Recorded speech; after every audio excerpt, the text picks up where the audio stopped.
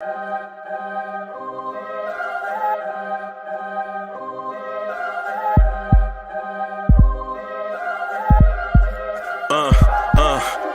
rank where the view is nothing less than phenomenal. For how I express and project from my abdominal. The only view better, both my daddy and my mama know.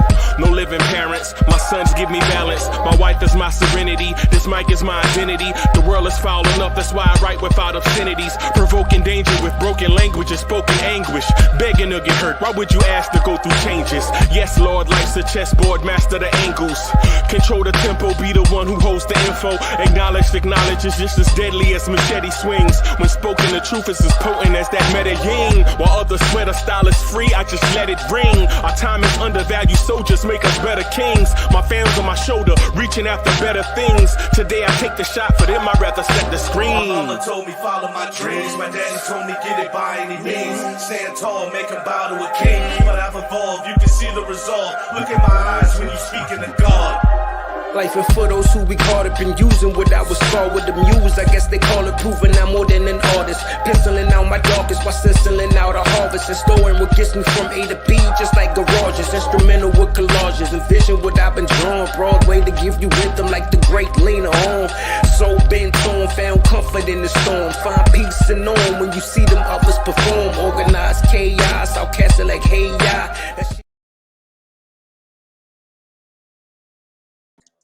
Yo, party people in the place to be. What's good? It's your man's Uncle Freezy.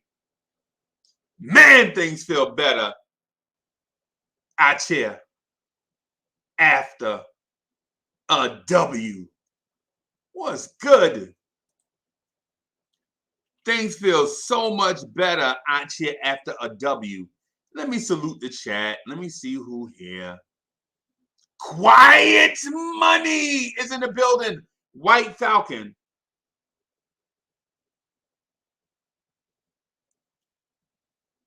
George Jones is in the building. What's good? Troy Flat is chilling. We see you. We see you. We see you.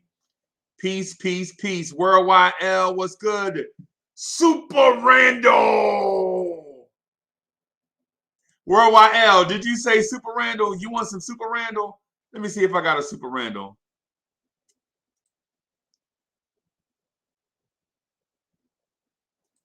Just for Worldwide L, Super Randle. What's good?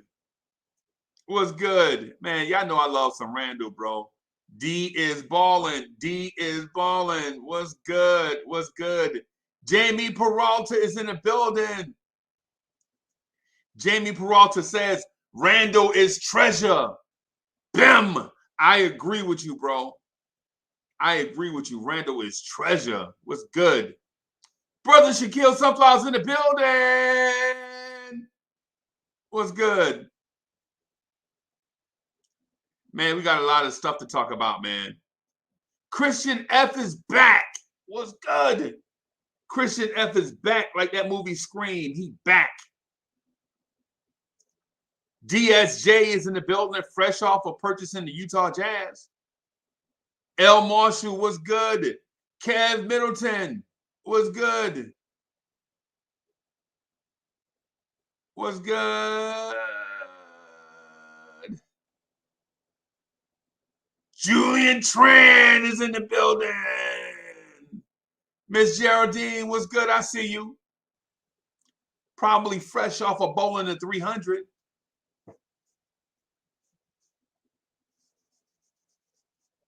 What's good? Fabian Williams, Brother Shaquille Sunflower, what's good? We see you. Half Nation, what's good? What's good, Half Nation? Yo, my brother Uncle Fulio is in the chat. What's good? I know it's going to be a good day today. I know it's going to be a good day today now. Uncle Fulio in the chat. I know it's going to be a good day. That's my brother right there. Vince Bowers. What's good, Vince? How you doing, man?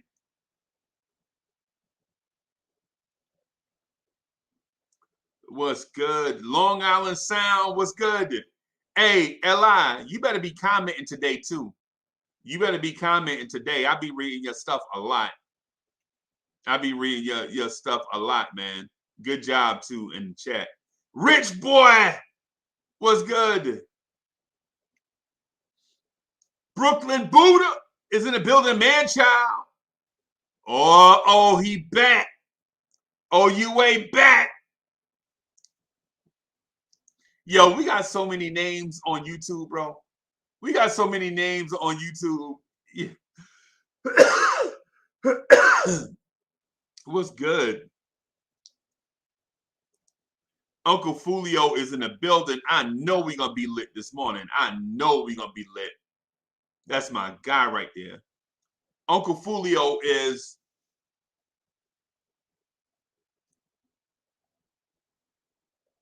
I'm going to say top 10 smart guys in Knicks universe, right?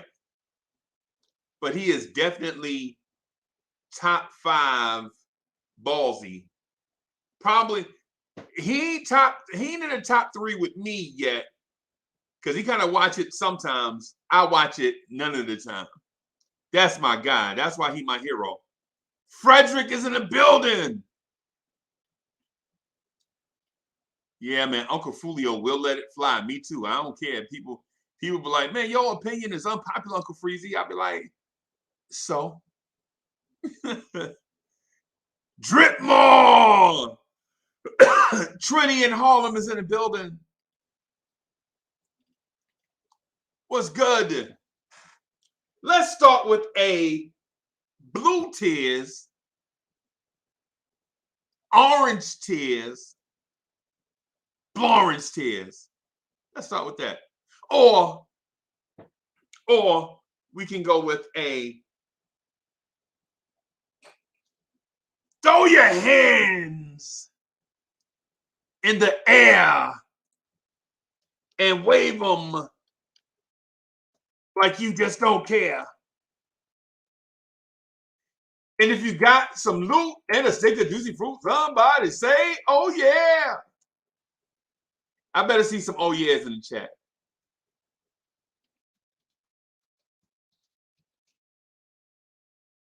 I better see some oh yeahs in the chat. I need to get the energy way up. Let's go.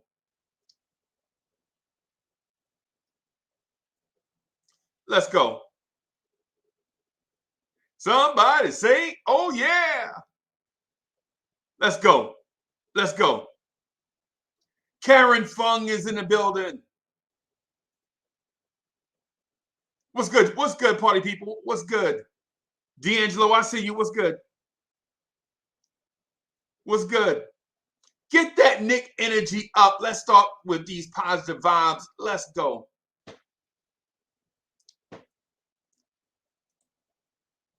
Let's go. And in terms of how this show goes, in terms of how we rock the party like none other, the Knicks Morning Drive is a show unlike anything else you see in Knicks universe. I know that, and y'all know that, right? I know that, and y'all know that, because we legit try to give the people what they want. It's for the people, by the people. It's for the people, by the people. And you'll see that in a few minutes when I put the link in the chat. This is for the people, by the people. But to describe what the Knicks Morning Drive is and Florence Tears channel, I'll quote the great American poet Grand Poobah when he says, now a lot of people think this is as easy as it looks. Books and books of rhyme concepts and hooks, session to session to get thoughts manifested, stressing and stressing to hit the world with a blessing. That is Grand Poobah circa 1998. Right? I want to say something real quick, man. So I rewatched the game, and I also listened to the Knicks Universe after shows. Most of them.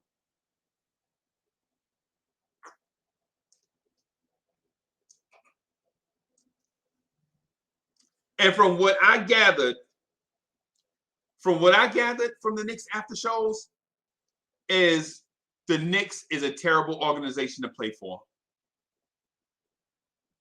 That's what I gathered. If you are a superstar, a star, a really good player, you don't want to play for the Knicks. That's what I gathered from the after shows. Here's why. One guy had a great game. The shows were focused on the guy that had a good game but didn't score a lot of points. Haters. And it's not just, they don't just focus on Julius Randle. They focus on everybody. It's like sharks. It's like those little fish that the little fish. Hey, Miss Mocha, what's some fish the little fish that be eating up everything? Yeah, they like piranhas. It's like that. They like little piranhas, man. Yo, can you be positive? Can you speak to actual things that happened in the game and not focus on one thing and just pick nits about it all day long? It's to a point. It's comedy. It's comedy. People jump on YouTube and are like, yo, I started my YouTube channel. I got on YouTube because I didn't want to be like the mainstream media. And then become a mirror image of the mainstream media. I did a YouTube channel. Yo, I jump on YouTube to give a fresh perspective. Except the perspective is a recycled one of the mainstream media. It's almost like we get in this mindset that we can't think for ourselves. Like everything doesn't have to be a showdown. Everything doesn't have to be a showdown or the pin ultimate to a showdown or whatever. Some things in Knicks universe can be just this game.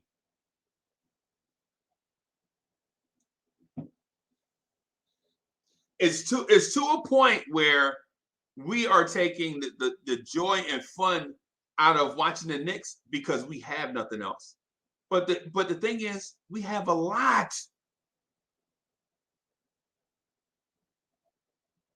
A lot.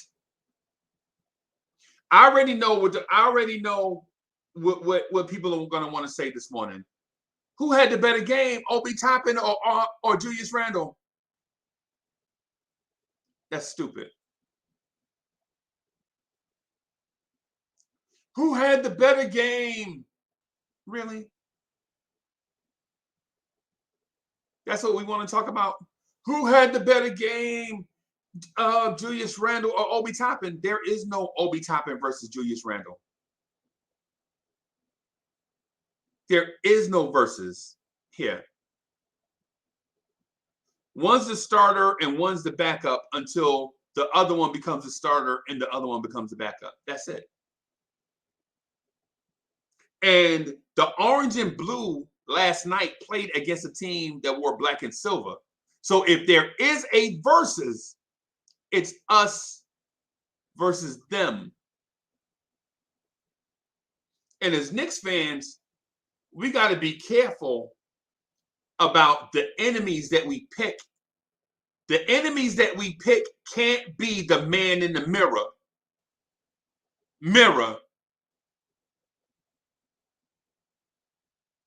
The enemies that we choose cannot be the man in the mirror.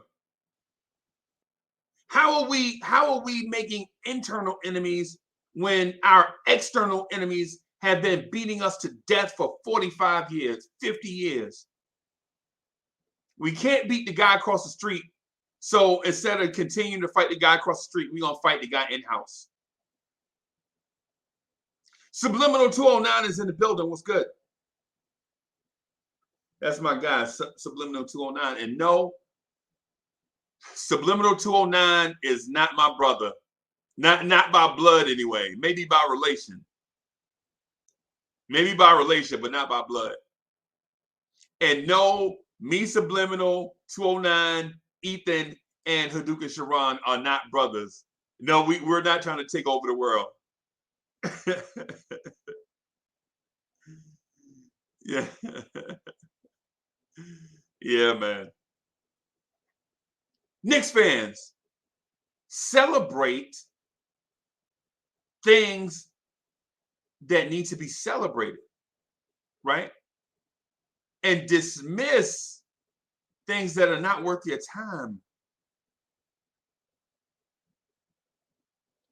I mean, what are we doing as Knicks fans? I watched the post-game shows, you know, as I meandered through work last night, and the tone is toxic.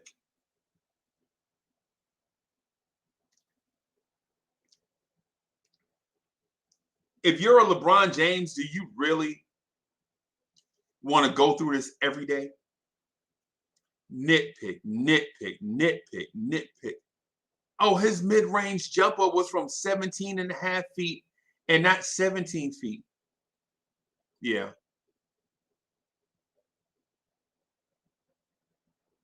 He had 2 points while the other guy was cooking. Really? If he hijacked the ball and didn't let the other guy cook, what would the narrative be this morning? It's stupid. It's stupid. We nitpick over the smallest things. And I know people going to want to come on and want to say the opposite. I'm welcoming y'all to come on because I'm ready to argue. I'm ready to fight. I'm ready. This is what I did. I'm built for this. I'm built for this. This is why we got a popping YouTube channel built around the people. Because of people like me, we built for this. We built for this thing that y'all want to get it on. You want to get it on? Come on. I'm about to open the chat in a few minutes. You want to get it on? You want to get it on? This morning is the morning, right? Because I know what people are going to say. They're going to get in a crying Randle bag. You want to cry about Randle, though Randle took a backseat. Randle took a backseat to RJ. That was y'all thing. That was y'all thing. Y'all thing was play the kids. The kids went out there and looked terrible. Now y'all quiet as hell. Y'all thing was Evan Fournier sucks. Evan Fournier scored 41 points in the game. Now y'all quiet as hell. Y'all thing was start Kemba. Why Tibbs won't play Kemba? Then Tibbs played Kemba. Now Kemba hurt. Now y'all quiet.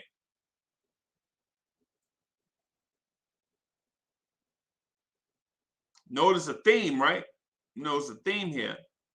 Instead of us celebrating the things that we should be congratulated on, we get sourpusses. We sourpusses and lemon drops about everything. Every time something's good, we find the worst thing about the situation and highlight it. And the after shows last night did exactly that. That's what they wanted to talk about. And you know what? Maybe negativity sells. Maybe. And I ain't talking about everybody. I'm just talking about you.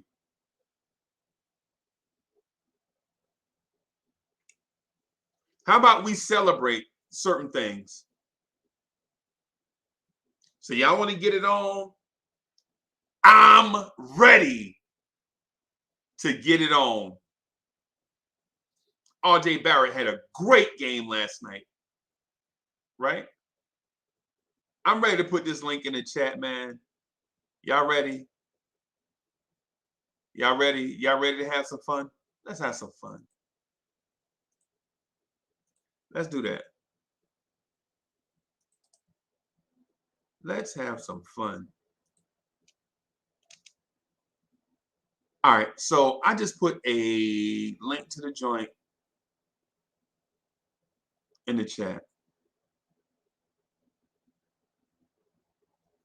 Yo, hey, you know what? This is a good point right here. Hey, Taryn Mosley says,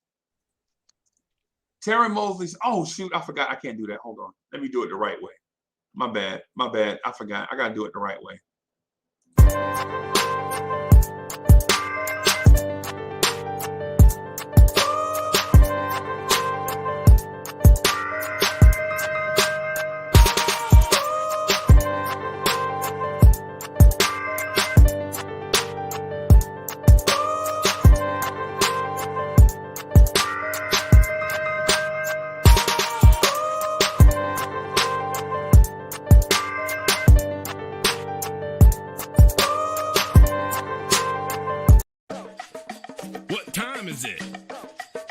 I would like to introduce.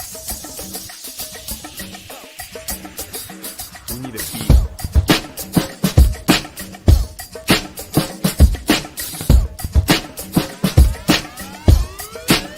Y'all gonna hurt us.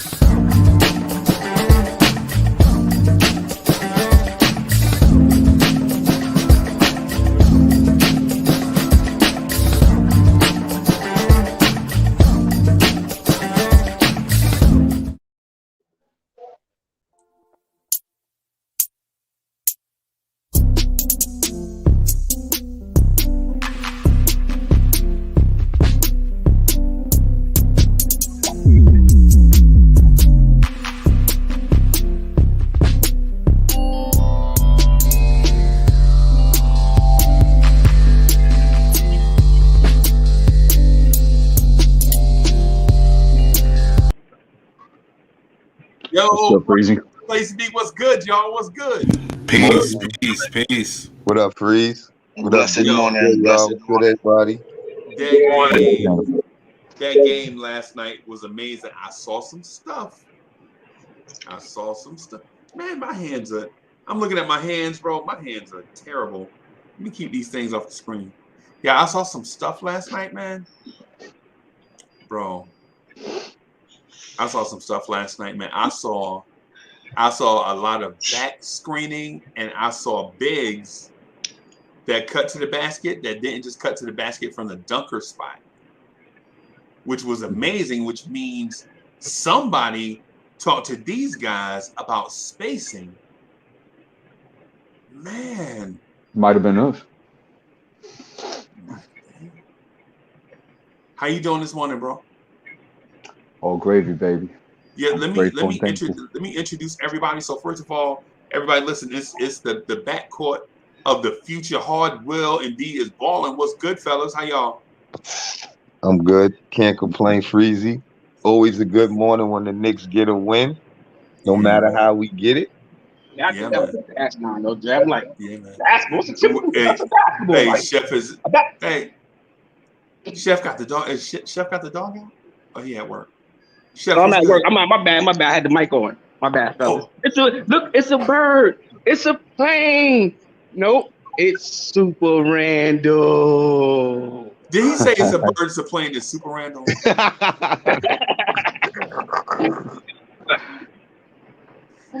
12 rebounds. Yeah, man. You know I gotta have some fun. I gotta have some fun this morning. A win is a win. Yeah, I take the win however we get it, bro. Yeah, man. Because I guess like throughout these type of wins, we are building, we getting the young pups, better. Yo, I watched after shows last night, and I'm not critical of anybody because it takes a lot of stuff just to get on YouTube. Just, man, it takes a lot of stuff. That's part of the reasons why I'm running late sometimes is because I can't get stuff to do like I wanted to do. But yeah, man. But sometimes, man, the message that we share with fans, man, is crazy. Well, you know what, Freezy? Before we get into narratives, and I know a lot of people want to talk about Randle last night, RJ Barrett, stuff like that. Let's get into some team stuff and let's get into some good stats here. 23 assists last night, or 40 made field goals. That's the type of basketball I'm talking about. That's 3 assists over their season totals. So I always congratulate that. Only 15 turnovers to the 23 assists. I'm okay with that. RJ Barrett went off last night in efficient fashion, by the way. He did it from all different parts of the floor, all different ways. 12 of 20 from the field at 60%, 3 of 4 from 3, 75%, 4 of 5 for the free throw line at 80%, 3 rebounds, 4 assists, a block, 1 turnover. Another guy that caught my eye last night was Quentin Grimes. I know he only shot 1 of 5 from 3, and I know he was only 3 of 7 for the floor, but his defense was tenacious as usual, and the man has 6 dimes, and he has some pretty dimes out there. He looked really good last night. Manuel Quickley, 5 of 12 for the field, 2 of 5 from 3, 6 assists, 4 rebounds. That's good production. Evan Fournier continuing his good play, 5 of 12, 4 of 7 for 3, 4 of 5 for the free throw line. And the stat I like to see from him is 5 rebounds, 2 steals, 2 assists, 18 points. Now, points in the paint, 48-34 San Antonio. Second chance points, 13-18 San Antonio. Fast break points, 7-6 San Antonio. We out-rebounded them beautifully, 49-43. It's a good win yesterday. Randle had 12 rebounds. Randle had 12 rebounds. Great. Oh, you want me to go through Randle's stat line? My fault. I'm sorry. I know I'm somebody. Great win. 1 of 7 from the field, 0 for 3 from 3, 0-0 from the free throw line, 12 rebounds, 3 assists, 3 turnovers, 2 points. Mitch complimented him with 11. I want to say great win because I think this builds confidence in the team, and not only the team, in team basketball. Mm-hmm. And we know Randle can get his points. Hopefully he just don't continue not to look at the basket. But I want to give credit to the ball movement and just showing that, like I said, weeks ago in reference to what type of team we are.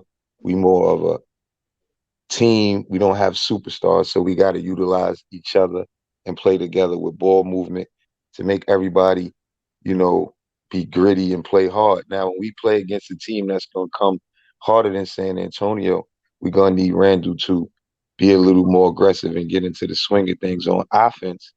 His defense got to get better and keep the rebounding. And I think, eventually, if we can keep doing this, he can have more confidence in his team, and hopefully it'll change unless the team make a move or something like that. Anybody else? Definitely want to say it was definitely a good win. And I mean, in reference to Randle, I kind of hated the Bulls yesterday. It was kind of uncalled for, in my opinion.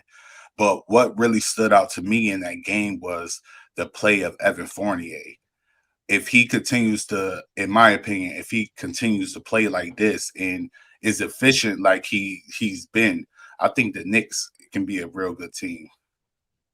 Because he wasn't the vocal point. They was trying to figure out RJ, and I think when RJ takes that pressure off even Randle and Fournier to where they could just be open. It's like when you attack and he was getting in open spots and he was really open and had enough time to really shoot. I don't think when Fournier do his step back or his step to the side, it doesn't always fall. But when he's set, he makes a lot more shots. He may hit a step to the side sometime, but he's better when he just stays still and shoots the ball. So hopefully, I think like Tibbs said it too, it's just off honest basketball plays and let the game tell it. And that's what it is sometimes when you're being aggressive and you make the defense move and you moving that ball, you're gonna get a good shot. And we got good shooters. Every time. And we got good shooters. So that proved that to me yesterday. I think Mitchell Robbins' activity too was a good sight to see. 4-4 for the field. I like the 5 and 9 for the free throw line. I understand there's only 55%. And we know that Mitchell Robinson has an ugly shot, but it shows me that he's not scared to at least take the free throws and he's willing to take the contact in there and bash. I like to see that. 11 rebounds, 13 points, 4 blocks. Hey D, I just want to say this one thing. Salute to everybody in the panel in the chat. Remember yesterday when I was trolling, right? But I also said it, and I called it. 15 points. I called it. Say it, man. And everybody was like, man, you crazy. I was like, we handled them last time when RJ went off. Yeah. So I had a feeling that 15 points was a good estimate, and that's what they did. They handled business. Oh, you talk about as the win total? Oh, yeah, right. The win total. Okay. Yeah. Got you. Yeah. Hey, you did say that yesterday, Sam. That's right. I wanted to say that too. Good point somebody made about the free throws. That's a good point because we did. Somebody must have told him about some of those things. 18 to 24 last night, 75%. That's more like it. And also 13 to 32 from 3, which is at 40. And we also shot almost 50% for the field at 48.8, 48-82. Sufficient basketball. Not to mention, Mitch took about 7 of those, so that's pretty good too. Yeah, word. So they can't give it to Mitch no more because he ain't gonna make his free throws. You know that was one of the reasons why they would say that, right? So right. he start making his free throws, then we can look forward to him getting some touches, sinking the defense. And Mitch, you seen he did a couple plays where he did something with the basketball. I was like, yeah, he went behind the bag, right, on the steal. Look at Mitch. He started to feel better, man. Give him a chance, please give him a chance. His rim runs wasn't bad either. Him getting to the basket wasn't that pass from Quickley to him, man. That was awesome, man. With the and one, I think he's stepping up his game. I just didn't see nobody pick him up or give him no daps. And I ain't saying no one particular play. I'm talking that about happens a lot, horrible. I want to see more picking each other up and showing more unity because then it's going to show in the gameplay. I mean, him and RJ show good connection. I see them really piece each other up after them plays and stuff like that, but not really nobody else. What you guys think about Emmanuel Quickley's point guard play yesterday? Hey, let me do the super chat real quick. Oh, of course. Yeah. My bad. No, ain't nothing to it. Hey, Donald Cannon, thank you for the generous contribution. Donald Cannon says, Frank coming to lock down everybody. Frank going to try to bring that into existence. That's a troll super chat. Please, Frank is going to play over 2 minutes and get a groin injury. That's a troll chat. And Reggie That is a troll chat. That's something I would do. That's a troll chat. Shout out to Worldwide L in the building, co-host for the Love of the Game. What's up, bro? What's up, Spree? What's up? What's up, guys? What's up, Spree? What's up, fellas? Yo, Freeze. We need a Super Robinson. That's what we need, something for Mitchell Robinson. We need a Super Robinson. A Super Robinson. Super Mitch. Flex. Super Mitch. We need something with Mitch on it. Super Mitch. Super RJ. So what did y'all think of Emmanuel Quickley's point guard play yesterday? It was decent, honestly. It's all right. Yeah, it's all right. I mean, honestly, it's better than Burks because Quickley is becoming a better player as a facilitator, and even Clyde mentioned it. He's hitting that little jump shot now, not just the floater. That's not the floater no more, right? Yeah, so you gotta notice little stuff like that. You know what I mean? And a little move that putting Quickley in could boost the morale. Remember, the starters have been down a lot of games and down 15. And even if they bring them back, we shouldn't always be down. We got to learn how to either get a lead or stay close and take a lead. We be fighting back, and then we come back a lot of times and win those games. And I be saying if we could just stop being down, it'll build us up better because it takes a lot of energy from a team to come back from a lot of points. And then we have all the time back to back or the next day, or the day after. That's not a lot of rest. Remember, somebody mentioned that the other day. Tibbs shortened the rotation, and the other day Boston extended theirs. It's like they're noticing that we're tired. Remember, somebody mentioned that the other day. Well, keep in mind yesterday. Keep in mind yesterday that there was two ways that I thought Emmanuel Quickley, he initiated the offense pretty well yesterday, but there were still some things that caught my attention. One was at the end of the first quarter, they were running a pistol action to a dribble handoff for RJ, and he didn't give the handoff. and No. His foot stepped out of bounds. Okay, but he made the same play and scored. D, my bad. Yeah, you're right. Right. He stepped out of bounds and he gave the last possession back to San Antonio. There was another play where they ran a double down screen for Grimes, and he was wide open on the ring because Lonnie Walker went under the screen, and Quickley was just literally staring at him, wide open, and Grimes and Tibbs at the same time were like this. So I see stuff like that, and he still has a lot of maturing to do there.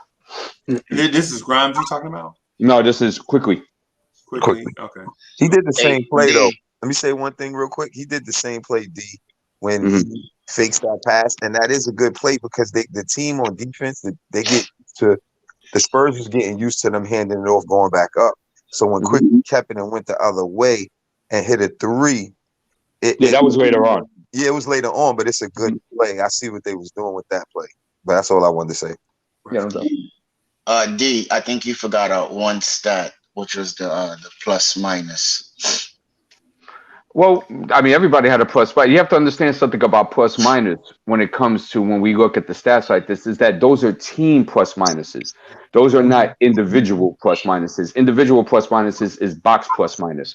So, for example, say, for example, Grimes went out there and he played well, right? And he gave up no buckets and he had 2 steals, but our team lost on 8 points and we're down 18. Grimes will still receive a negative plus minus for that because he was on the court with the team at that time of the deficit. So you got to keep that in mind with the plus minus. Okay. Yeah, man. So the plus minus thing, I'm not a real big fan of it. You know what I'm saying? It's a hockey stat that transitioned to basketball, and I don't think it's meant for basketball, man. In certain, within certain contexts. Well, Freezy, if you go to like Basketball Reference, for example, and you look at the box plus minus, that's to the individual player. That's more of a stat to look at than the team plus minus. But does that conduce to winning while they're on the court when you say plus minus? You talk about the box plus minus? I'll tell you right now. I'll tell you exactly what the definition is for that. So we put it in player. It doesn't matter. I got to learn this stuff too. You know what I mean? And we all learn together. Okay, so like for example, right? Here's the definition for box plus minus. I wish I could share the screen with you guys. A box score estimate of the points per 100 possessions a player contributed above a league average player translated to an average team. So it concentrates on the player's production due to league average. So even though my son had 2 points, he still contributed. The team still contributed to winning.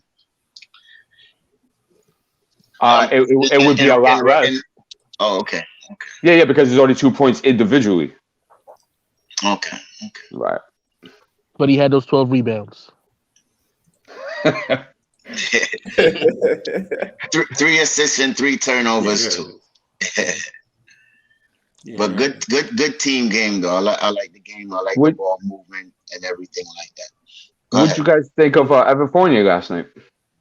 Coming back from his thigh contusion. Look good to me. I think he took good shots. He looked good. He didn't have a thigh contusion. He just ate some more bad steak. That's all that was. Yeah, too much A1 sauce. He definitely started the game off well. He definitely did that. Have you guys noticed scored 8 that points quick in the post game with Evan, more than anybody on the team, he's probably the most honest person? He is. What do you say, Spree? Well, first of all, I mean, I don't know, just like he throws little subtle things in there that like he's like, yeah, we're not we shared the game. I mean, obvious stuff, but like also I didn't know Randle could pass like that. I didn't really know he could be like that. Like he just like he doesn't care as much. Like he's more he doesn't have like that filter, you know, that players like with the media, they are careful what they say. He kind of is more of an I kind of like that. As much as I know had I didn't like yeah. I'm sorry. I know I didn't like him trying to confirm like RJ Barrett always goes left. I know I didn't like that little comment. Yeah, he did right say there. that too. He said that too. He said, yeah, that kind of had me mad. I mean, he did. I'll say that. Yeah, that had me mad. But one thing he did say that's true, which is an accurate statement, is when he's got his floaters and he's got that little mid range at the top of if he's hitting that consistently, they don't know what to do, and it's true. That like changes everything. Let me say this one thing about Evan Fournier and Tom Thibodeau at the same time. I'll give Tibbs his kudos on this, and I think Tibbs might be listening. I think he's using Evan last night perfectly on how I would use Evan if I was stuck in this circumstance. He plays him for a good portion of the first. You see him for a glimpse in the second, and that's it. And if he's on, he plays him a little bit extended. And if he isn't, you got other options to go to. So shout out to Tibbs for making that adjustment with Evan. I agree. I think a good stat that was read off last night on MSG was that when he scores 18 or more points, the Knicks usually win. I think they're 11-3 or something like that. 11-2 or 4. If you could pull up that stat, that would be great. It is something like that. Yeah, you're right. It's pretty. It's just he get off better off just pure ball movement, Fournier, because the defense got to react. There's a lot of shooters that be out there. Even Randle can hit the three. So the ball movement is key. It's just if we shooting them when we open, or are we using the ball move? Do we believe in the ball movement? Because every night, remember, we don't shoot good from three. Some nights, remember, we was 8 for 41. We have wild numbers, so we got to notice too. If we not hitting the three ball, go to the basket. Sometimes when you go to the line, and certain players get more involved, then they start to hit their threes. Like I tell my team that too. Go to the hole, get yourself. Then you start to make more buckets. Knicks come out shooting a lot of threes, man. You know what it is, Hardwell? That's a fact. It's predicated like that because of our lack of dribble drive penetrators. So it's important for us to hit our threes because that opens up the floor for us to attack the closeouts better. As opposed if you notice in nights that we're off, you notice teams won't even come out. And they'll give like weak closeouts and stuff like that. So unfortunately, due to the roster construction, we're predicated on that at the moment.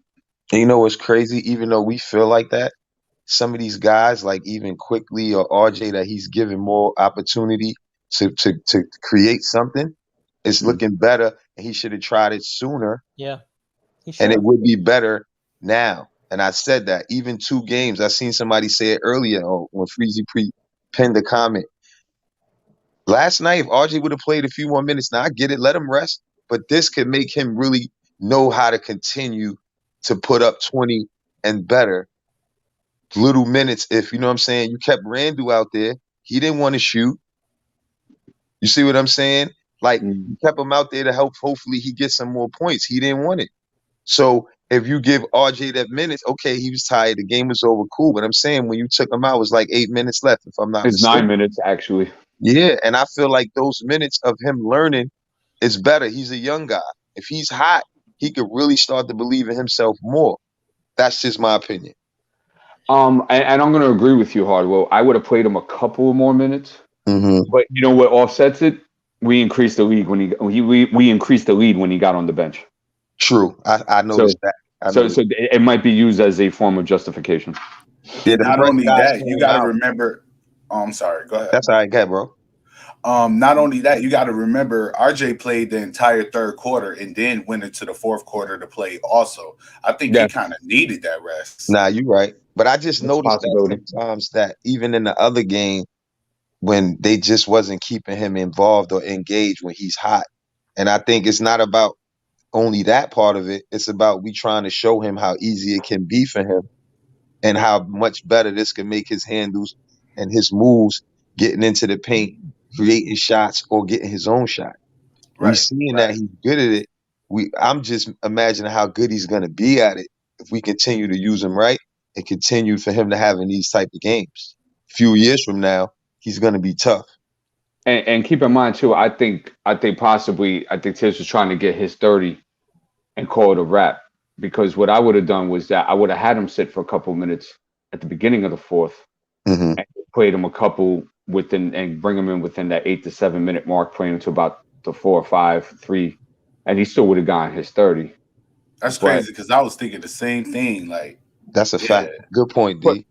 But you know, I mean, regardless, like I said, what offsets it was that we were able to increase the lead. He only had one turnover last night. Yeah, he sure did. And we play again tomorrow, so I think that, you know, these guys are tired, and I made that point earlier, so I didn't want to make it seem like I made that point. Then I said they should have played him more. But sometime if he's young, he need to learn how he could really be cooking. And I think, you know, maybe that's why he took him out to how you said, D, the veggie back on your point. Yeah. In reference to I don't eat pork. And that, we was laughing about that on our show because we said, yo, hold on, maybe D don't eat pork because we've been saying piggyback and he started saying veggie bag. Our veggie bag. But got that from one of my spiritual teachers, by the way. I Shout out to bro. Yeah, but the point was in reference to him getting rest for Wednesday, and that would make more sense if you ask me. We need that game on Wednesday against Dallas, so yeah, it could work. Anybody else got anything to say? Worldwide Are we going to start running the offense do RJ now? He made a convincing argument. I'm gonna ask him. I'm gonna text Tibbs. I'm gonna say, "Yo, somebody please get him on the phone." I'll tell you right now, he was making great decisions. Freezy, call Tibbs for us, man. Come on, call Tibbs. I got you. We need the offense. We need the offense to run through. We need the offense to run through RJ. You know, the team looks better, including Randle. He looks he. Everybody will profit off of him running the offense through RJ. RJ looks good doing it. You know, Freezy had, not Freezy, Foxy had brought up something last night, and I think about how our centers clog the paint, but they don't clog the paint when RJ's in control because he pulls them out the paint to set the screen, and then they either roll with him, and then he has the option of making that pass or going straight up to the basket with it. You know, unlike when Randle got the ball, you can't run the PNR. Then that's when they clog the paint. See the difference? They clogged the paint when Randle got the ball because he allows them to clog the paint because he want to go 1-on-1. You know, so they don't have nothing to do but just stand around and wait to see what he's gonna do. And plus, also you can't run Randle out of the PNR anyway, unless he's a screener and receiver. Yeah, and last night, we pointed out a play that he set the screen and he was supposed to run and roll to the basket. Instead of him rolling to the basket, he stopped and backpedaled back to the 3-point line. That's what he do. Remember that play? Do you remember that play? I think it was him and Burks or him and Quickley. And instead of him rolling to the basket because it was sitting right there for him to roll to the basket, he stopped and then just backpedaled. I'm like, what are you doing? Why you didn't roll to the basket? Don't make that play. That's why they don't call after him. He don't make the pass or the lob to Mitch, so he backs up. No, it was for him to be the receiver. It was for him to be the receiver. But when he backs up to the foul line extended, is that what was that Randle? He said to get the jump shot right there, or Randle set the screen, and instead of him rolling to the basket, freeze, he backpedaled. So he started to roll to the basket, and I think it was Aku or Burks who had the ball, and it was set up for him to either get the pass back if he would have rolled to the basket, but instead he stopped and backpedaled back out to the 3-point line. Yeah, he does that a lot. I think it's for that reason that you said, L. They don't really run the play like that for him because of that reason that it could clog the paint. So if he don't go in the paint in that situation, it's probably to avoid clogging the paint because then him and Mitch is there, right? And he's not going to make the pass that because Mitch ain't gonna shoot threes. Mitch ain't gonna shoot no jumpers. Exactly. He ain't gonna stretch the floor. And if you have two people down there. I was surprised he laid it up last night, Freeze. I was surprised he laid the ball up last night with the little up and under. So is it safe to say, can I ask the panel a question? Is it safe to say that the panel agrees that RJ Barrett is the more capable passer and the offense should be ran through him? Oh, he is the more capable passer, clearly. We see that. He could pass through. He finds the open man. You see he hit Grimes yesterday, he hit Fournier. He hit all those guys. He threw a cross court to Grimes on time. Mitch, Todd right there at the elbow. Randle, everybody. You know what's it's crazy also- though, y'all? It looked like he had more assists than he did. I was shocked that it was only six. And because there was a lot of missed open shots. That's why it appears that way. And I'll show you a perfect example. Remember when Emmanuel Quickley gave that nice lob pass to Taj, and Taj airballed the layup? But RJ missed 2 alley-oops as well, bro. In He the would have had beginning, about right? 38, man, if he wouldn't have missed a couple chippies, man. Yeah. Yo, hard. I blame those on them Pumas, man. You need to give it to them Pumas, man. Get some with Yo, some but he air playing bubbles better. in it. He gonna get a deal now, bro. You You know gotta what let I'm him. saying? You know what I'm saying? Pumas, RJ. But Puma's coming around with the sneakers, man. These other dudes be acting like, Nike and them. They act like they only gonna give out certain shoes to certain guys. So Puma coming around because they sneakers is affordable too. Puma's smart. Because the kids like Under Armour did, Puma's looking at what Under Armour did. Under Armour changed the game because when they got Curry, the kids don't know the history. They just know it's Curry. So if you get another player to do the same thing, Puma could be lit the same way. We know Nike like that. Kids will argue you now. I got kids on my team and look at you crazy. You say something about their Under Armour. But you know what though? But Nike did that too. Nike didn't dominate basketball shoes. Facts. Who was the first one, Freeze? Yeah, hey, so the first one I remember is George Gervin, the Iceman. I got the poster back here. The Converse, Freeze? No, Nike. The iconic poster ever, Freeze? Yeah, the Iceman. That's the best poster ever. That's the best poster ever. Best poster ever. Yeah. And so that was way before Jordan and all of that. If y'all remember, Adidas was rocking the spot. Adidas was the most famous shoe, most popular shoe. And Clyde Frazier and them was trying to bring Pumas in the 70s. It was Pumas and Adidas, and Nike was trying to get their foothold. And they What about Converse, Freeze? When was they on the board? Was they ever on the table? Because I thought they was back in the days. They were. It was a national shoe for the NBA during the 60s and stuff, I believe. But they wasn't like the style shoe. Dudes that was wanted the stylish shoe didn't necessarily rock Converse like that until Bird and Magic rocked the Converse weapon. When they gave them their shoe, and the Converse weapon was just a different color, for the different city or whatever. It wasn't built different for different people. Mm-hmm. It was the same shoe, but I feel you on the Puma thing. I wanted to just make a point too about the RJ Barrett thing though. Mm-hmm. Yeah. The RJ Barrett passing thing is just not about the ability to do it or the opportunity to do it, but the willingness to do it, right? Mm-hmm. Because when RJ Barrett, there was a play when RJ Barrett was cutting to the basket off a screen, right? Mm-hmm. He saw Todd, so he could throw up a floater. He hit a floater in that. Matter of fact, he threw up 2 floaters. One rattled in, and the other one he got fouled on and got the end one. Right. And so what happened is when RJ turned the corner, he could have threw the floater. And what he did was, and this is what I tell you, the reason why our offense bogs down. RJ Barrett turned the corner and manipulated the defense with his eyes. He actually looked at the rim. Right. On the dunk, Taj's dunk. He looked at the rim and made a sudden fake, and everybody jumped because they were threatened by a shot. And then he hit Taj with the pass for the dunk. Right. When Mitch catches the ball at the top of the key, if the rim could be straight this way and the dribble handoff could be this way, Mitch looks this way, the rim is over here. The defender, knowing the rim is right here, doesn't have to guard the rim because Mitch ain't even looking at it.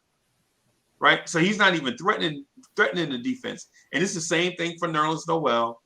And Julius Randle did it some last night too. Run the play as the play is designed, instead of threatening the rim first and then going.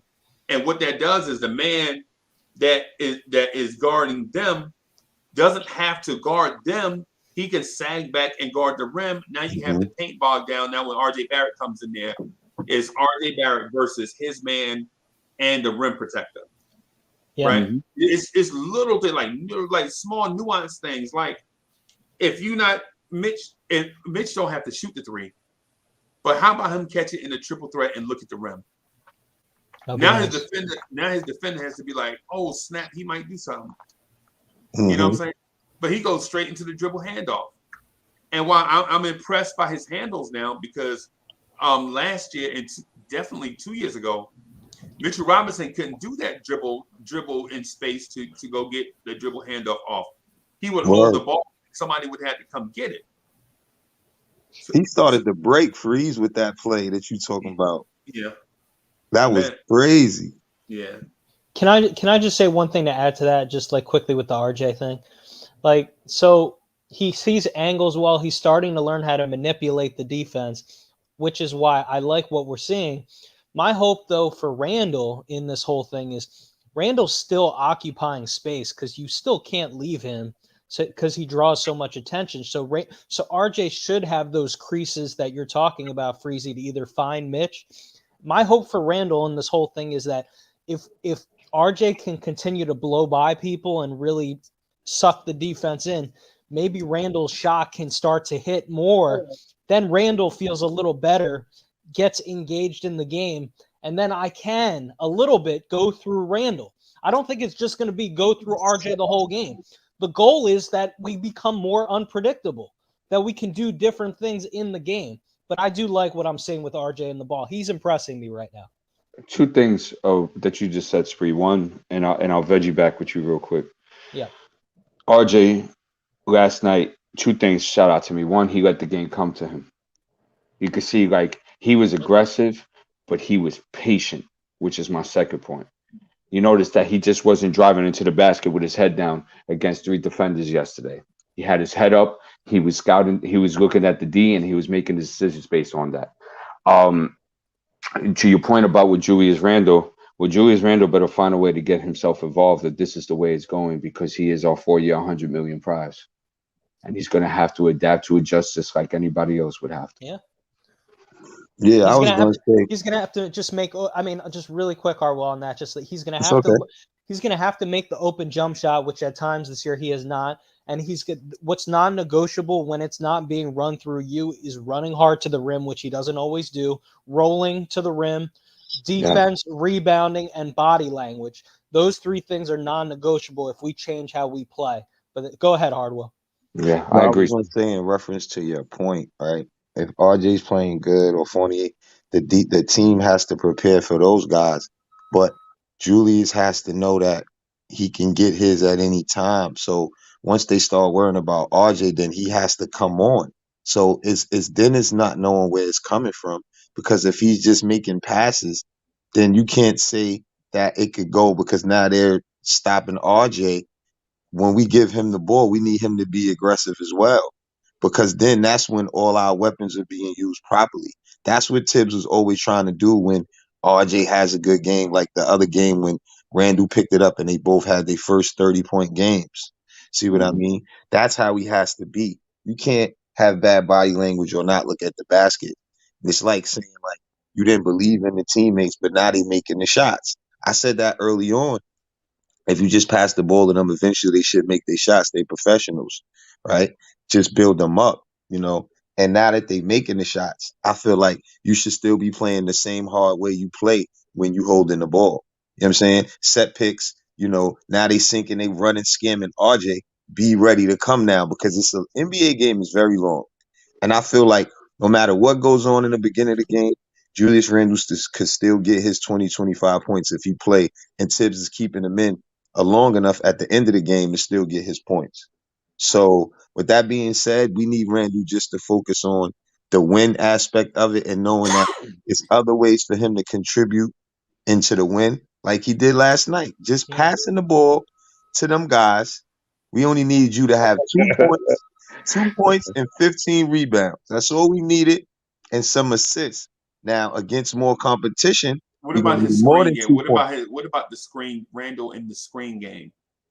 Anybody knows Randle in the screen game? Anybody notice Randle mashing small San Antonio Spurs guards? Nobody noticed that? It was okay. Are you trying to give him credit for that? It was okay, Breezy. It wasn't consistent. So I watched film too. I think his body language alone it's hard for us to really give him to, because to me that's what stood out the most. That even when they went to the sidelines and stuff, and I understand he going through stuff with the fans or whatever, but at the end of the day, we won, and I think it's bigger than the win because the way some people played, to me, was a big sign. And we're gonna need the whole team in order for us to get in this playoff situation. If that's what they trying to do, you know what I'm saying? So let's keep it real. We can't honor something that we don't see a lot of there to honor or to get. Look, let's move on to other players because we're going to talk a lot about Julius Randle, RJ Barrett today. Let's give some guys some kudos first before we dive really deep into that stuff. What did you guys think about Quentin Grimes last night? Played 30 minutes last night. He showed heart. He showed aggressiveness on defense. That's what we asked from Obi a little bit of the aggression that I see from Grimes. I want to see that type of aggression from Obi.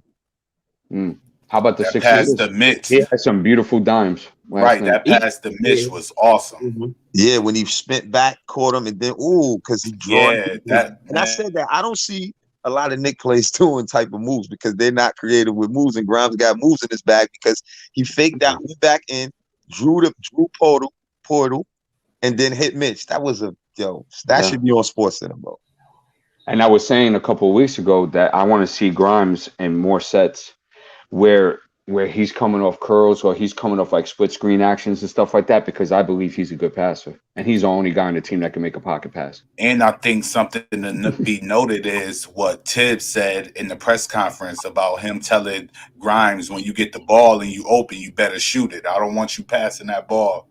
Yeah, he was clapping for the ball last night. He was like, "Give me the ball, give me the ball." Tibbs be lying at the press conference. OUA. Yeah, Tibbs be lying. I'm saying OUA, not to you. I'm saying Tibbs be capping. He be like us. He be on the stand. You know what I'm saying?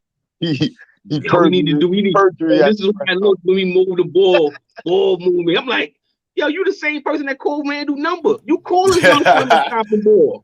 What are you talking about, Tibbs? Yeah, man. Stop the ball. I ain't gonna front. He kept it real. He kept it a bean. He was like, I said it, man. Ball movement, and RJ said it too. But when he was on the court, and he talked real quick. He says the ball movement. But Tibbs said, man, basketball plays. If you just be aggressive and stay aggressive, the play will present himself, and that's what he's saying. You hear him say that.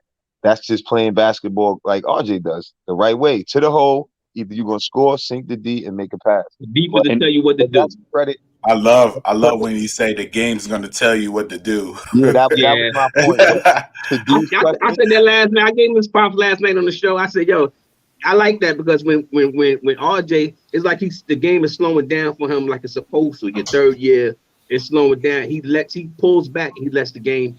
He reads the play and he let the game come to him. So Tibbs always say that the basketball play, you'll make the right basketball. The game will tell you what to do. And RJ, the game tells them what to do. Some players been doing that all their career from high school, college. Like, you know what I'm saying? You can't just make somebody learn that. But to the question, Grimes, he played a great game. You know what I'm saying? And I just feel like the more confidence you build in a young guy like that, I can imagine how he's going to be in a couple years too, as well, with his grit on defense and his ball handling skills and his IQ together, and he shoots the ball. So those are all the things I love for my team. He competes on defense. That's the biggest. He had a play yesterday. I think there was one play. He may have turned it over too. And Breen said, you saw him come right back on the other end and force either a steal or whatever. And then he slipped one time yesterday. And in most arenas in your home crowd, you may get embarrassed. No, he got right back up and got back in the play. Now he got tripped though. Yeah, he got tripped. I was going to say that. It was a trip or whatever. But regardless of that, a lot of guys will stop. He doesn't stop. So I agree with you, Harwell. I think he's going to be really good in a couple of years for us. I see a lot of upside in that young man. Spree, you sure, Spree? Because I'm not sure if it was the other day, but you came on here saying trade everybody. I was mad, man. Spree get mad, right? Nah, I know Spree. I'm just messing with Spree. I'm just messing with him, man. I know. I was not. Harwell, I was not in a good place after the Boston game. It's all good. My wife kicked me out of my apartment. She said, "Don't go any more shows for a couple hours." And I was banned, man. I was banned. Nah, it's all good. I was just joking with you, my guy. Anybody else want to speak on Grimes? Yeah, before we move on. Yeah, but did you Did y'all see DeJounte Murray pat Mitch on the butt? Did y'all see them yucking it up? After he scored on him. Yeah, did y'all see that? Anybody else? Yo, a lot of that players was too funny. Look like Freezy to me. A lot of players be trying to make little signs that they want to be on the Knicks squad, man. I don't. And this is how the rumor mill starts. Right. I don't want none of them, no D. I like all our players better. When they be screaming Devontae Murray and all these guys, I be like, nah, they not too far apart from what we have, bro. Come on. Will you bugging, bro? Yeah, I wouldn't say that. Yeah, I was about to say I wouldn't say that. I mean, I take him at the point, bro, but he's not something that I really would like. I don't see it all there, bro. Like for me, that's my opinion. 6-6 Yeah, over he's Miles definitely- McBride. He's definitely better. I than mean, what we I have. want a more of an older point guard that McBride can learn from. I'm not saying he can't learn from Murray, but I don't know, bro. I don't really see like I feel like if we're gonna bring somebody in. I mean, he could work with us, but I just didn't really. When I see our players do good against him and they don't win against us, like and not blaming him for that because he still has to. His whole team has to come together like how ours did yesterday. But also keep in mind too that the Spurs were depleted last night as well, and he still put up 24, 5 and 4, 24, 5 and 4 off 11 and 19 shooting. So excuse me on that. No shot at him because he is a good player. You know what I'm saying? And I just feel like even though McBride ain't getting minutes right now, so if we bring him in, McBride won't see minutes at all. Or can him and McBride play in the backcourt and a veteran point guard that McBride can learn from? Because that was more of my point in reference to what we would need. But he is a good player. So I can be wrong sometimes too. Hey man, the upgrade's an upgrade. Yeah, I was gonna say technically right, D. Murray is a veteran. He's just been in the league for a while, so he's only 25, but he's been in the league for a minute. Yeah. This is 6 seasons. Yo, can I say something? Can I say something real quick? Sure. Yeah, I just want to send my prayers out to my man Jay Boogie, his family. They're going through a situation right now. So I just want to send my prayers out to my big Jay Boogie. Send prayers out for Jay Boogie and We all Ron. here for you, Jay Bugs. We all here for you, Jay Bugs. Same as Ron. We all here for y'all. It's a brotherhood right here. What happened with Jay Boogie? I don't know nothing about that. Well, I mean, I ain't gonna put it out there until he put it out there.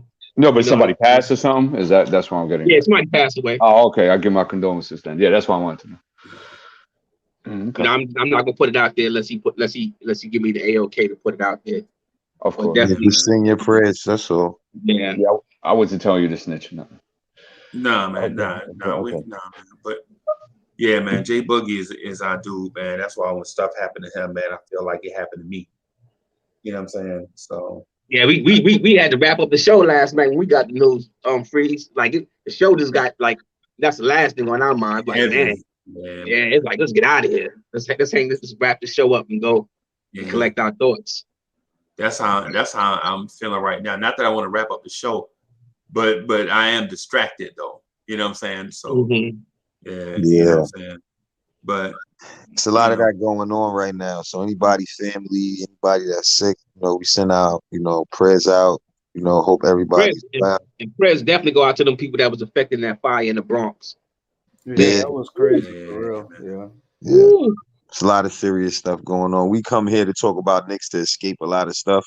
Yeah. Like somebody in my family passed away. And that's like, it's a lot going on. Everybody dealing with it. So we come here just to talk sports to escape that world. So when we take a minute just to say, give our condolences and blessing to everybody, it's all love. Definitely. Rest in peace. My condolences. Sorry to hear that, Raul. Yeah, definitely. Yeah, man. I was gonna say condolences, bro. Yeah, everybody don't just talk about what they have to deal with, you know what I'm saying? But everybody losing a lot of people throughout these situations because with this COVID and people already got other illnesses, you know what I'm saying? It's easy for somebody to pass away. So. It just compound, right? Yeah, so that's why even my energy changed to more because when you see what's going on, it gotta humble you. Yeah. You can't be always. That's why I be just more humble when I see what's going on. I'm thankful to wake up and breathe and be able to come talk with y'all, do my work. You know what I mean? So, end of the day, we all bros. Ron, Jay Boogie, like we said. Anybody that needed that prayer and that blessing goes out to y'all too. Yeah, man. Mhm. So the Knicks are 20-21. Mm-hmm. And last year, through 41 games, the Knicks were 20-21. That's true. Puts us in a tough spot. Spree, I don't know if there is a pathway for us to get to the NBA Finals. You know, I'm optimistic, so I'm never going to say never. But I like what I'm seeing with it going through RJ, and I think a lot of things can change if we share the game, and if Randle can. This may be one of the first times in his career where he's got to be off the ball and he's got to figure it out, and he's got to be with the program, and we still got to maximize both of these two dudes, and so when you say pathways, I'm not thinking about that. I'm obviously I'm a fan. I want to believe that we can win this thing. So I'm optimistic, man. I hate all these dudes. I hate Trae Young. I hate that we couldn't get the stop at the end of the game. That was a championship moment. I hate all these dudes, and I'll take our guys. Even though I'm very critical and put these guys down, it's never intentional. It's just to get them better because we want the best for RJ, for Mitch, for all these guys. But I'm rolling with these guys. Let's try to – the first step, Freezy, for us is we got to get on a streak here now. We got to do it now and get this thing back to where we can get to a top 6 seed. That's what I'm thinking about right now. Freeze, can I say something to you, bro? Hey, so Justin Smith, thank you for the generous contribution. Justin Smith said, thanks to the panel. Daily, y'all keep us going through things in these trying times. Say blessings to all y'all Knicks fans forever. Bim. Hey, OUA, what's good? Yeah, I just wanted to say that I kind of think that, you know, I'm very optimistic about the Knicks, but I think it's kind of a testament when you take into account that, I mean, it seems like this year we were worse than what we were last year, and to be able to have the same record and not have all of our, you know, good players that's on our team, like with Kemba and Derrick Rose and, you know, whatnot. I mean, I think it's kind of a testament to what we could be if everybody comes back and, you know, get on, you know, the right track and be able to be in cohesion with each other. So I think we kind of in a good position. Let me ask Spree something real quick, Spree, because you said that you're willing to stay ground with the guys that we have now. So are you in the camp of not making any major moves towards the trade deadline in order to improve the team moving forward? I mean, when is the trade deadline again? It's February, right? February 10th. So I want to see what this is like I want to see how Randle plays off of the ball more. I want to see what his spirit is. I want to see if he can get back to some type of play that we can win with. But I still think we need a stretch big that can shoot it and space the floor like a Miles Turner. I wouldn't be opposed to doing that. I'm not ready to trade everybody and do a complete rebuild. I don't believe that. I still think unless you can get that point guard now that's out there, I don't know who that is. That ain't my job to come on here and tell you who we need to get. I'm not the GM. But what I will tell you is I think we just need to – I want to see before the trade deadline. This next month, I can answer that question better because I think now we finally know how we have to play. And you got to remember something. We don't have Noel back, and people hate on Noel, but Noel's still valuable to this thing. Who else don't we have? We're missing a couple other guys. Kemba Walker. We're missing Kemba. Think about when Kemba, and he was in a good place before, but now with Kemba back, and if we feature RJ more, I want to see how that looks now when everybody has their head on straight and we can play in the flow more, if we can do that. So I need to see with our guys back if we can get on a stretch. Then I can answer the trade question. But right now, I think the biggest thing that I'd like to see this team add is either you get that point guard of the future. I don't think that's immediate because maybe Kemba comes back and IQ is showing me something right now for the season. Maybe we address that in the offseason, but I would like to see a Miles Turner or a stretch big that can space the floor. I do think we need that. As far as, you know, Obi right now, as much as I love Obi, he's not making shots from the outside. And so you're on the Miles Turner train. What pieces are you willing to get rid of in order to get Miles? So I asked somebody yesterday, that's a good question. How much value would we have to give up for a Miles Turner? How much, do you consider Miles Turner a top 50 player in the NBA? You tell me. That's why I asked. He said, "Who would you give up, Spree?" Yeah, if I want to know how valuable you Okay. think he is. I mean, I would give up a first round pick. Okay. But I think they're going to want more than a first round pick. I could be wrong. I don't know. See, that's the thing. I don't know his value around the league. I personally think Miles Turner is a great defensive player. I think he's a very, very underrated defensive player. I don't know if he could make an all NBA defensive team at some point. I don't know if he has. He can space the floor and shoot it. I mean, he's not shooting it amazing this year. I think he's shooting at 30-something% from three, 33, 34. But he has value, man, that Mitch doesn't bring. We don't have a guy like him on the roster. So, yeah, to me, with all of our first-round picks, if we could give up one of those late first-round picks for a Miles Turner, absolutely, I would do that. I think they're going to want more. I just don't know what you guys think his value is. To me, he's close to a top 50 to 60 player. Maybe I'm overrating him. I think that's why the question is, if you saying top he's 50 worth or 60, if he worth something, who would you give up on the Knicks? You try to be nice with him and say, yeah, you do that. I'm sorry, Spree. maybe top 200. You say he was a top player, but you would give up a draft pick for him. But then you said a little more, so that's why he was saying, who would you trade on our team? Who would you take if you was with Indiana? Who would you take from the Knicks? You're gonna have to give up Mitch, Spree. See, this stinks because now Mitch is playing well.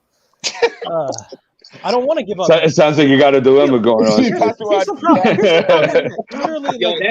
That's saying a lot. When Spree say that, because y'all don't know how Spree, Tweaky, them guys kill Mitch in our chat. They kill Mitch in our chat. Yes, So if that's my point, though. that means a lot. I mean, Mitch is finally starting to play the way he should play now, but I don't know. I mean, I'm just saying we don't have a dude like. Maybe I'm over it. He's not. Maybe he's not top 50. That's a very difficult. Nowhere close to it, brother. I can tell you he's not. Is he a top 100 player in the NBA? Yeah. Barely that. No. Barely that. He's a really good defensive player. You could try to make the argument, but I would probably Randle is arguably big. I'm valuing his defense, man. I'm talking mostly his defense. Like he might be a top 75. He might have just made 77. He might have made 77. He might have made 77. No, because think about it. If you think about it in intervals of 30, right? In intervals of 30, meaning 30 means every team's best player, right? If you think about it like that, is Miles Turner the best player on his team, and his team sucks? Nope. So ESPN ranked him, by the way. I'm not saying this is right. This is somebody else's opinion, not to toot my own horn. They have him as the 44th best player in the NBA. Hey, wait a minute. Hey, just for some sort of levity, ESPN doesn't always have the most honest, and best assessments. Their assessments are not always honest because of who they are in the industry. So sometimes they fluff up stuff in order to sell trade value and stuff like that. Because breaking news benefits ESPN. Facts. I just think his versatility, like when people talk about Jalen Smith, one of the young guys that like Hadouken and my boy Ethan, who create these videos, who I have a lot of respect for. They have a lot of knowledge, that they see the future with RJ that I didn't see. So I give them love, but we just don't have that stretch dude. And how old is Miles Turner? How old is he? I'll tell you right now. I'll give you the full breakdown. The Indiana Pacers is scrapping those guys, bro. He's 25. He's 45 years old. He's 25. And this is his season stats for you there, Spree. Go ahead. He's at 13 points a game, 3 blocks, 1 assist, 7 rebounds. He's shooting 35% for 3 from 4.4 attempts, and he's shooting 51% for the field on 9.3 attempts. I don't see it, man. I'm sorry. So he is a ham sandwich, basically. Yeah, like I'm not seeing that. If you're gonna do that, I'd rather trade for Grant. If we're gonna do that, no. What do I mean, I like Jerome Grant they don't too. do the same thing. But I'm like saying that's though, two like I just different don't type see of how he's players. gonna make us that much better if we giving up people to get him. Nah, but if you trade for Grant, what do you do with Randle? I don't see. I'm not on the Turner train. I'm sorry. No, I'm saying if He said if you get Grant, what if do you you do with get Grant, Randle? what do you do with Randle, bro? Oh no, I don't want Grant. Trust me, I was just throwing that out there. I'm just saying I don't see the benefit of trading for either one of them right now. But Grant is a good teammate. I can say that. He played good, but he hurt right now. I got to see, he decent. I ain't saying trade Randle for him, but he decent as far as like He's a ball stopper though, Hardwell. he hold the ball too. Well, yes, he does. recently he's a ball. In Detroit, he's a ball stoppable. Yeah, But not in Denver. No, in Denver, he was a perfect complementary piece. Because he went to Detroit because he wanted to be the man. He said because they asked him why he didn't just stay in Denver because Denver was going places in Detroit, and they said that he wanted to go to Detroit so he could be the man. So maybe that's why he's stopping with he's holding the ball for a few more seconds. I want you guys to keep something in mind about this whole Miles Turner talk. We are third in the league in opponents' points in the paint per game. We are fifth in the league in opponents' 2-point percentage. We are fifth in the league in opponent shooting percentage. But also, can I just say one thing? Does this discussion have anything to do with what the organization thinks of Mitch long term? Because we got to make a decision on Mitch soon too, right? Isn't that coming up this offseason? Let's see right now. I believe. Of course, they have a decision to make, but they let Mitch go. They dropped the ball. I want to be technical with you. I mean, we gotta. If we're gonna keep Mitch, he's gonna want what? Clint Capella money type deal? Sure, probably. So after this, so he made $1 million this season. I'm sorry, $2 million. About my fault. And he becomes an unrestricted free agent.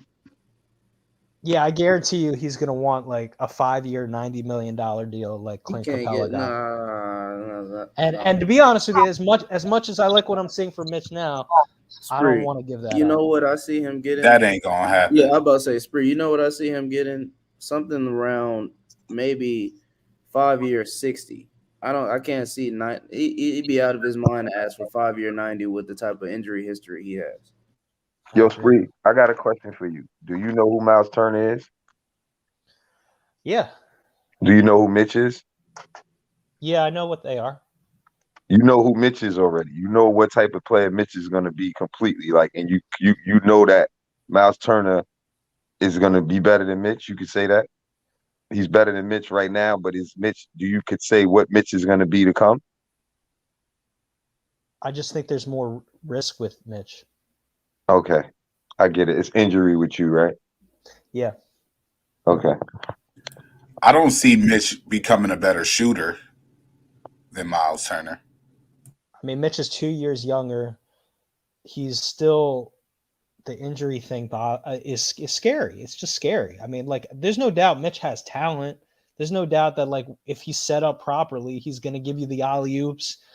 He'll make, I don't know, he'll shoot. I don't even know what he's shooting from the free throw line. He'll make 1 out of 2, but he'll give you the blocks. Like, he's a good player. He's not fouling as much, but I'm worried about, like, Miles Turner to me is the more consistent player. You know what you're going to get. But, I mean, Mitch has upside, but I can't just always gamble with the injuries. So I don't know. How much did Miles have last game against us? I'm just curious. Because Mitch was guarding him. Played like straight trash. I think he had 4 points. He had like 4 points, and it was off a free throw and one, I thought. And I think it's because Mitch hearing that they might get every time after them 3, he lift Mitch up from 3. Mitch been guarding up on that, getting out there. So, Hardwell, what would you do? What would you do? To me, I like Mitch on the Knicks. He's like, I don't know, his grit. Like, he remind me of a Knick. He's still young. He still got a lot of work to do. You know what I'm saying? And I feel like even though Turner's young, we get a lot of these players from other teams. We knew who they was. Like, you know what I'm saying? So what you paying Mitch, Hardwell? I mean, around the salary, like you said, around Williams' salary in that ballpark, in that range. Which is what, Will? That's about fair. Robert Williams. Yeah. Well, how much does he make? Like 8-9 million, I believe. That's why I Around was there. saying. I like Around Robert there, D. Williams. I mean, I think, their games are around the same and Mitch still growing. We got to give him more time to grow, to build off the injury. It looked like he's moving a lot better now to me. So, and I always look at, the way somebody's being used. Like he's not, you know what I mean? It seemed like now that the younger players like RJ or Quickley, because they got instincts and IQ that they know how to just make the right play and they give it Mitch the ball. Because he has mismatches or he's getting offensive rebounds. You look at that when we playing, there's no big man that's really stopping him from doing all that. You know what I mean? And I'm talking about how he's gonna grow in a couple years. If they let him go, I just feel like he should be a Knick. That's just my opinion, though. Okay. Now I have a question about with Robert Williams. Is that did he sign a rookie extension? Yeah. He signed a 4-year, $54 million. What he did was it was on I a see rookie it now. scale. It was on a rookie scale though. That's what you're saying, D, right? Yeah, correct. Yeah, it was on the rookie scale, and then he had the team option. So he's getting basically what Mitch was getting paid before Mitch got paid. They were making Correct. the same amount of money, like $1 million a year. And Yeah, then because he signed now the extension. Yeah. right. Thank you, Chef. Because now next year he's making 10. My bad, Right. 11. And then it goes up every year. Correct. Yeah, he's making 11 and a half. Then he's making 12 and a half, and then he's making 13. That's why I was saying. I think the 5-year, $60 million is probably the peak I agree. for Mitch. I think I that's agree. the peak. I think that's fair. I'll say this though. To answer your initial question, D, as well, and as much as I think you could make a move here or there that would make us better, I don't see any move at the trade deadline that's going to make us championship contenders. Oh, Yeah, absolutely. that was my point, Spree. I don't feel like none of them really thread the needle to get us on that next echelon. So it's not worth it then if you That's ask what I'm me. saying. It's not worth it. Yeah, I mean, depending on what they're asking for, I'm not giving up Obi, IQ, and 2 first-round picks for like Miles Turner and like a bag of cheese doodles. Like I'm not doing Not anything only crazy. that, if we don't sign Mitch, it's just us showing, you know what I'm saying, how like we don't do things right, bro. Like I understand his business, he was injured, but that's somebody you need to sign just to show like that man did all that work off of how much his salary was. I think he just said $1 million. Yep, a little bit over $1 million. Think about that with taxes. How much money did he make? And he balling out. He came After back taxes, 500,000.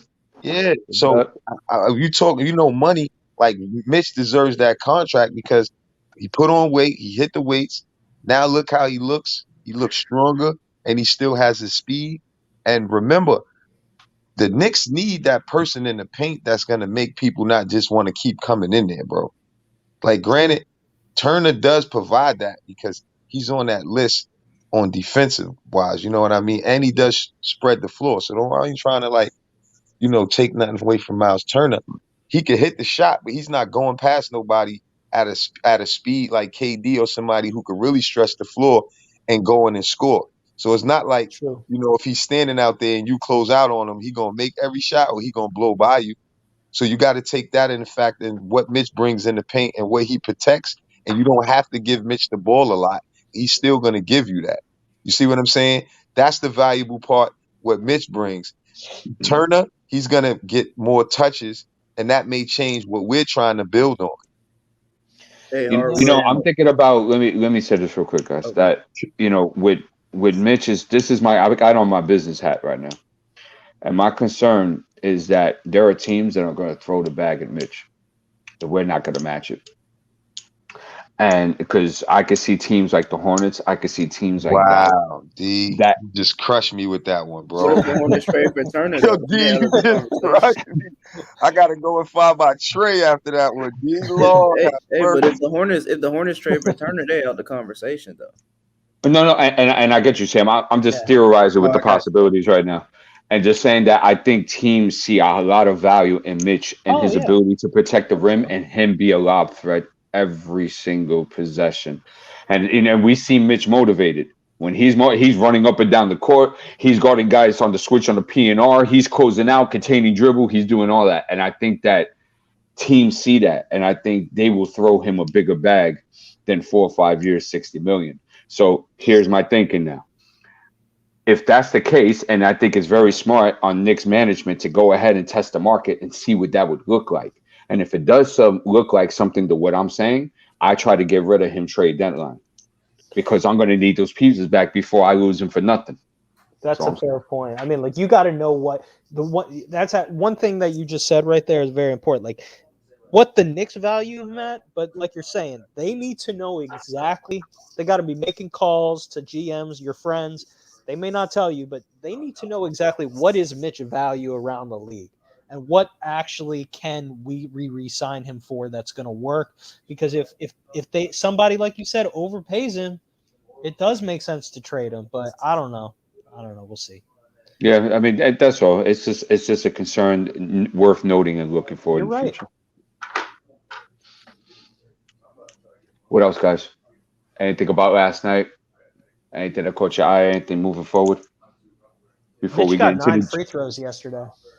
And I love it. He wasn't scared. I asked him yesterday, was that the most free throws he's ever taken in the game? I'm assuming it is. I can't remember. I'm sure it is. A game where he had 9 free throws. I'm sure it is. Yeah. Okay, guys, let's get into the juice here. I know Freezy going to pop up anytime now for this one. What'd you guys think about Julius Randle last night? What'd you guys think about his overall play, his production to the team, and how he looked in the win last night? I'll start with this because I defended Julius last night with Sim in my passion phone call. I look, body language wasn't good.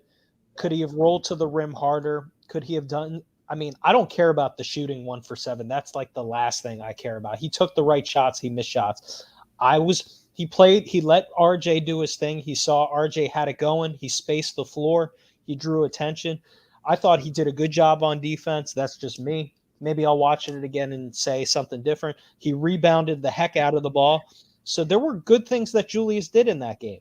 Do I think he could do things better off the ball? Absolutely.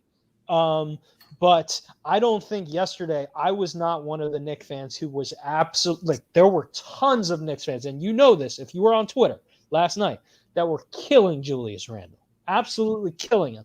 And that to me, I didn't understand it because we had a great team game, but I get it. Right. Anybody else?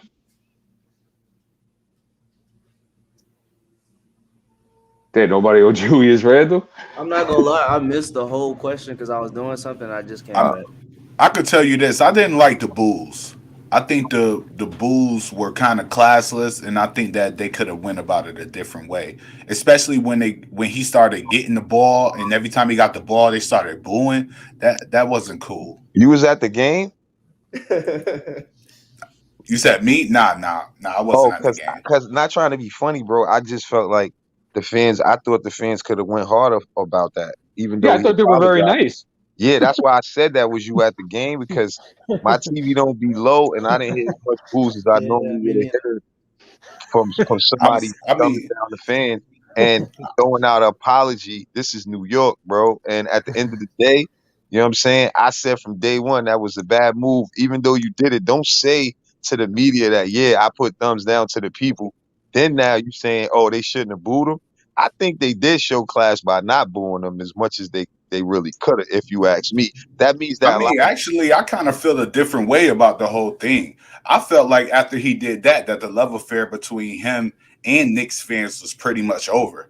The best thing that I could even say for Julius Randle is to play his tail off and request a trade, because there you go. It's no way for him to even be on the team anymore, because he's going to constantly get treated like this. No, yeah. So, but if that's your point and that's how you feel, then you should have heard more boos than what you heard.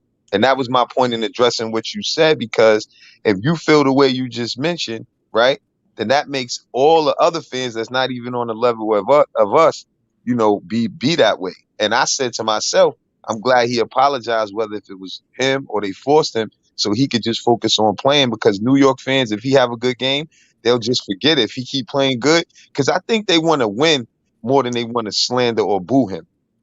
Yeah, I mean, like I look at it like this: no matter how I feel about you, I'm still not gonna boo you. You get what I mean? I want Julius Randle to actually lead the team because I feel like he's always stunning RJ Barrett. I've said it on my podcast this year.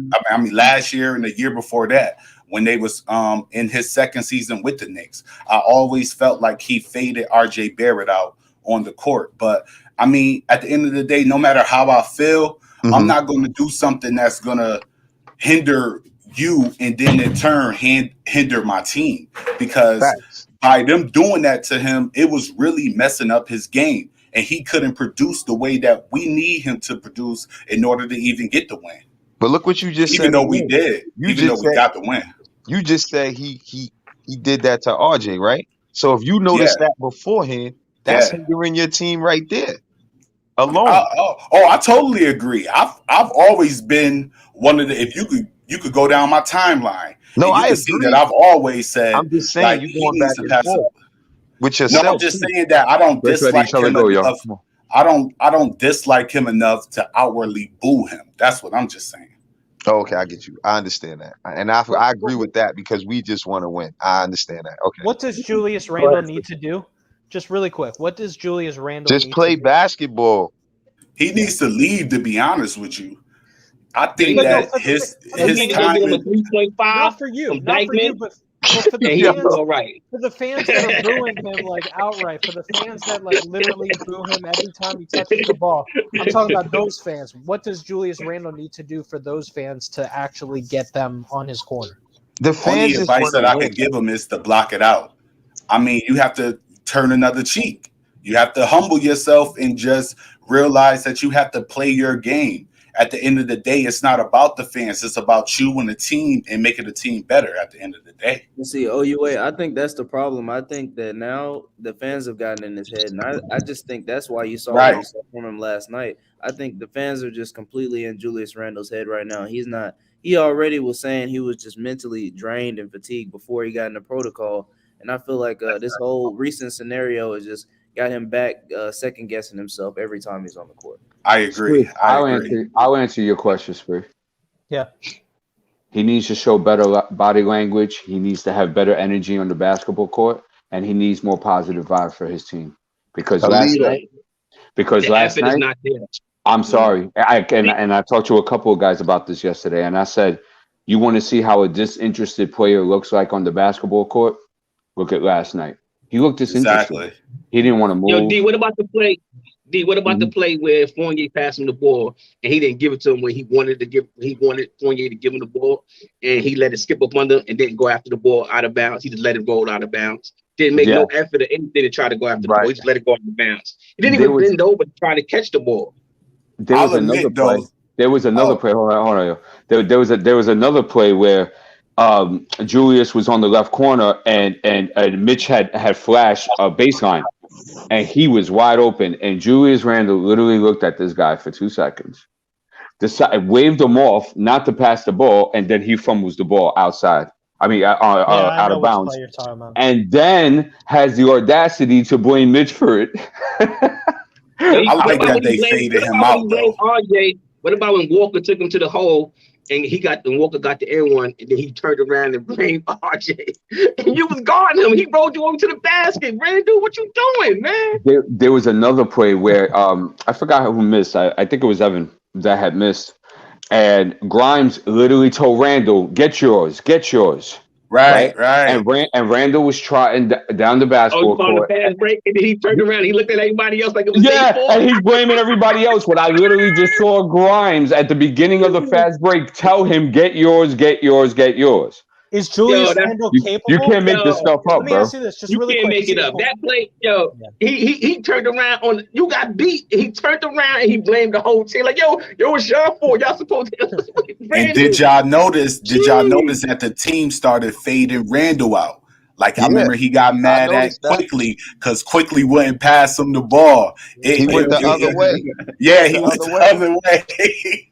He waved them off like 3 times, bro. I He said, did. He did. this shit is like soap operas, bro. I'm like, yo, but the upside is that we won and it worked with the ball movement. And I'm like, if Randle gonna be here, hopefully he see it and say, you know what, let me just still get mine off because listen, these are my stats and I still gotta get off, but he ain't gonna be able to do it the way he was. He gonna have to make sure he make quick decisions and quick basketball reads. And that's what everybody is doing. They're going forward to the basket, passing the ball, and they're making the defense react to ball movement. Nothing beats that better, bro. Everybody knows basketball up here. So Hardwell, let me ask you a question. Let me ask you a question, Speed. Mm-hmm. You've played college ball, and you and me, we played AAU and stuff like that. Mm-hmm. And personally, I was always a 1 or 2 option on every team I played. There's times where I've had bad games, but it never took away my enthusiasm for the other guys to step up and perform. Mm-hmm. And it was always encouraging. It was always clapping, talking on the court, stuff of that nature. What I noticed from Randle yesterday, and this was the biggest thing for me, when guys were getting going, other options were working, and guys were getting going. He looked like that kid at the birthday party that didn't want to be there. Yeah. Hey, yo, D, and he couldn't wait for the game to finish. The kid hey, in yo, timeout D, did at you the see? party. Yeah. Did you see when RJ Barrett, when he went to the right and had the and one that he made, and then he started celebrating. Everybody else was going to him, and Julius Randle walked up to him. It looked like he really didn't even want to slap RJ Barrett up. That is pure jealousy, bro. So let me ask you this. Something's up. Go ahead, Spree. Can I reply though? Wait.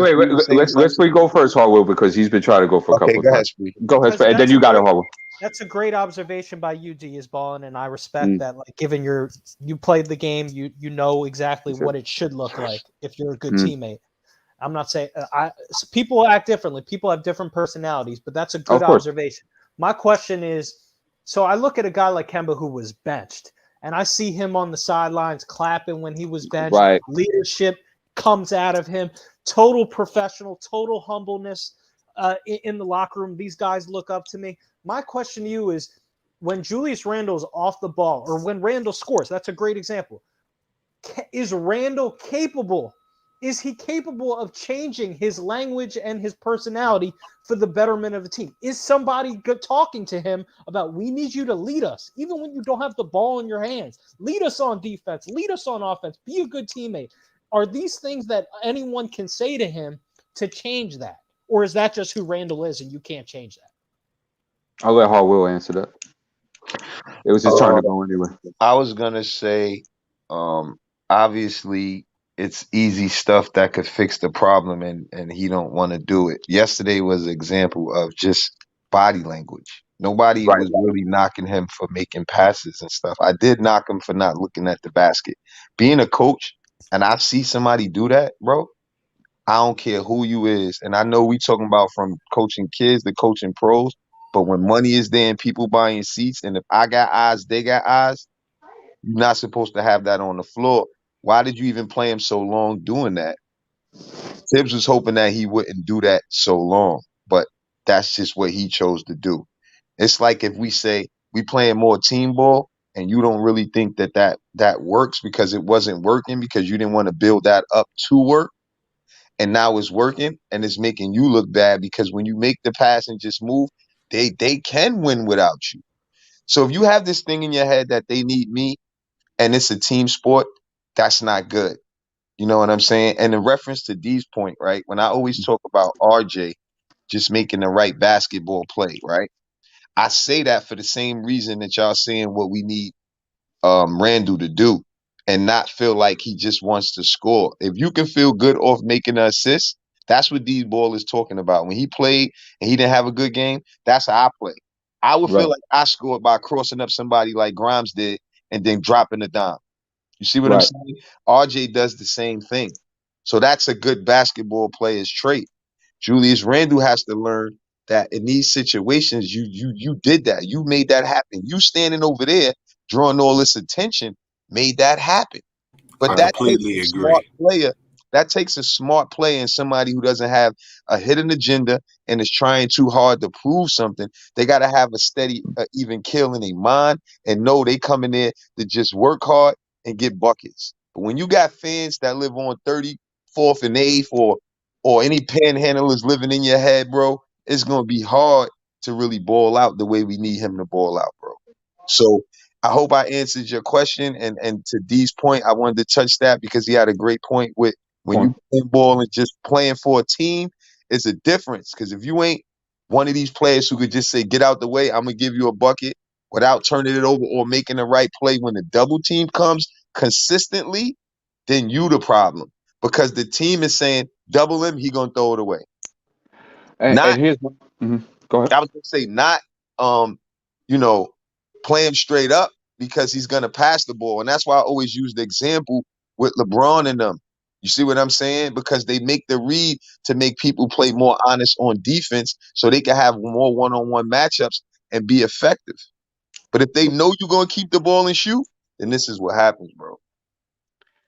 Yeah, I think at the end of the day, and Randle is a very productive player, and I to me, in my eyes, he could, when his head is on straight, he's easily a top 30, top 40 guy in this league. So I don't want to take anything away from him, but I think his emotional intelligence is his worst enemy at the moment, and it's been displayed throughout the season. It even happened last season too, but it was hidden more because of the success we had in the second half. But Diaz, how do you fix I agree with you. Like, I think that's the biggest thing that's holding him back more so than the basketball at times. But like, how do you is it the coach that can fix it, or you just can't fix that with the player? Can you fix the emotional intelligence? Let me ask you a question, Speed, right? I'm not saying Julius Randle. I don't know him. I'm not in the practices. I just go off of what we see in the games. And I agree with you. I'm just saying, how do we fix that? Who fixes that? I hear you. And I'll answer your question with a question. Yeah. If you're lazy, right, and somebody says, Spree, you're a procrastinator, you need to stop being lazy. Can anybody else fix that for you, or only yourself? I can fix it if somebody tells me it. Yeah, but you still gotta make the decision to fix it. But I also need examples of when I go back to being procrastinating, I need somebody on me, constantly to say, snap, get back. That's very interesting. That's a very interesting answer. So do you think Julius Randle is waiting for somebody to tell him, hey, Jules, fix your body language up? It's kind of causing dissension with some of the guys here. And, we want to keep our team around and team chemistry up moving forward, knowing that we've gotten off to the start and we want to have a better end of the season. You think Julius Randle is waiting?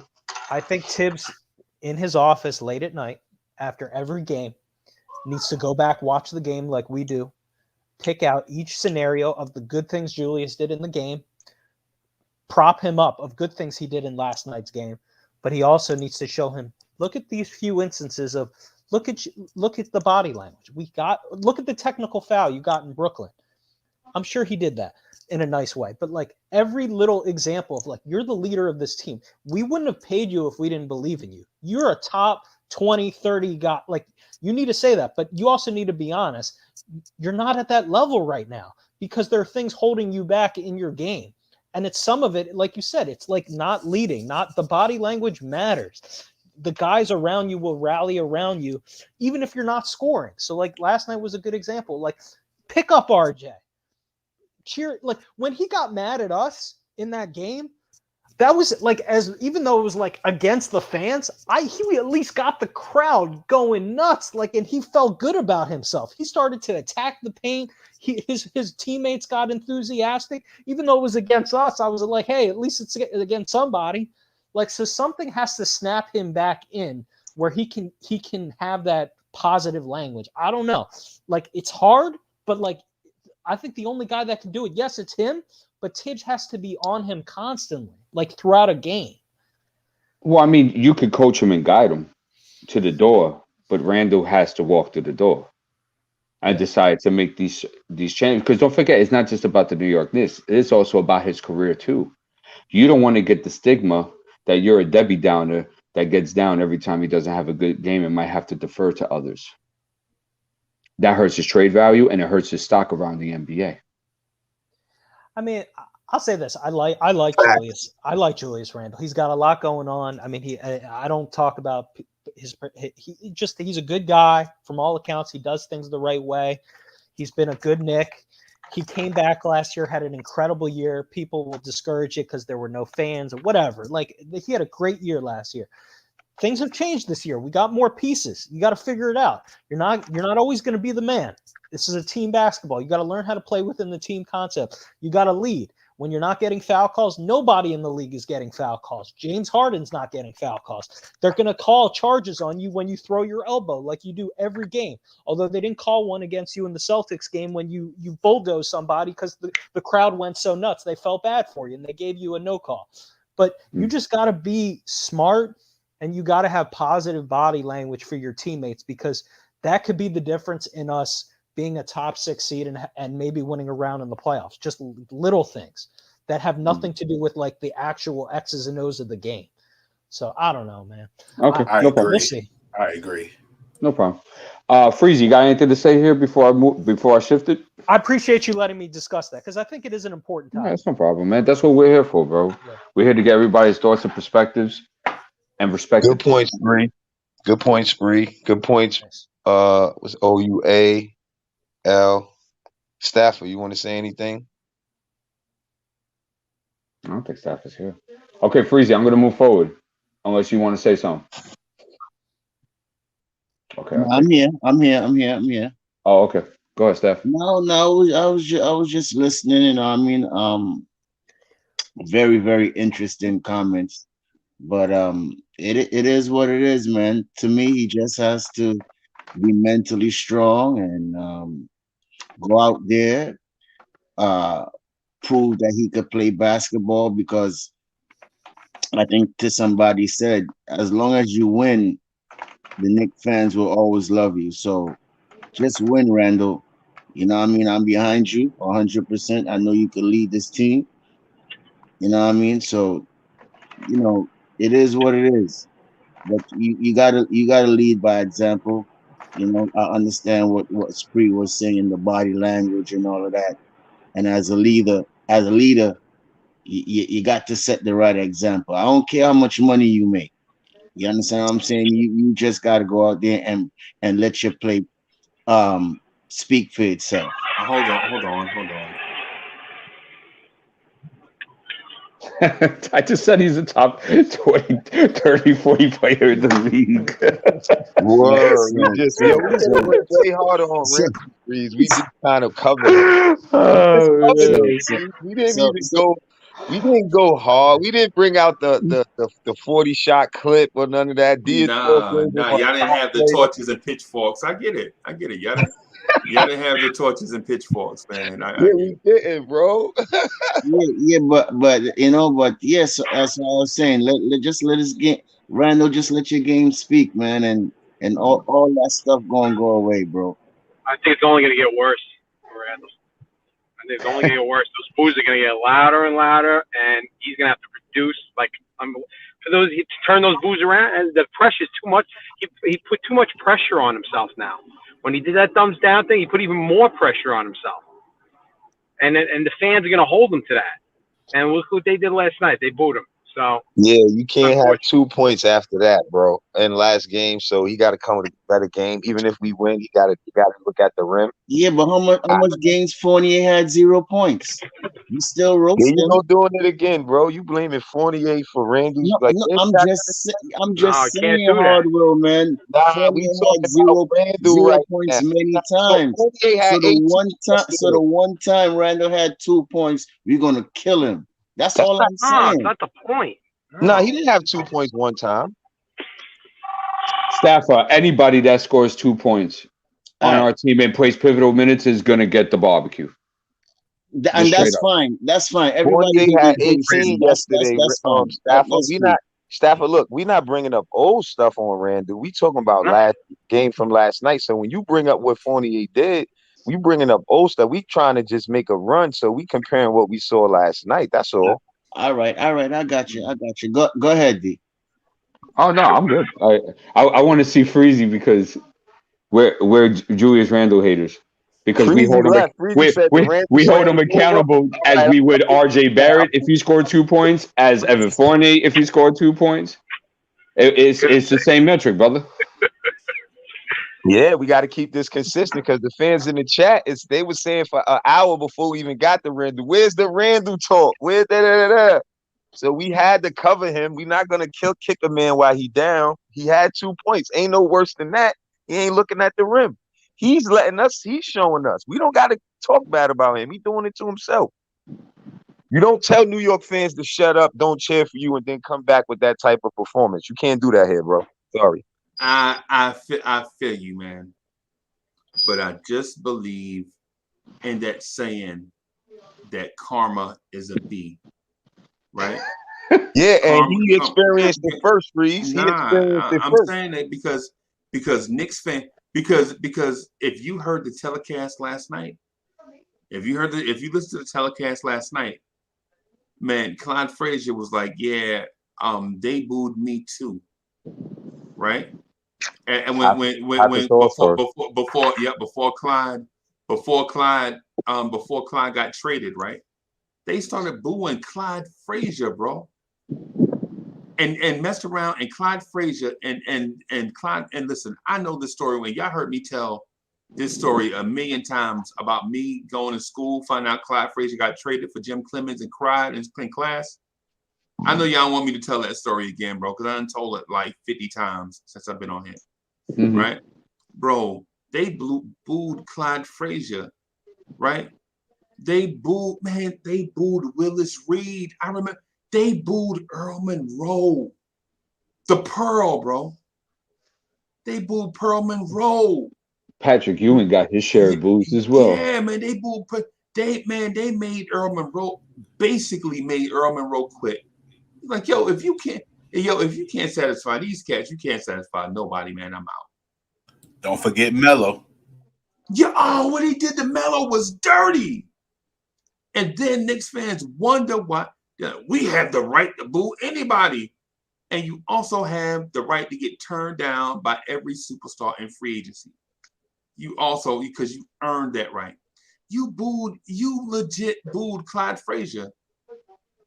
I didn't know that until I heard Clyde say it last night on the telecast. But Clyde said he didn't say nothing back, Freezy, too, right? Yeah, but okay. All right. Okay. No, I'm just saying that's what Clyde said. I just wanted to touch that part. We could justify we could justify it all, bro. But the fact is you also have the right to have karma come back and kick you in the nuts. That's what it is. Clyde Frazier and Willis Reed, and man, them dudes won the Knicks a championship, and they booed them. And you wonder why free agents be turning you down. Come on, bro. Come on, man. Come on. Yeah, I mean, at some point we have to grow up and mature. You know what I'm saying? What do we want? Freezy, I see your point about the booing stuff, and it does get a little cataclysmic sometimes. And as New York, can I? What's up, guys? What's up, please? I got you right now. Just let me say this, Freezy, real quick. But we do have the right to articulate ourselves and break down certain aspects of somebody's game that we feel that they're underperforming in. And it doesn't have to be the stats. It could also be attitude as well. So if he's sensitive to that, right, and if that's a narrative you want to carry with, and if that's the case, right, what would you tell anybody else that you felt was sensitive to that? You ain't going to tell the people, hey, stop it. Stop saying that, because you know how Julius is going to feel if you go ahead and pick apart his game and say, well, he should be doing better. Nah, man. But that's not what I'm saying. What I'm saying is the drunk girlfriend in the circle, the one that always have all the toxic relationships and the things that don't never go right, is always that person. They start out as like 22 years old as that person, and then when they 62, she's still that person, right? And then it's like, and then she wonder why. Well, I wonder why I never had the storybook marriage, or I wonder why I never had the storybook such and such. Mm-hmm. It's because you the drunk girl. That's what and Knicks fans, listen, man. I'm gonna tell y'all something, man. It's not just Knicks fans. It's Is, bro, I legit watched Yankee fans boo Reggie Jackson, right? I saw it with my own eyes. Mr. October, they booed him, right? And he was like, okay, y'all don't appreciate me, I'm out of here. Yeah, he jet. And he left, right? And the Yankees didn't win another World Series for 15 years. And I know 15 years don't sound like a long time, but in Yankee year, think about Yankee years. When the Yankees go like 4 years without a chip, it's like 100 years. And so they didn't win a chip for 15 years, and it was torture for them. But bro, they booed Mr. October. If it wasn't for Reggie Jackson, they wouldn't have World Series championships. But they booed him, and he like, oh, okay, y'all booing me, I'm out. And so what I'm saying is, listen, I don't have a deal with people booing, right? But it's the tone, and it's the venom with, like, for instance, I'll boo anybody, bro. Hey, listen, man, you whack. I tell people that come on the show, like for every person that come on screen, here at Lawrence Tears, it's about 7 other people that want to be on. And I'll be like, you know, we just gotta do something else. Right? And they be mad at me. They be mad. They sully my name, be hitting me in DMs. They even get in the chat. They'll be in the chat and be mad. Like Uncle Freezy always be such as, cause they, you know what I'm saying?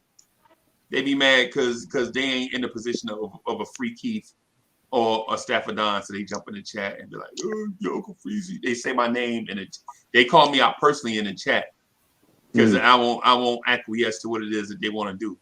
Right. And so ain't no big deal. And the same thing with like the fans, bro. It's like this thing you have to make sure that the reason why you are booing is a pure reason, and what not, is it? Okay, I'll give you an example. I'll give you an example, right? You can't just because Free Keith, can I steal your point? Can I see your scapegoat point? You mind if I use your scapegoat? I wasn't going anywhere scapegoat like, but go ahead. No. You brought this point up 2 years ago. Oh, okay, right? Go ahead. Yeah. So what happens is when Knicks fans don't get exactly what they want, they pick out a scapegoat and they ride that person regardless of what. It don't have nothing to do with basketball.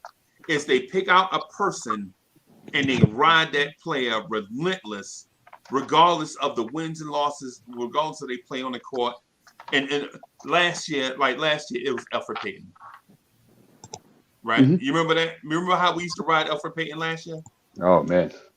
You know, Free Keith made the point 2 years ago. Before Elfrid Payton, Free Keith said, hey, Knicks fans pick out one player, right? And they ride that player in the hole. It don't even matter what they're doing. They just pick out public enemy number one and they ride them until they out of town.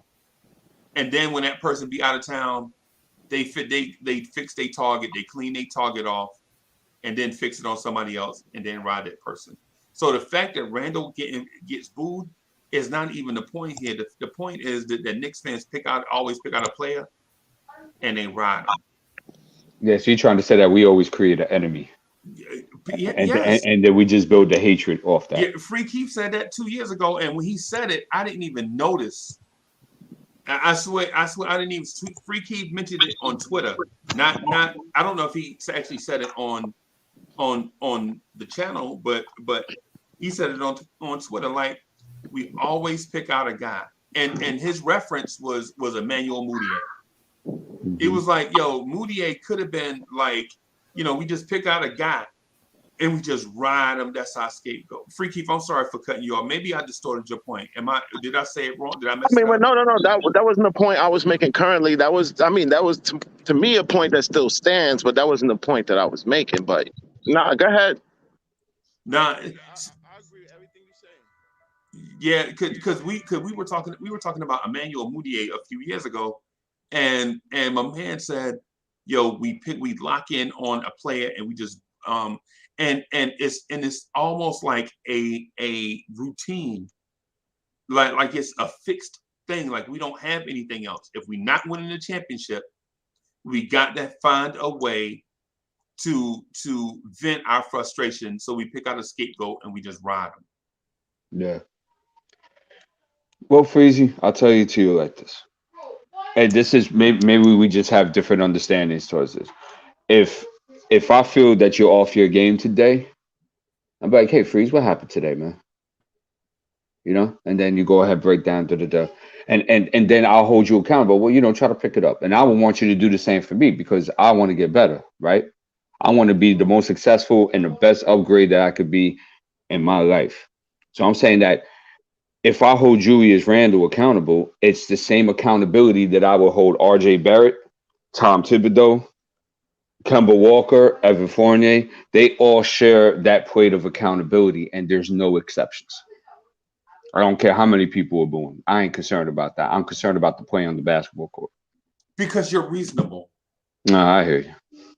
Because there is because what happens is there is, all right, so you smart and you reasonable, right? And you smart enough. And here's the funny thing, the play on words. You're smart enough to understand reason, even if it's not yours, right? Right. And so the thing is though that with Knicks fans is sometimes our frustration bubbles over so much that we feel like we have to vent somehow, and our venting somehow is by making a villain. Like the villain is never the Boston Celtics, bro. It's always us. It's always the man in the mirror. That's the reason why I started with that. But I'm gonna slide out of the way, man. John, I'm gonna bounce. I gotta bounce, but this was a good discussion. We're heading in the right direction, I think. So I'm okay. But appreciate Diaz. I appreciated the convo. Hardwell, you're my guy. No problem. OUA, D'Angelo. You already know, bro. Yeah, I'm gonna head out too, man. So you already know, Freezy, man. I want to thank you for letting me, hop up on here, man, and kick it with you guys, man. But always, man, y'all already know, peace and blessings, man. Bring positivity. Absolutely. Thank y'all for coming on. Thank y'all for sharing your thoughts. Yeah. Thanks for coming, y'all. Freezy, get a link to Chuck real quick. He's asking for one. A what? A link. Yeah. Okay. Yeah, I wanted to say something about what we just was talking about. I just feel like, before when I used to say things about Randle, it was more or less like minute compared to what we're dealing with now. Because from my perspective, one thing you never do is whatever's going on, you never just check, you never clock out, you never check out. You know what I'm saying? It looked like he checked out, and I'm a Knicks fan first, and I know we need the talent that he brings to the court, and when he's not bringing it, I'm gonna have to call on that or give the minutes to somebody else that's gonna build up and learn. I said earlier that I know we need him because when we play a tougher team than San Antonio, you know what I mean? We're going to need Julius Randle to be a part of what we're doing now. And I just hope like he figure it out or the team figures it out because it's about a team, not one player. And when we critique other players and take one player and think that he shouldn't be critiqued the same, that's when it's not consistent. And I understand when we saying things that's not right or we saying things that is just bashing. I try to even stop like looking at it that way and look more fairly at the situation as much as I could. And right now he just don't have much leg to stand on at all. But let me think? Hold on. Wait a minute. Let me do something real quick. Just hold on just for a second.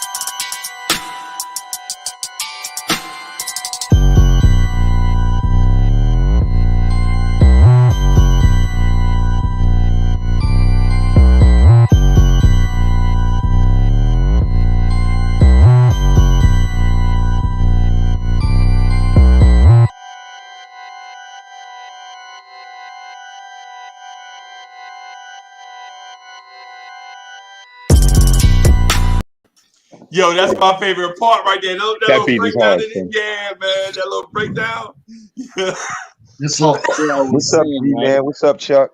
What's up? Hey, Good Chuck. morning. Good Hey, afternoon. Chuck, I'm going to write a verse to that beat. You got somebody on that already? Nah. Feel free. Send me that beat ASAP. I was saying just now, would you probably say that Tibbs is probably playing this guy too much minutes, man, and he's probably mentally tired. And I'm just saying, G man. I see you throwing up your hands. I'm just saying too much minutes because he's playing 40 minutes a night. Tibbs tried to help him last night. I thought when he kept him in, just to try to hopefully he change his body language and get a couple buckets. You know what I mean? Last night he only played what 33? 33 minutes. Yes. Only 33? Hold on. That's what I was about to say. You know what I'm saying? But I was just saying that I'm not defending his body language. I'm just saying mentally, as the minutes, he's tired. I don't know. I'm just throwing that as an observation, as also something that probably is bothering him too. He's probably getting overworked. I want to.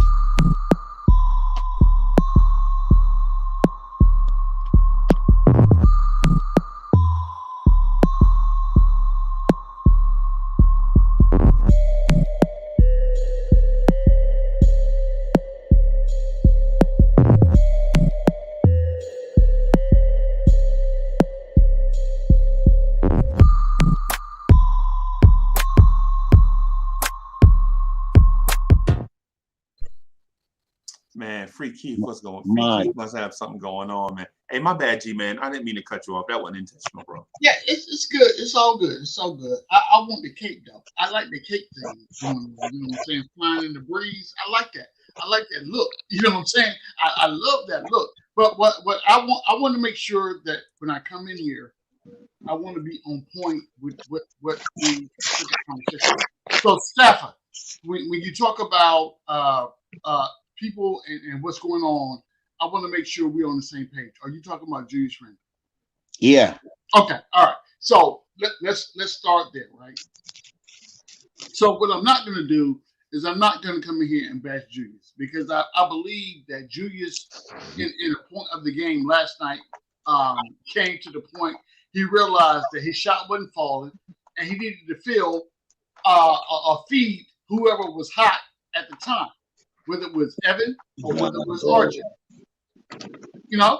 Nah, bro. No. Go ahead, Hallwheel. I'm just messing with you. My bad, G-Man. I thought my mic was muted. I'm sorry. No. So here we go.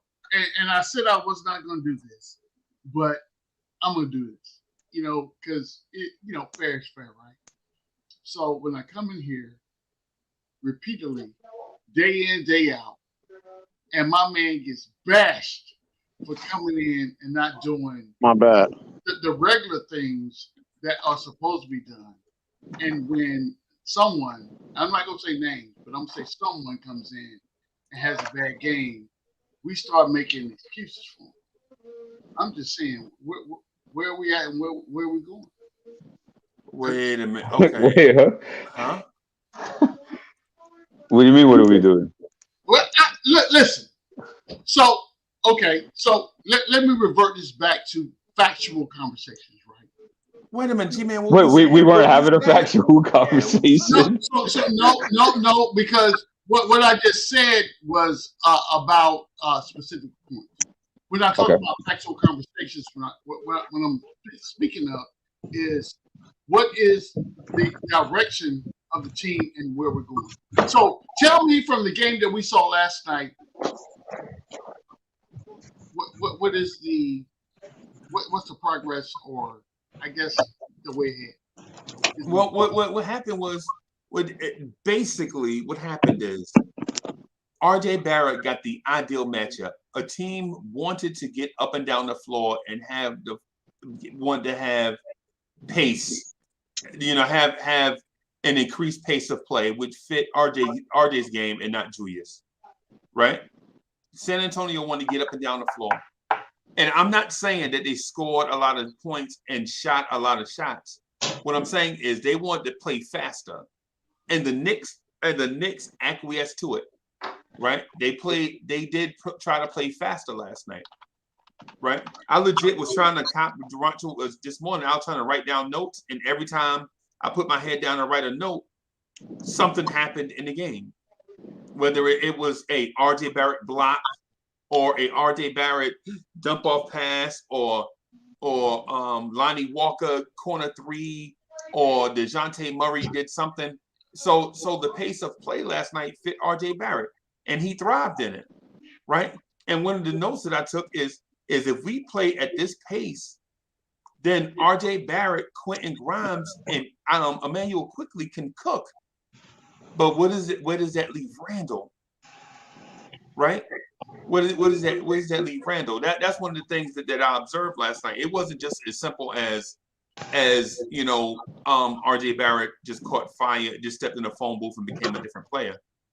It was the ideal situation for a lot of the young players, and that's why you saw a lot of the skills of the young players that played last night shine through, as opposed to a grinded out half-court offense that blah, blah, blah, blah. Right? So the blah, blah, blah is what I want to talk about. The blah, blah, blah is when I come on here and I hear Uncle Freezy just bash bash him like to no end, right? But I don't hear anything that brings me back to the realization of the performance of Julius Randle last night. That's what I'm waiting for. That's because you don't want to see it, bro.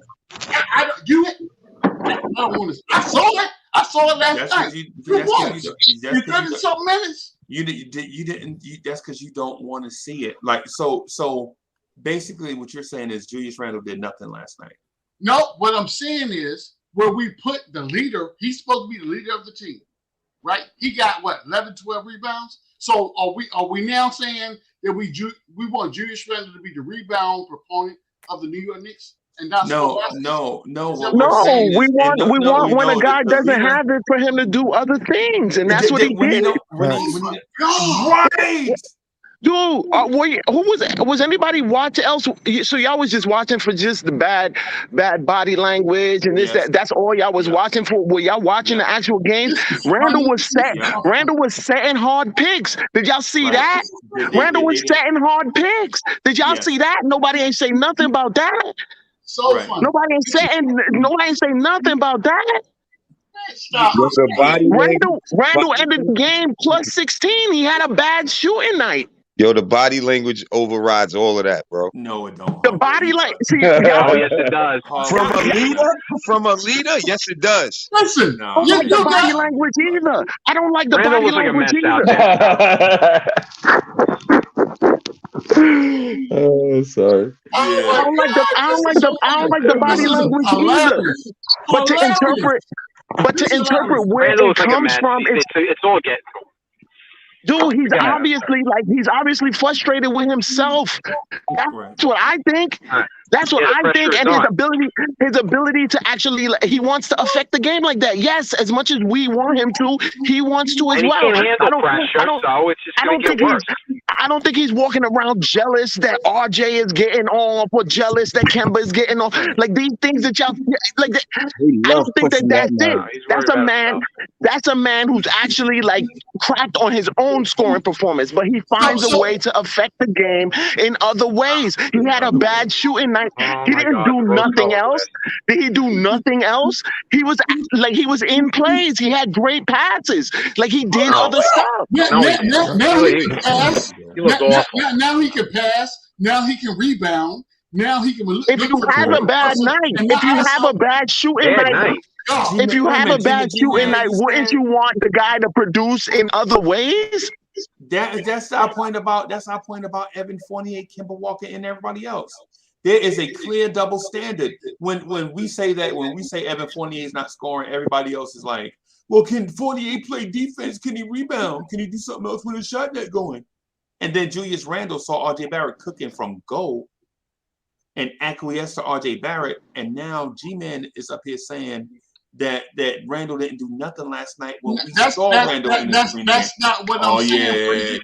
That is not what. So what you're I see a lot. There's a lot to be positive about out of these games that we're seeing, man. And I think that us constantly talking about Randle.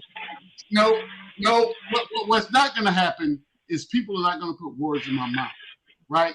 So what I said was, stand up for yourself. What I said was, you are not going to sit here and make a narrative that is comparative to Obi Toppin and a Julius Randle and make it convenient for yourself based on performance of a Julius Randle. We didn't even bring up Obi. Kind of flip it. D, how many times you heard me say? In 2 hours, how many times have I said Obi Toppin name? Now we didn't bring up Obi. Zero. We didn't bring up Obi yet. I'm bringing up Obi. I'm bringing up Obi because the fact of the matter is this. So now you put words in my mouth, G-Man. No, I'm telling you, Freezy. Quietly. The fact of the matter is this. When we talk about, so what was the conversation about Obi Toppin? Freezy, you are the master sensei, bro. Yeah, he does that. He does that real well. He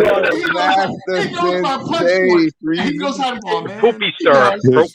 So tell me, what do you say about Obi yesterday? Go ahead, Chuck. He barbecued him to a crisp. Because of what? Because of what? Well, it was actually a mess of things. It wasn't just one thing. It was lack of heart. Kenny Skywalker Jr. But the main thing I said about Obi was a Knicks storyline, not an Obi storyline.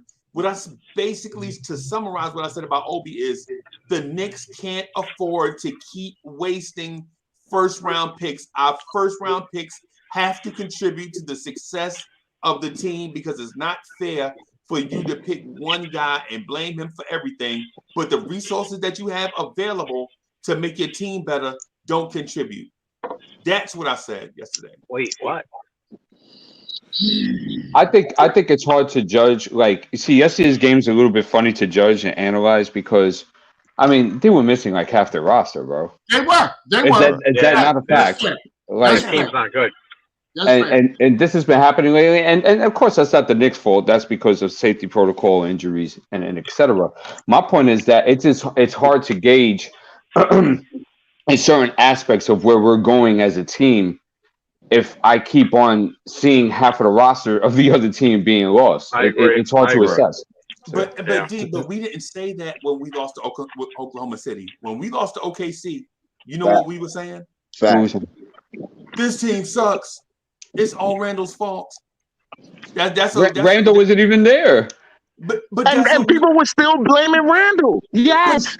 But that's my point. That's the craziness. That's the craziness. We're not bringing up We're not bringing up and see, when you bring up the old stuff, and it's like, oh, y'all stop bringing up the old stuff. But that's really what, like, it's bananas. Win, loss, nothing. It's this man's fault. Like, it's crazy. Freezy, can I read a super chat? Yes, yeah. Please. All right, so Paris done everybody. $5 chat. The fans that keep hating on Randle are the same fans free agents won't come here and play for. Randle played a good floor game last night, a +16.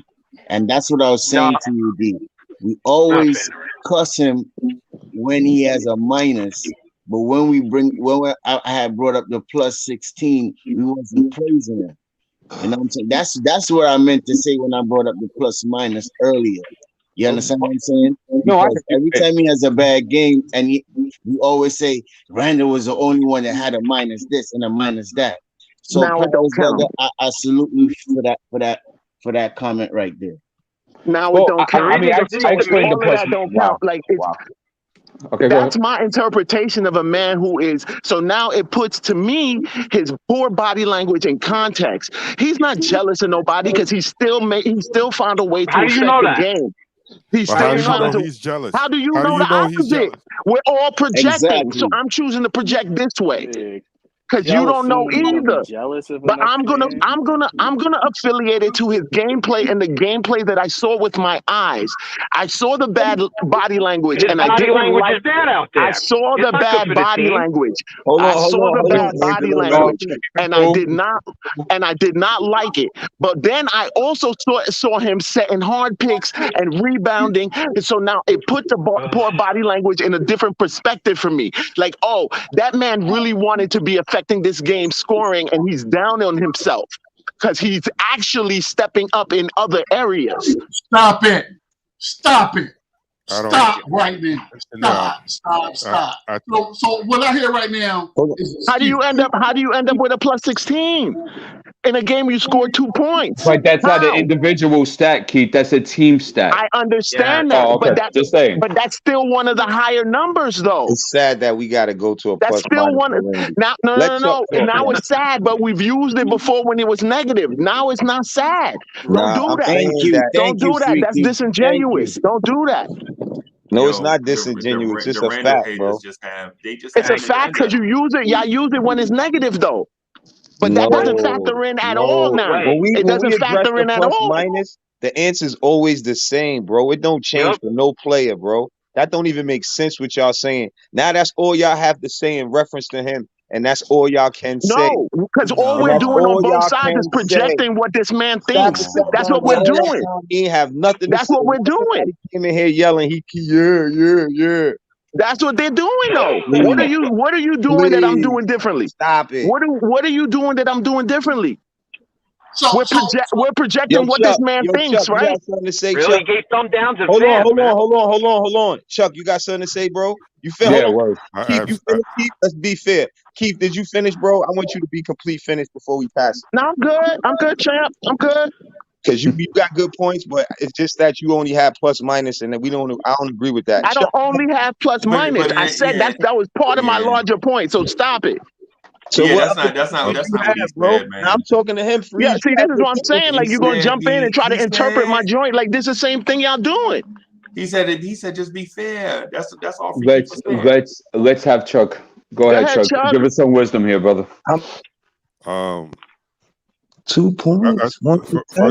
First of all, good afternoon to everyone. Peace, Chuck. Last night was a win. I don't understand why we in the chat talking about plus minus. And first of all, I want to say this, There's always something. The fans of players, y'all have to stop talking. I'm getting a little annoyed with some of y'all in the chat and the video chat that are fans of players. Like y'all come up like when the player that you like has a good game, you come on and you want to poke your chest out. Well, where are all the RJ haters? Where are all the Randle haters? Where are all the so and so haters? Like, yo, this is the New York Knicks. This is the New York Knicks. It ain't the team or the person that you're rooting for. Like we're gonna have to stop that. Amen. Secondly, I said this in the chat, and D kind of gave me his perspective for where he was coming from, but I feel uncomfortable talking about a guy's mental status when I'm not a mental health professional. I think that's wild disrespectful, especially when you want to make an argument to degrade someone. Randle did not have a good scoring game, but what people are saying and what I do believe is, when you're a superstar and you're shot, or you're a star, or you're the leader of the team, or you're the most highest paid player, and your shot is not falling, and you decide to give the rock up, set picks, or dive for loose balls, or get extra rebounds, like you're trying to affect the game to win because your shot is not falling. It would have been terrible if Randle kept calling for the ball and just kept throwing up brick after brick after brick after brick after brick after brick. We'd have been on here this morning saying, why didn't he pass the ball to Randle? I mean, why he didn't pass the ball to RJ? Or why didn't he pass the ball to whoever was on the floor at the time? Like, Randle is not a superstar. So stop holding him to a superstar standard because he got $20 million. That's ridiculous. That is ridiculous. Sarge, I'm gonna let you go. I know that you're an Obi fan. I know you're ready for Obi to get in there and stink up the joint. But here's the thing: he ain't gonna get that opportunity because he was given that opportunity. Real cool. Well, he should get the opportunity. He should get the opportunity. He should get it. He should not. That's why Tibbs got to go. He should not, because when y'all say all that favoritism, have to go. CWC. Oh my God! I really disagree with 99% of your takes because they come. Yo, Chuck ain't holding no punches today. Oh my Lord! What's going on? You really old school. You in the 1950s. This is a new era. He came in wrong and turned into Malcolm. Yo, but hold on. What do somebody age got to do with anything? Man, CWC. First of all, what you just said was a bunch of nonsense. You should pull the mask up over your face for saying that. Okay, that's number one. Number two. Let's talk about. Let's talk. In person, you want to say that? Man, if I saw, see again. Here's my larger point. You see, he said something to me. I said something back, and he got sensitive. And you won't say that in my face. That's how Knicks fans are. Like,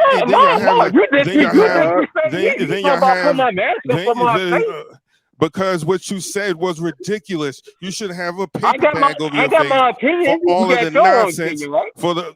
But your opinion is your opinion, and you should keep it to yourself as your opinion. They say opinions. Oh, now I should keep it to myself. It's a freedom. It's a freedom of speech. It's a freedom of speech, ain't it? Everyone loves to say. Everyone loves to say opinions are like buttholes. Well, guess what? Who on the panel knows what anybody else on the panel's butthole look like? Pause. Because we don't. Because we keep it to ourselves. Oh my God! Keep that crap to yourself. Stop it. So Chuck, stop it. Chuck, check it out. Let's cool down for a second. This what makes morning drive lit. Everybody can address their issues. Sit back and listen. It's cool, right? So CWC, he didn't call you a butthole, bro. Well, I told him to cool down, right, Harwood? No, you right, D. No, I'll just address something else. CWC, you controlling the room, bro.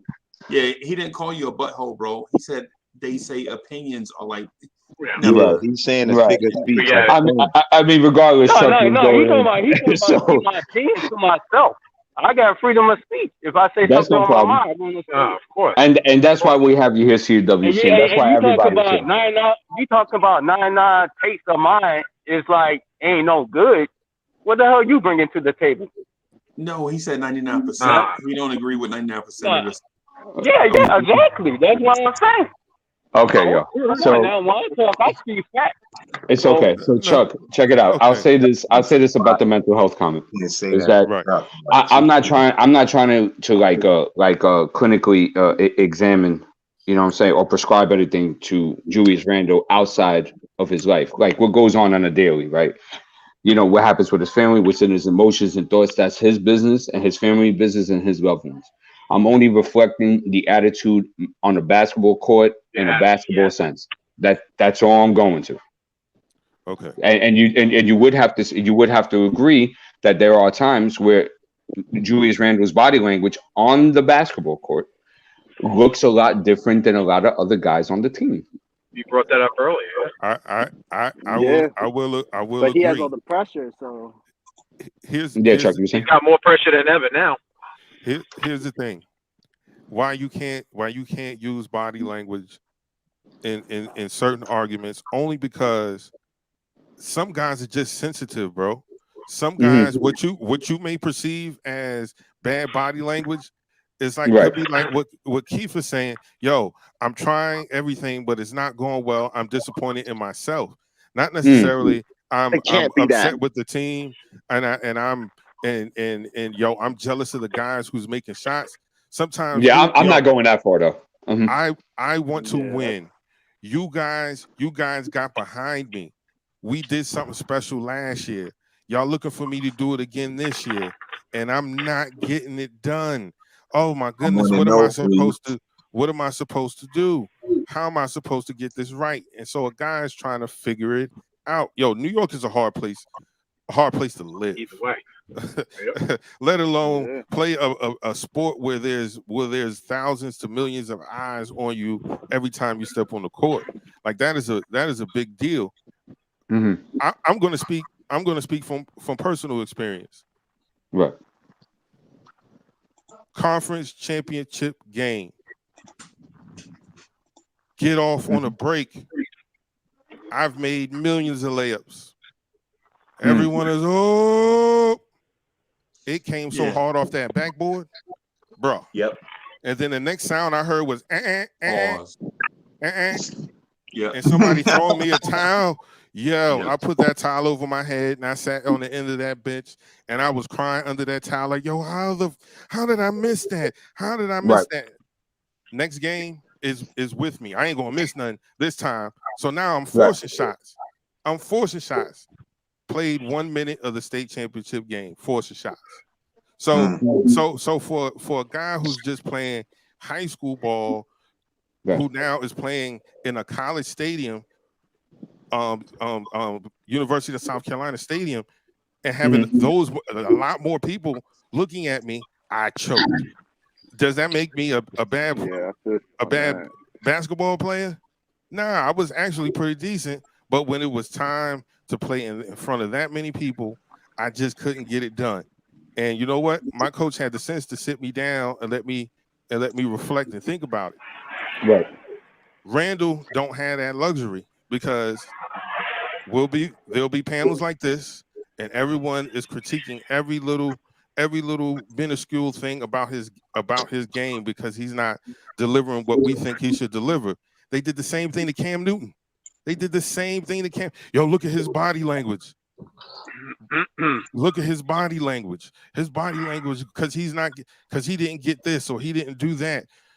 Look at how he's sitting on the bench. Like guys no one's a robot, yo. And we can't be acting as if people are robots and they don't get affected by things. Randle is in a slump. He is in a slump. And it's going to only take time and effort to get him out of the slump. We're going to keep bashing him. We're going to keep tearing him down because guess what? Other players are looking at what's being said about this player, and they're like, "Yo, free agency. There's no way in hell I'm going to New York, yo. They ain't about to roast me up." Everybody don't have thick skin. New York is a tough place to live, let alone play basketball. I'm gonna sit back and relax. I'm gonna let everybody come at me, but best believe, come with facts. Come with something to stand on and not your emotions. Emotions are too shaky. Let's talk basketball. I gotta applaud that last rant, yo. Like I think like you were 100% dead on. And like we have a lot of discussions on here. We have a lot of discussions like for years in this fan versus about like, oh, like who the front office should have got and why didn't they get this person and why didn't like yo, cats is out here trying to be comfortable millionaires and we don't make it comfortable. You know what I'm saying? And I think like us and the New York media, the New York Knicks media, like cats is why come here? These cats is making more. The guys that we think are legends, Clyde, Will, these guys are making way more money than them cats ever made. It ain't even about competing and winning chips no more. These dudes want to be comfortable millionaires. You want to be in New York? You can fly out to New York anytime you want now, and you can have your best games at MSG when you play against us. Or you could go over to the Nets, or you could go over to the Nets and be a superstar there and still be in New York. Right. It's the Knicks, yo, like the Knicks and the Knicks, like this whole ecosphere is toxic. New York. Toxic. And the fans are gonna go. New Yorker, we speak the truth about our sports team. That's what we do. So Chuck, let me ask you a question. We micromanage everything. You played college basketball, right? No. I thought you said you give it a college basketball experience. No, he played in a college arena. college. Oh, I got you. Okay. Oh, okay. My bad. Yeah, that's right. Because you said state. You were in high school. Got you. Yeah, state championships usually in that. Let me ask you a question. When you played bad, right? And we've all, and those that have played at that level, we all know it. When we played bad, haven't we gone barbecued and roasted by a fan base? Yeah. Wait, say that one more At the time, end of the D. day, those people don't matter. I said that. I said that when we played bad, right? And you know, I don't know if you played AAU too, but you know, I played AAU at a couple of places, and I had some bad games, and I got barbecued when I had those bad. Right. But it's Now, to an extent though. You was a kid. Yeah. no, and I heard some devilish things out of parents. You know what I'm saying? Other Yo, them kids parents are opposing teams. greasy. Yeah, yo, son, they'll tell you some crazy ish, Them right? parents be greasy. Wild disrespectful, yo. Wild disrespectful, Right. some of them parents, yo. So that's just us, right? My bad. In a high, I apologize, Free Keith. No, it's the truth. I've seen it with my own eyes. If I didn't, I wouldn't believe it. Right. At a high school level, right? Yeah. So now imagine a player at an NBA level, and what I have to say to everything is that I could sympathize, but I also have to be understanding of the fact that that is what comes with the territory, and that is a part of the environment in which I'm playing in. So I could block it out. I could let it affect me. But either way, at the end of the day, I am accountable for my actions to myself, to my team, to my organization, and my fan base at the end of the day. I don't think Randle is capable of handling this kind of pressure. Yeah, I wanted to address that too in reference to it goes both ways if you ask me. Yeah, they looking at how it's handled, but the other guys in the NBA, they know how to guard their fans is. Maybe that is why it's hard for us to get a superstar. But I think before we judge it the way we judging it, an action always causes a reaction. And if you're gonna bang on your chest, right, you got to show up. And he did show up as far as passing the ball. That was a good point that Keith made because I think that's valid to me. Reference to him just giving up the ball because he never really been on that type of time. And even if he did it not for the good reasons could still come out of it, or good things could still come out of it, in reference to the other guys seeing that they could play together and that the moving the ball thing works. Because like I said earlier, we still gonna need Randle if he's gonna be on the team when we play against better teams to get us where we need to be as Knicks fans. Not a player fan, Knicks fans. You know what I'm saying? We gonna need him. So if he could fit in with that mix, that's when I want to give him more credit because then that's what all-stars do. That's what leaders do. You know what I mean? Leaders lead. You don't scream at New York fans and don't respect the reaction and then come back and have a horrible game. You could probably do that somewhere else. That's just the reality of where we are. Nobody deep into what happened, blah, blah, blah. This is New York. If you're going to go that route instead of this route, if you would have went this route, we wouldn't be having this conversation. You feel me? That's like he's the still dude that learning to be a white, leader. and then he whipped your butt. You shouldn't have bothered him. You see what I'm saying? It's that type of thing where he should have stayed away from that and focused on basketball. See, y'all want to always say how it's being handled, but how did we get here? That's how I like to dissect. You know what I mean? And sometimes, and if he wanted to apologize or not, he put out the apology. So I think that the fans didn't boo him the way they really was gonna or the way they could have, to be honest. And y'all all know that because we all from New York. You know what I'm saying? We talk about how we handle it, how the fans handle it. New York, period. We know how New York is. So he could have got way more handled, way worse than they handled him. And he didn't play well. So I'm hoping that he has a chance to just focus on basketball so we could put it behind us. But you don't talk mess and come back the way you come back. And another thing I want to ask Chuck, any other person could answer. If you know basketball, when you see a player not looking at the basket, you tell me if that's a good sign to you. Because no matter what about your shot being off, when you near that basket and you know you can just get a basket, or you see the ball rolling near you and you don't work hard enough to get the ball when it rolls out, or something like that, you tell me, is that acceptable? Regardless of the point of passing the ball, I gave credit for those things. Now look at the things that we addressing that's unacceptable coming from a leader. That's the main point. And that's all I want to say. But the thing is, though, I don't think Randle's the leader yet. I think he's trying to learn how to become one. And Yeah, we're but seeing the he's a leader of maturation our Been in the process. league a team, long bro. time. He the best player on this team, and we know Yeah, that I get he that. don't know how to lead. But we're But saying that I'm he saying never it in was that one. fashion is because of I'm critiquing certain things because he's the number one player on our team. That's why. Yeah, If it I was agree with somebody who that. wasn't, I would even care about what they doing to a point where they probably wouldn't even be in the game. Tibbs put him in the game, kept him in the game all that time, and hopefully he stopped doing what he was doing. If you ask me, that's my opinion. I thought Tibbs tried to get him out of that and get him involved with what's going on a little bit more, so he don't feel a certain way, which I was hoping for too. Honestly,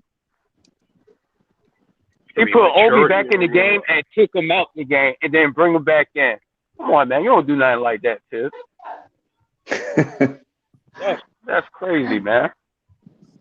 I think we drowned this Randle topic.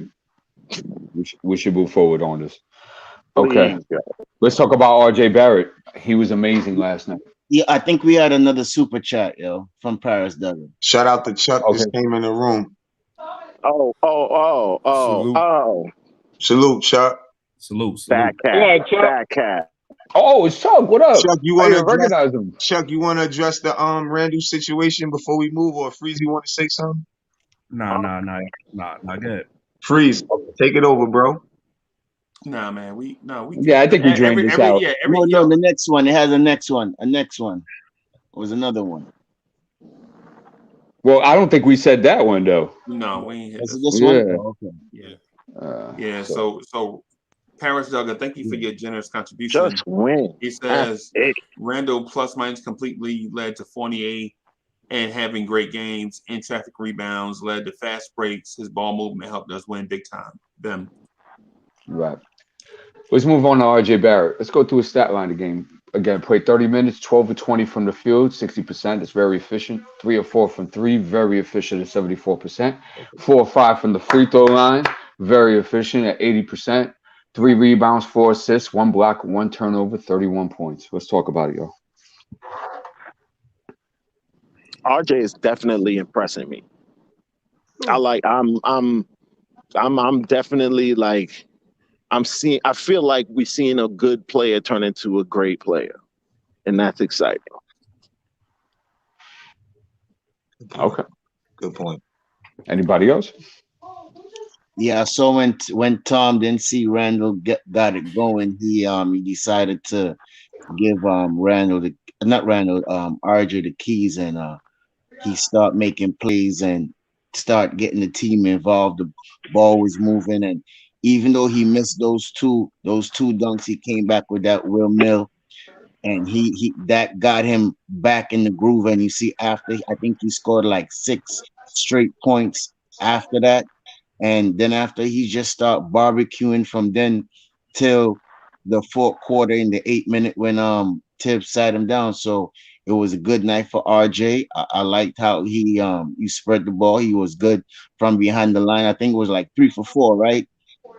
From the free throw line? Correct, yes. Yeah. No, I'm sorry, 4 for 5 from the free throw line, 3 or 4 from 3. 4 for 5 from 3, right? So he picked his spots. You know what I'm saying? So he was aggressive at the rim too. You saw he was doing a little shimmy shake at the mid, and got that and one, right? So so he was doing his thing. So as Free Keith said, man, you see a good player turn into a great player. So and right in front of our eyes. So the future is bright for RJ, man. Yeah, I just want to say, and I always add this caveat. I am not a RJ fan. Y'all gotta go one at a time. Y'all gotta work it out. Come on. Oh, I'm sorry, my fault. Go ahead, brother. No, I was saying to Stafford and Keith is Badman Barrett from now on. It's what? It's Badman Barrett from now on. Badman Barrett. Badman Barrett. I ain't even giving him that. He's Canadian Jamaican. No, I didn't make that up. My you is Canadian Jamaican. No, right? Right? You know they talk. So Badman Barrett, And now it was a joke. It was a joke, y'all. It was a joke. But they do. No, of course. But now he could get that though. He might be able to get that. He keep it up. He keep it up. Okay. Anybody else?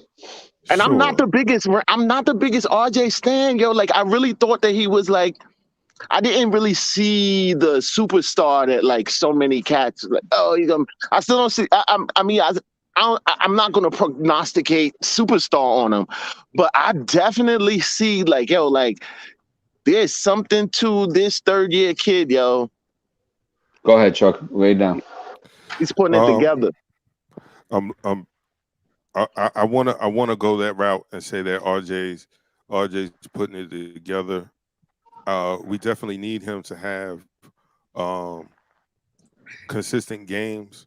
Right. The last since December 29th, he scored 15, 26, 19, 32, 13, 19, and 31 last night. And I think those numbers are good. I'm about to level of competition. I'm gonna say, like the first game in Boston, he scored 13 in 33 minutes. The second game, he had 19 points in 43 minutes. Is that stat padding because the game was out of reach? Possibly. Indiana 32. I liked seeing the moves that he was making. I liked his aggressiveness in that game, but then it comes down to level of competition. Yeah, like who was really guarding him. If Indiana was full strength with all of their guys, would that still happen? I'm not sure. I think these games are going to be confidence builders for RJ, just so that he can see that he can do that. I can get to the rim. I can get my own shot. I know what my spots are. That when we do play better teams after All-Star break, he can be sharp. His tools can be sharp. That it doesn't matter the competition now. I think RJ played a great game last night. Despite what the competition was, he dominated them. Now, if he would have put up like 12 or 13 points, I would have said something totally different. Like, get him out of here. Like, you can't dominate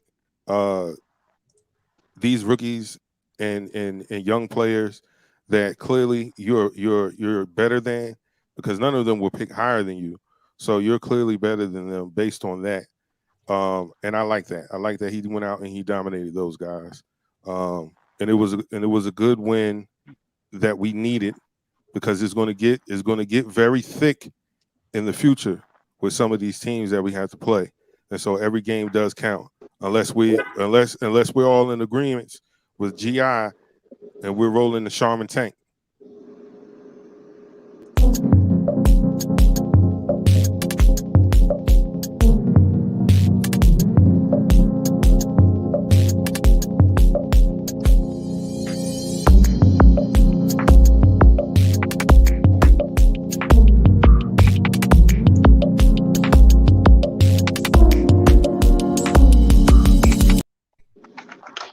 Yeah, Chuck, I'm not getting that vibe.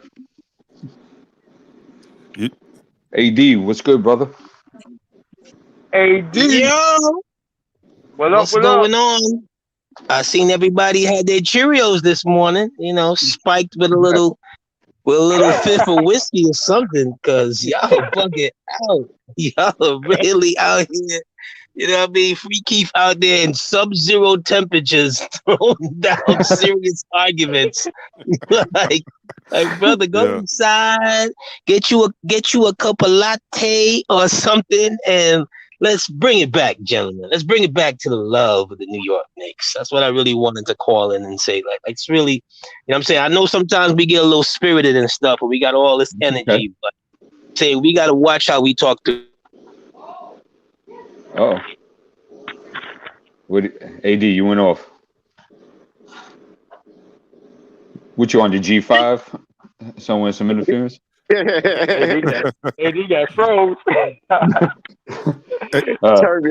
Turbulence. Hey, D, what up? Explain what you mean when you were saying you don't feel those vibes. Oh, the Charmin tank, the soft tank. Yeah, I look at this team and it seems like an organization headed towards wanting to have a respectable season and having an opportunity at the play-in and possibly making the first round. So I don't see the soft tank. Yeah, because we'll win 3 in a row and then we'll lose 4 in a row. So I just don't like how this team playing this year. The days of winning 3 in a row are over. Let's see. What? Why you say that? Winning 3 in a row are over. Nowhere on the schedule is there a time set up to win 3 games in a row. It's not going to happen. RJ numbers across the board are lower from last year, all of them. So that's the whole team. No. RJ numbers across the board are lower than last year. So is Randle, Emmanuel, Quickley, Derrick Rose, and all let them. me finish the statement. Let me finish. I got you. No problem. So to say he's going from good to great, how? Where? There's no numbers that support that. That's all homework. Gangster, what you're looking at though, is a commutative number. I'm talking about what he's done since he had to take control of the team until now when the starters have come back. He has looked like a much better player. I explained that to you on the thread. I know you coming at me, but like you crazy, dog. That number that you keep saying is the whole season. I'm talking about the last few games and where he's come from. Stop trying to turn me into some crazy RJ stan. I'm not. I can see with my eyes somebody who's playing better. Let's let Chuck finish his point first, and then we can go ahead and dissect it. He's talking to me, though. He's talking to me. I'm not talking to you because somebody else supported what you said. So go ahead, Chuck. Finish. Get it off your chest. Go ahead, brother. So for anybody that's saying that RJ is going from good to great, not just Keith, because I already got you on the homer list, Keith. You're mad delusional, and I accept that, and I love you like a brother.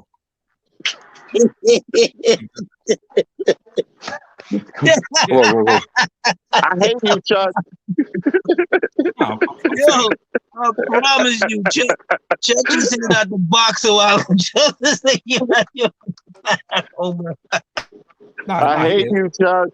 He is. He knows it. He knows it. That's how. And for those that don't know, that's how we show Chuck love. We just say hate. And that's how we show Chuck love, man. Yeah. I mean, Keith said we was gonna win 54 games, and when he and again, he's not talking about me. He's not talking about me, but he's talking about me. Like, yo, come on. Hey, that's what I'm saying, Chuck. You should be flattered, bro. Yeah, because you jumped in. I'm talking about you now because you jumped in. I'm flattered, but we talking about the Knicks right now, Chuck. All right. I said 54 wins. We're not making 54 wins. That's all right. My world ain't gonna shatter by my very optimistic take being wrong. It's not. It's okay. It's like I'm not gonna fall apart. Calm down. Listen, let's not make this into a personal issue. Okay, let's get into our topic is RJ Barrett, and what did you think of his last night's performance? Yes, but my thing was I called the man delusional, right? So I had to prove why he was delusional. The guy's That's okay. 54 wins. All right, I'm moving on. Thank you. Now, who we play? We played San Antonio Spurs last night. All right, the Spurs, 15-25. He don't even watch the games. Y'all listen to this dude. He don't even watch the games, bro. He's telling y'all his stats that he sees them from the whole team. Chuck, we played the Spurs last night. Yeah, 15-25. A 15-25 team that allowed RJ to go left. With half of the team missing. With half of the team missing. And it was a tempo thing too. So plus they played the night before. They played the night before overtime game versus the Nets. How old are they? Is that an old team? Yo, man, let's get to what Chuck is saying here. I mean, we're gonna wait for him to finish, and then we're gonna dissect him. Keith, can my fault. I just can't. Let me just do a disclaimer. Hey, listen. Let me just do a disclaimer real quick. So, be very careful how y'all try to handle Chuck, because this is not what it looked like. For those He's that a are reigning champ. So though, for those that are inexperienced, don't jump. I'm just throwing a warning out that Chuck is setting y'all up. Chuck, you see him drinking his coffee right now, right? Okay, right. I'm just saying. You know what? Maybe I should just let the mice go in the reptile cage. Mm-hmm. I'm just let the mice go in the reptile cage. You know what we should do for now on, Freezy? Let it go. Wait. You know what we should do, Freezy? Whenever this pops off, we should give them like 5 or 7 minutes to themselves, right? And then just brawl it out for like 5 or 7 minutes. Y'all should do what y'all did to me. Y'all made me go in the hard debate. will. If we're gonna do it like that, then okay, like a debate, like set it up. Yeah, that's what y'all did to me. Him and Keith sound like they need a debate. Nah, they really got an open debate on Twitter. This is where it's coming from. That's how come Keith jumped in and said he talking about. Right. That's how I know who he talking to. Yeah, we in a thread on Twitter. We in a thread on Twitter, man. We already know. You looking like seriously? All right, Chuck, we feel you, bro. Get back to work. So go ahead, y'all. Okay, Chuck. So we played RJ Barrett 32 points last night. They played the San Antonio Spurs. What you got? Did you even see the game? Yes. Okay, go ahead. All right, hit me. Yes, I watched the game. And I don't know. Somebody said he went into his complete bag. I would like to say RJ don't have a bag. We got purse. He got one of them plastic bags you bring from the store. Wow, Chuck. Mm-hmm. He's basically one-dimensional offensively. If you cut off his left, that's it for him. He's not going right. He's gonna wait for the pick to still go left. He'll hit a wide open 3 here and there. But if you need a basket, nah, not him. Not him. And Obi is trash. But I'll get to him later. Yeah. So Chuck, please don't do that. Anything else about RJ that you want to share? Nah, they done overrated him. So it's gonna be easy. I'm gonna sit back, watch it fall apart. Then I'll get him later, because they done overrated the guy and said he had a bag and said he went from good to great. What do he do that's great? Name one thing he do that's great. A great player do multiple things that's great. Name one thing he do that's great. One. Who said RJ was great? He said he going from good to Who great. said? Who said RJ was great? No, they said they watched him go from good to great. I understand Chuck's point. Chuck right. Yo, y'all witnessing the magician at work right now, because I didn't say he would. You didn't say he went from good to great? You didn't say you watched I said what we're doing is we're seeing a player go from good to great. I didn't say he was there. That's what I didn't say he was there. You such. I just repeated what you said. So you don't understand the nuance of what that means. Is that me saying that he's great right now? Is that what I'm saying? You're saying that he's ascending towards that. That's what you're trying to say. Thank you. In any universe, that's what I'm saying. So what are you talking about?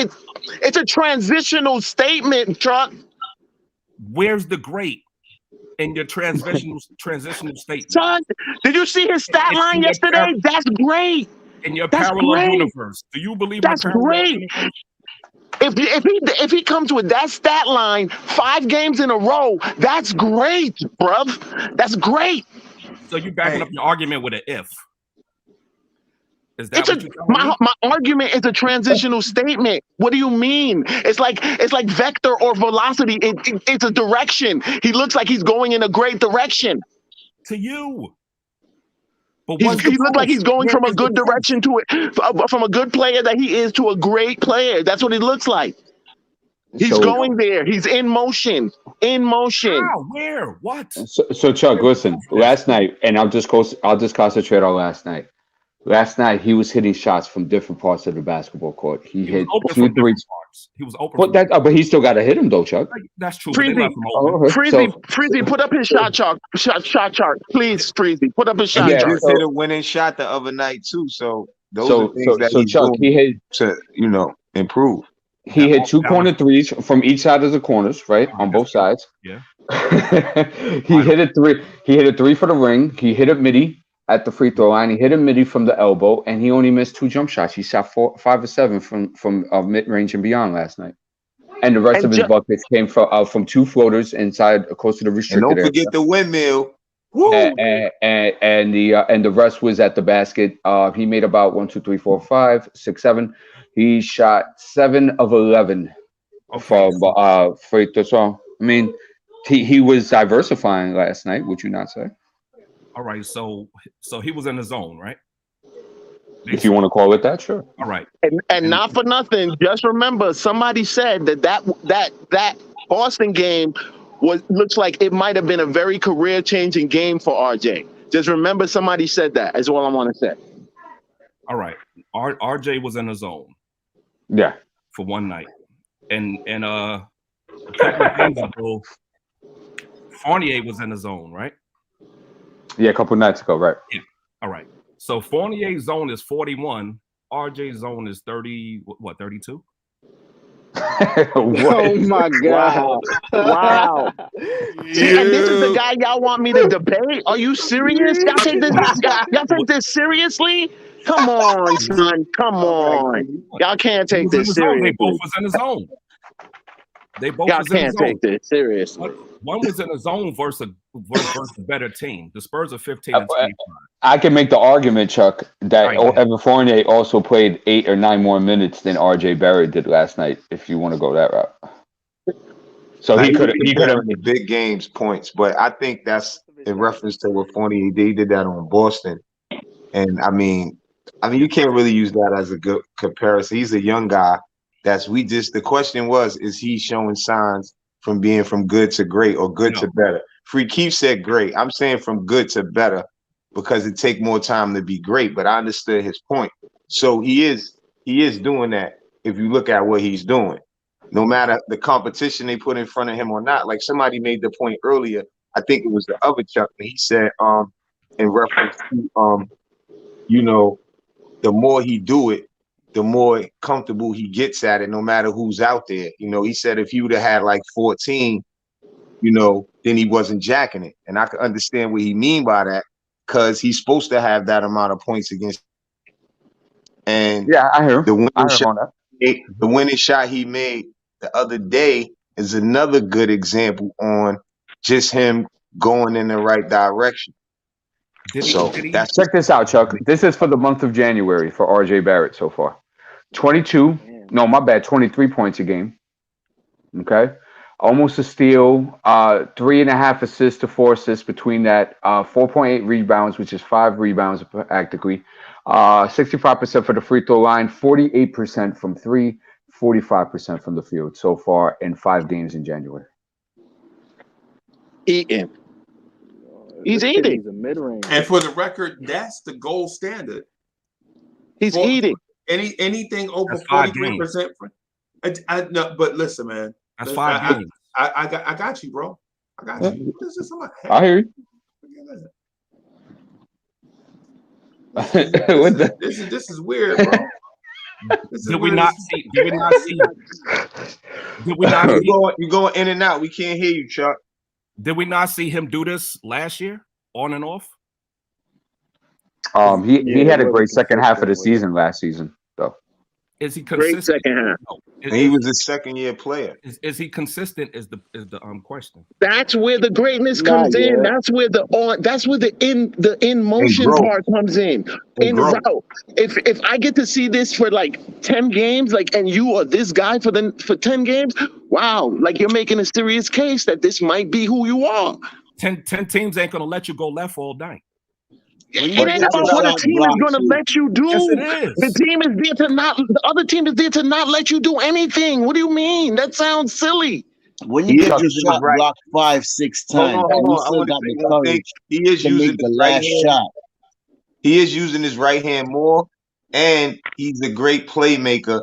He makes plays for his teammates well. I just want to say that. Hey, Chuck, Hartwell. Go Hey, ahead. let me finally do realizing something real that he's quick. a bully. Use your bully. Free Keith, let me do something real quick. So, hey, Hartwell, I want to keep you away from Chuck, bro. Let Chuck do his thing, man, and don't get tangled. D, this just for you two. Don't get entangled with Chuck, because Chuck is fine. Chuck's a nice guy, bro. D, I'm not saving Chuck from you. Oh, okay, good. All I'm saying, I'm just saying that, it's not what it seemed, bro. And I know y'all have experience with Chuck, bro. Yeah, it's the troll factory. I smell it. Yeah, I know. And listen, and Chuck is my guy, man. Chuck Free Keith, and Chuck is one of my day ones on social media. I love these dudes for real, for real. Like, I legit have love in my heart for these dudes. But if you get in the middle of Chuck and Free Keith, you remember the other day I was telling you? No. I don't want no. That's personal with them. But the RJ one, I'm on that because I don't agree with that. That's just my opinion. I'm not getting in their beef. For the warning, Hardwell. Yeah. Hey. Okay, I'm just saying. So I'll walk with you, Chuck. I'm the one always shout Chuck out. Chuck, my guy, I ain't got a problem with Chuck. Yeah. That's disciple troll factory right there. So Chuck, go with you this far. I will say that the jury's still out on what RJ Barrett could ascend to, and I'm not going to put him in a box and whether he's a bust or like he's getting there. I'm not going to go there yet. I still have to see more evidence because I do agree with you. Playing against the San Antonio Spurs that are depleted of half their roster is an encouraging step, but it won't make me jump out the window, right? So I'm with you as far as that. But we can't deny also that RJ has made some strides, especially with the basketball in his hand, because he didn't get a lot of opportunity last year to do that. Hey, Chuck, you want this? That's a fair assessment, D. That's a fair way to say it, D. I already got it. I'm the champ. Gotta be neutral, baby. You know what this says, fair right? assessment. I'm the He champ. is balling. I'm trying to send it to somebody, man, but it seems like nobody won it. What's that? So this is the Lawrence Tears Debate League Championship belt. Freezy, I'm 1-0. Freezy, come on, man, stop it. I ain't nobody else battle yet. But I'm saying, if you want this, you gotta go through Chuck.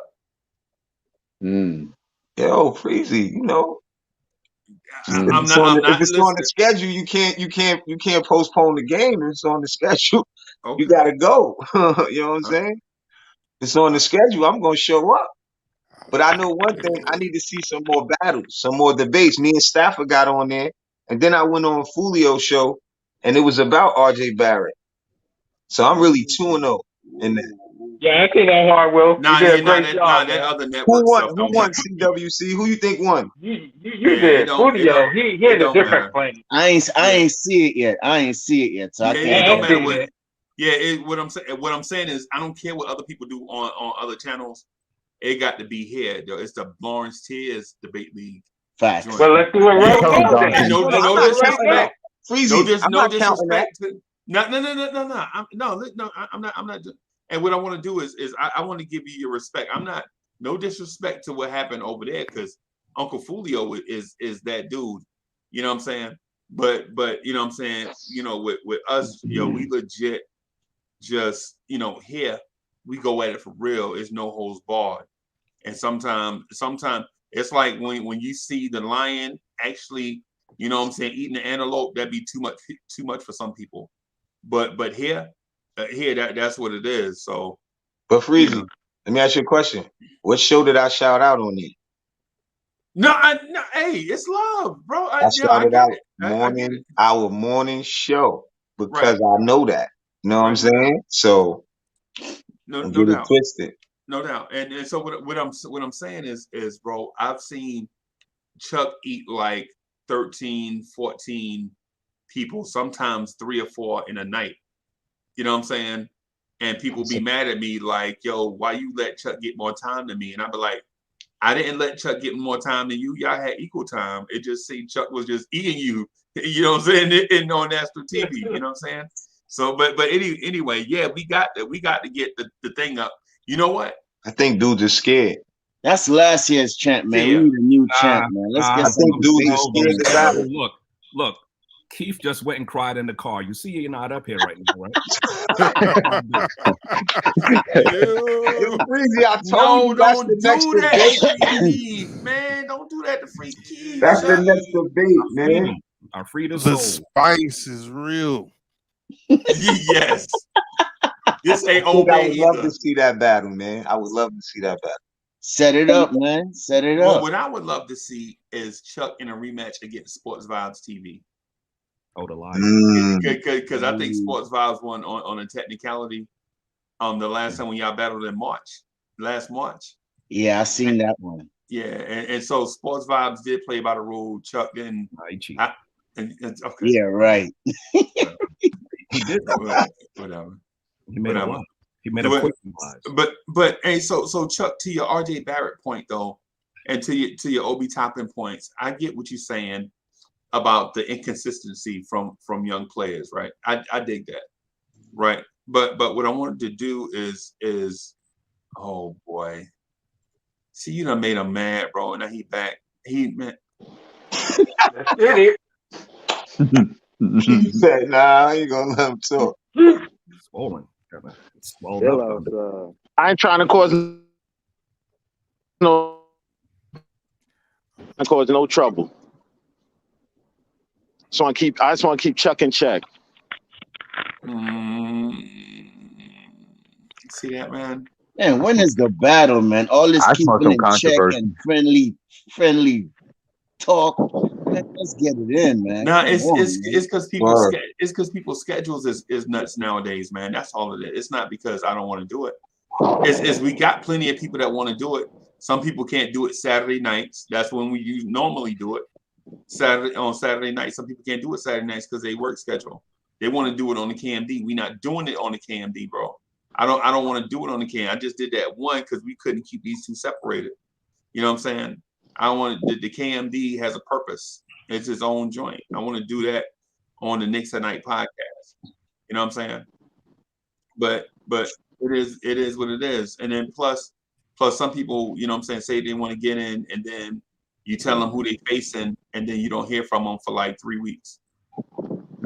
I think it's good for people to face that's going back and forth on here, like how me and Stafford got started, like how they both going back and forth.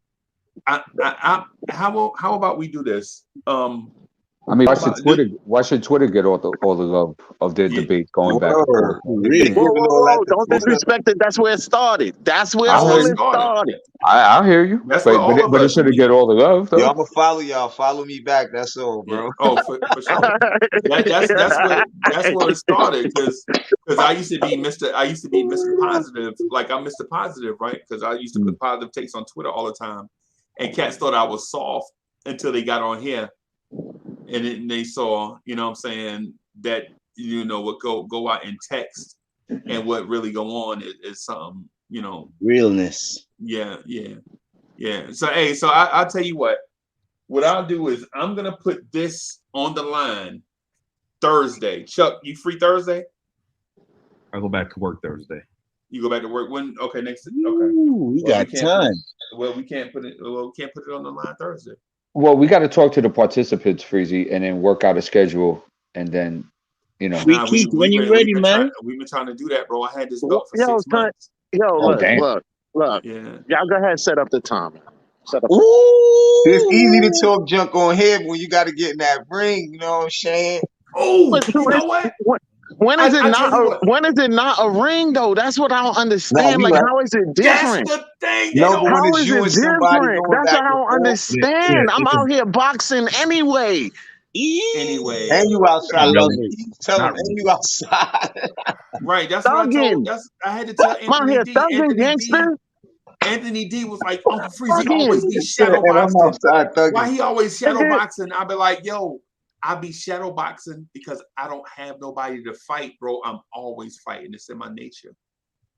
It's in my DNA, bro. That's where I come from. Yo, so if I ain't got nobody to fight, I fight myself. That's just how it is, bro. You stay ready so you don't got to get ready. That's all. Yeah, that's what it is. But AD, how about we do this? What's up? How about I send you a list of names and contact? You get in contact with them, and I do the promo and set up the days. Sure. Can we do that? Can we do that? And if you don't show, you don't go. That's just how as simple as it is. We ain't no, you know what I'm saying? We gonna clown you on here. We gonna say we set up a match, you ain't show up. Show up, yeah. We gonna tear you up on here. Yep. 5 minutes of roasting. Yep. you know me, don't be 5 minutes of roasting style. Yeah, man. You know me, I'm old school, bro. I be like, if you run to your lip, you better be, you know what I'm saying? Y'all know how it is. So now, Freezy, let me ask you a question. Now, how many, like, what I'm trying to say, like, do you want to put like undercards and then put like a main event type of thing? You want to do it like that, or do you want to do it like a tournament pool? How exactly you want to do that? We want to do first person to 7, right? The first person to get 7 wins is I'm gonna take this to the trophy shop in Columbia, South Carolina, and get your YouTube name put on this, right? Put on this, and I'm gonna get the year put in these right here. See the teardrops? See the dew whips? Yeah. The dew whips right there. The dew whip's gonna have. And yo, Mocha was like, "Yo, why you call it dew whip?" And it's because it's how I imagine Mike Tyson saying drip, drip. So anyway, I'm gonna get the year put on. And I'm gonna FedEx this joint. Mike ain't doing nothing. And I'm gonna FedEx this joint to your house for you to keep forever. We don't want to make this right here will be yours to put up and do what you want with it. You know what I'm saying? You can shine it up. I ain't even shine it, bro. Yeah. I might try to shine it before I send it, but this thing has traveled to me to NBA games, bro. Charlotte Hornets, Atlanta Hawks, whatever. People see this thing, they're like, yo, who's the Lawrence Tears Debate League champ? What is that about? Check out my YouTube channel, Lawrence Tears. Go on there. There's a Lawrence Tears Debate League champ. And whoever win, bro, you get this one. And as soon as we make a winner, we're gonna start setting up the next tournament. I got another design for the next one. And we'll probably do that late summer. Freezy, quick question. Are you going to another game this year? Of course. Which one are you going to? I don't know yet. I was gonna go to the one in Atlanta this weekend, but I got a drip behind my shower. Remember I was telling you I gotta fix some stuff we were talking before about the toilet in the shower. I gotta use that bread to do some household stuff. Right. But bro, trust, I go to games. Yeah, 'cause I was gonna say we should get a group of us together, represent the channel, go ahead, hit a game up, stuff like that.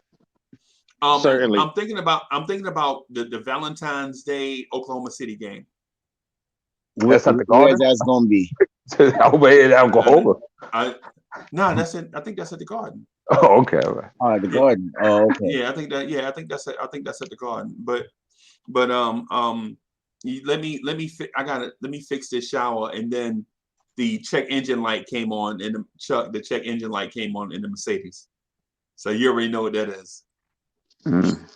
So I may not be able to do. Y'all know how it is. I got first world issues. You know what I'm saying? But we could always hit a Hornet game or something like that. Or whatever. Or a Philly game, a DC game, whatever. Right. Bro. Right. You know what I'm saying? But in terms of debate league stuff, after the show, man, I'm gonna email you the list of people that normally debate, and I'm gonna get in contact with them and see if they down, and then we'll get a list of names, and then you and I can come up with a day that we can just do this debate, so I can get this belt out of my house. Yeah, right. Yeah, I mean, Miss Mocha, like, yo, why is this still here? Yeah, yeah. Hey, Hardwell, I ain't gonna lie, bro. I ain't gonna lie. This belt, bro, weighs 7 pounds. This not 7. I'm sorry. I think it's 4 pounds. Why you telling him? Oh, because he want to be the new champ, bro. What he want and what he going to get is 2 different things. Oh, ooh.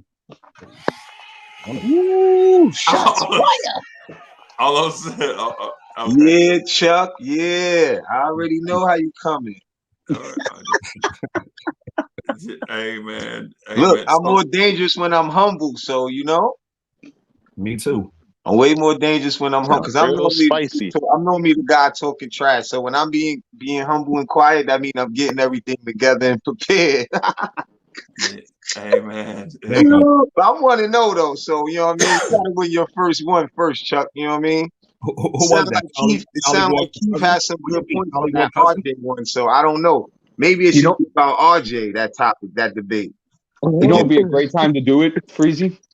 All-Star Weekend. Yeah.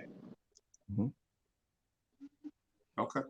Because it's time to prepare. Who did you beat? Charlie Ward cousin? Was that Chuck?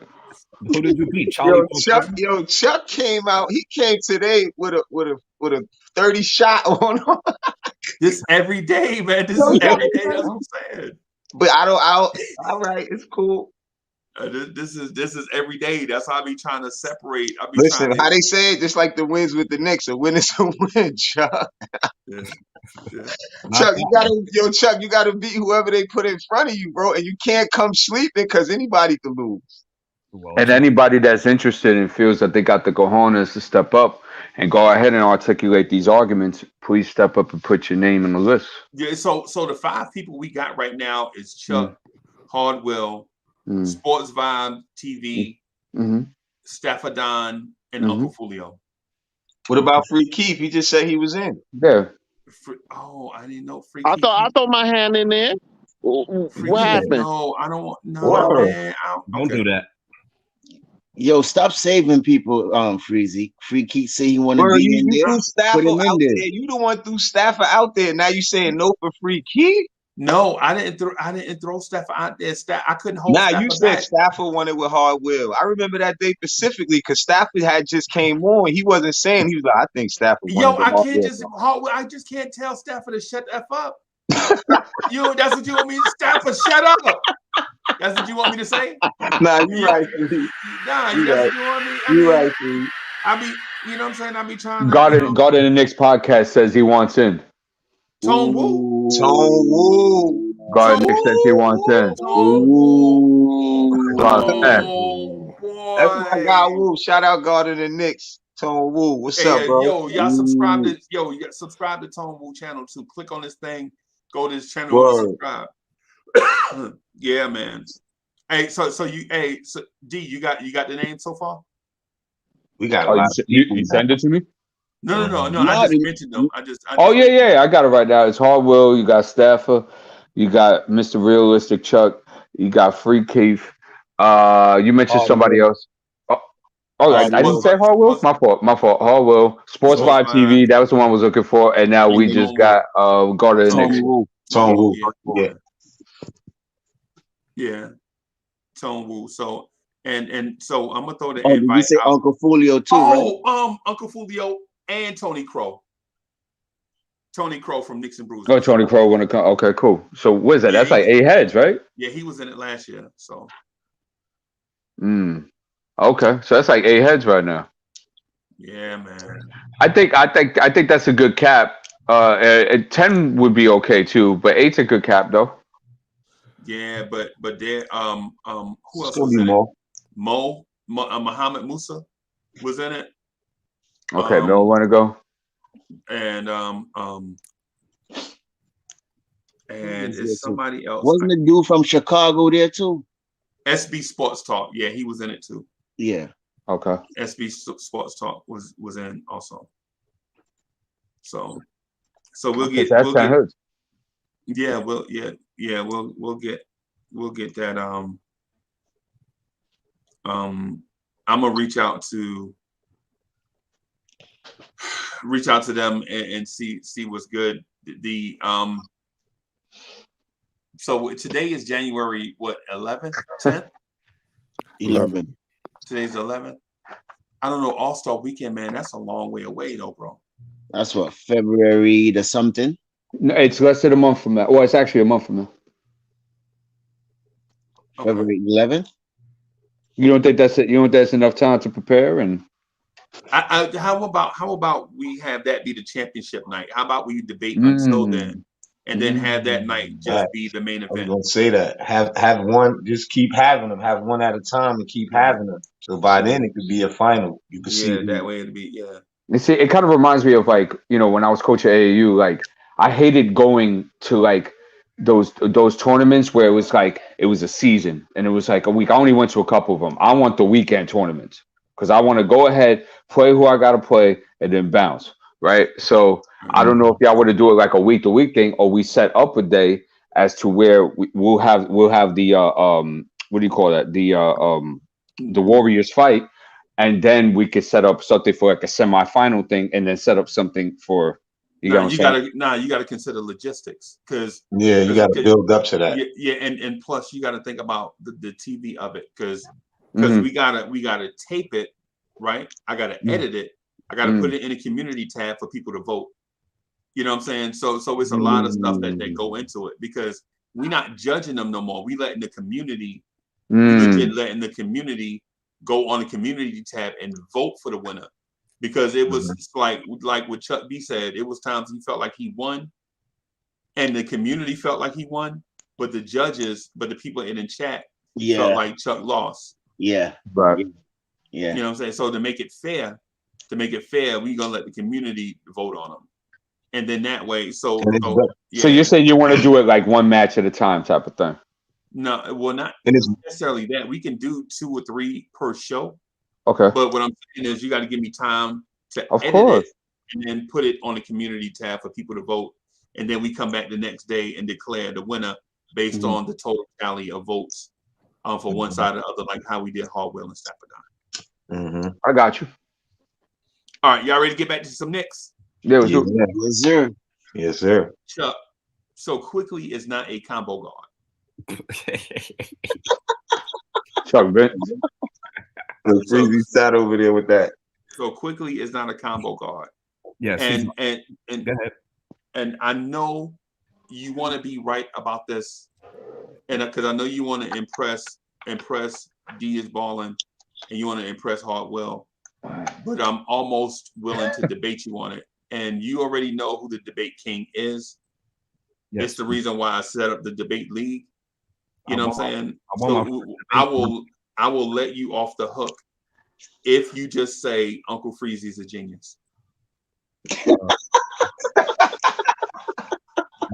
For one, no. For two, I won my first debate versus you.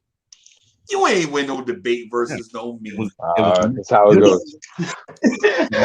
It was the Mitchell Robinson debate about him breaking Wilt Chamberlain record and how it was meaningless because it was all on dunks. And since then you've came around. Everything I say, people come around later. I said Quickley is a undersized shooting guard, and now everybody is seeing it. Mitch only dunks. I said he will never shoot a 3 in his life. He don't look at the basket when he's outside. Yeah, he don't look at the basket. You're right. He ain't gonna shoot a 10-footer. Right. 5 foot and under, and it's mostly dunks. Right, except he hit a fadeaway in the game against Boston. A 3-footer? No, that was an 8-footer, bro. He making his free throws now a little bit too. A lot of it. Well, I'm the first one to bring out the point about Quickley, and everybody was against me. Right. Now everybody piggybacking what I said. The same thing with Obi. Obi have no post game. He's not a stretch 4. He can't shoot. He's a basket hanger. He gets most of his points on basket hanging. He's almost like Mitch. He's a 6'9" Mitch. Just dunks and rim running. No post. He could have Hardwell Mike. He could have a small guard on him. He's not going to take advantage of it because he don't have no post play to take advantage of it. He's a tall, small forward is what he is. Is there any light at the tunnel, Chuck? You done trash half the roster right now. Yeah, with him leaving. This is what he does. So I'm saying like, is there anybody? No, we're not making the playoffs. Okay, are we making a play-in? We're not making the playoffs. No, that's how are we going to make a play-in? Ah, man, who makes it 9 and 10? The play-in is 9 and 10, right? Yeah, it's between 9, 10, 8, and 7. No, we're not doing that. Not this year. Not this year. We're not even making the play-in. Any positives? I mean, with anybody on the roster that you see maybe ascending or somebody we need to keep, or I would keep McBride. I would keep Sims because he basically could do what Mitch can do. Because I'm not paying Mitch anything, so I'm getting rid of Mitch. Any trade packages, I'm shipping out Obi and Quickley together. So Deuce McBride, that's it. And Jericho Sims. Oh, my bad. Right, it's Sims. I'm sorry. And so Chuck, to your Knicks been going over there. How about Grimes? Yeah, I'll keep him a knife guy. Okay. Yeah, right. Yeah, right. So you keeping the coaching staff? I'm sorry, Free. I'm just trying to drill him down here. So no coaching staff. Get Tibbs out of here. Yeah, Tibbs is terrible. Okay. And how about the front office? Get rid of them too, right? They're worse than Tibbs.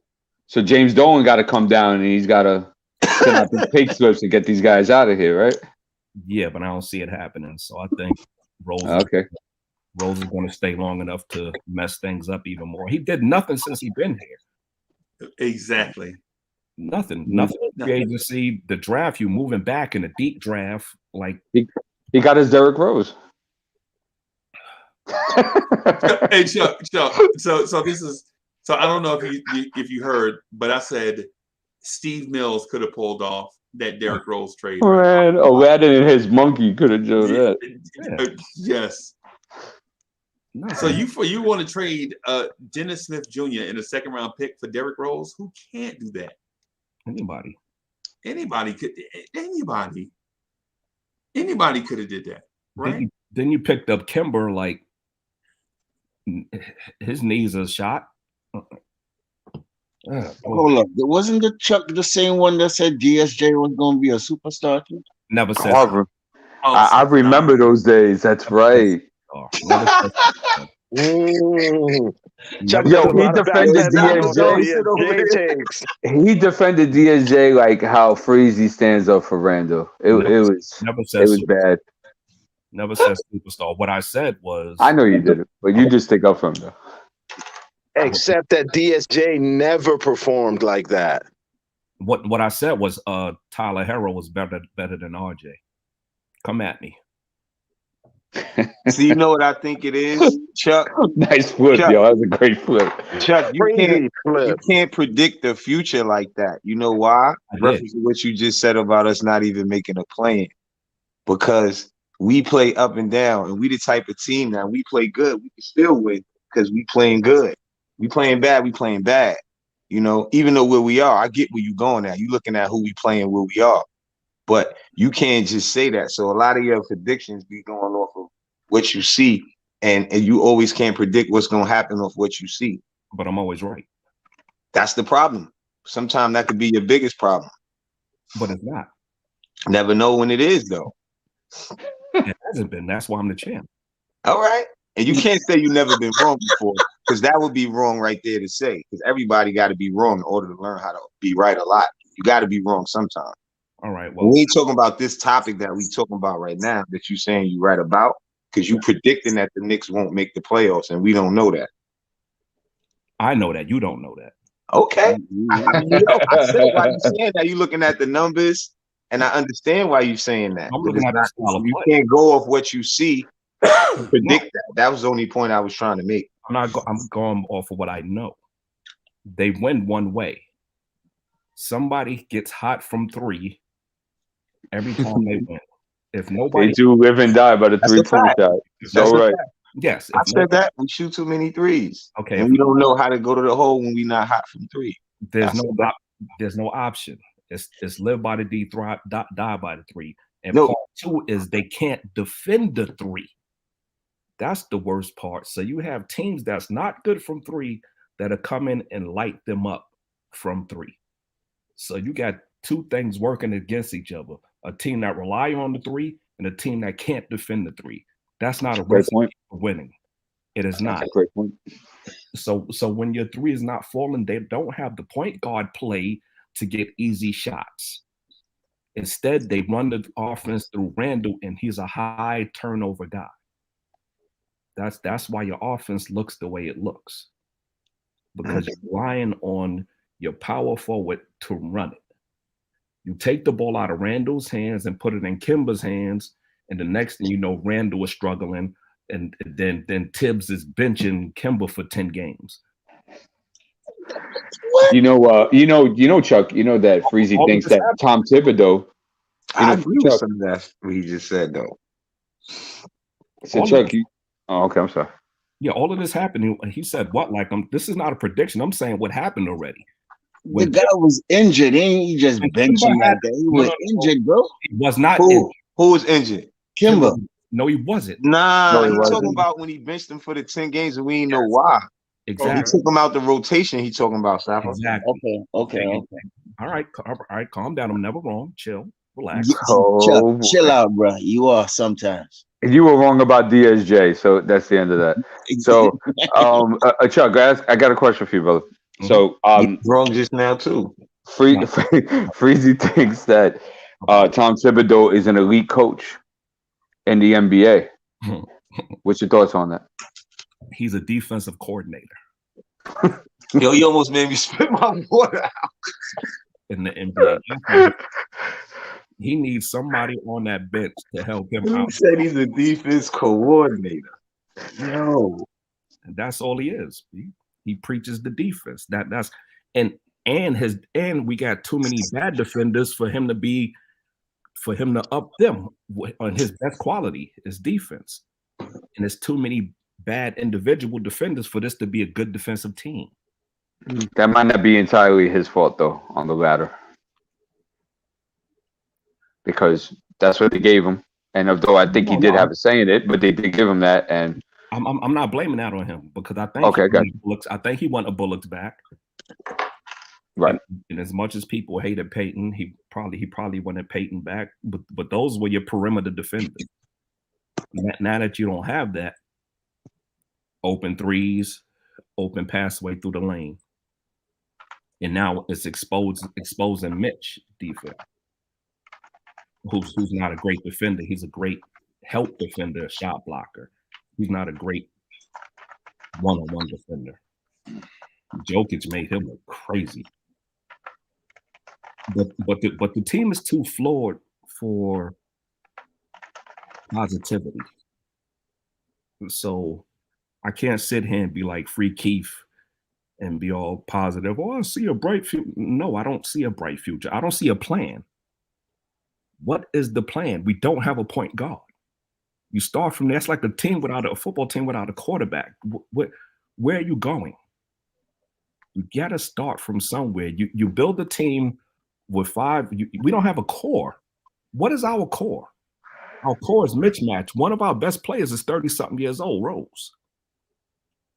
You build Julius Randle's all core, bro. What are you talking about? And then the offense got to be tailored around him because he can't play with a point guard because he needs the ball. So as long as Julius is the best player on the team, you're going to play to his style with him dominating the ball. It don't matter if we had. So what happened last night, Chuck? What happened? They played the Spurs 15-25. No, I'm talking about he didn't dominate the ball though. They played the Spurs. No, but I don't think that part matters in who we play. If he's gonna dominate the ball, he's gonna dominate the ball. He could have had 50 if that's the case against the Spurs. He didn't. He could have dominated. He just gave up the ball. It was a total The different. last other games, he didn't even dominate the ball like that. All right. It was RJ that was controlling most of the offense in this game, the last game, and a couple other games. Right, Randle didn't dominate the ball last night. So how did he look? It wasn't his night. It was the other team's night. Case point, for him to be effective, he has to dominate the ball. He's your best player. I agree with that part. I didn't say nothing was wrong with that comment. Yeah. So for him, I'm talking about for him to be effective, he has to dominate the ball. So if you bring in a point guard who needs the ball also, then you're going to have a problem with Randle. Unless that player is better than Randle or good enough for Randle to take a step back. But it's still, he's going to lose effectiveness from his game because he's a one-on-one player. So he's not a spot-up shooter. He needs the ball to be effective. He needs the dribble, the rhythm to get off the dribble or go by you or shoot the fall away. This is Randle's game. But that's not what we want the ball to be out of Randle's hand. At the same time, that's why we brought in Fournier and all these other people. That is not why we brought in Fournier. That's why we brought in Kemba. Fournier is a spot-up shooter. We brought a Fournier to spread the floor. We brought in Kemba to take ball duties away from Randle. And once that happened, Randle struggled until they had to bench him. Then Randle became himself once Kemba was benched. Chuck, just real quick, Rob the Knicks states, I will light Chuck's beep up and he know it. Huh? He said what? He said that. Rob the Knicks said that. I will light Chuck butt up and he knows it. All right. First of all, that was a drunk text. I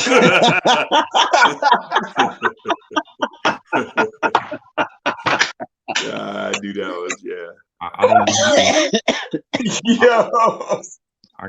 There's no sober way to respond to that, so I'm gonna let Rob sleep it off. Yo, Rob, get up in here, defend yourself, man. And he's at work. He said. Okay.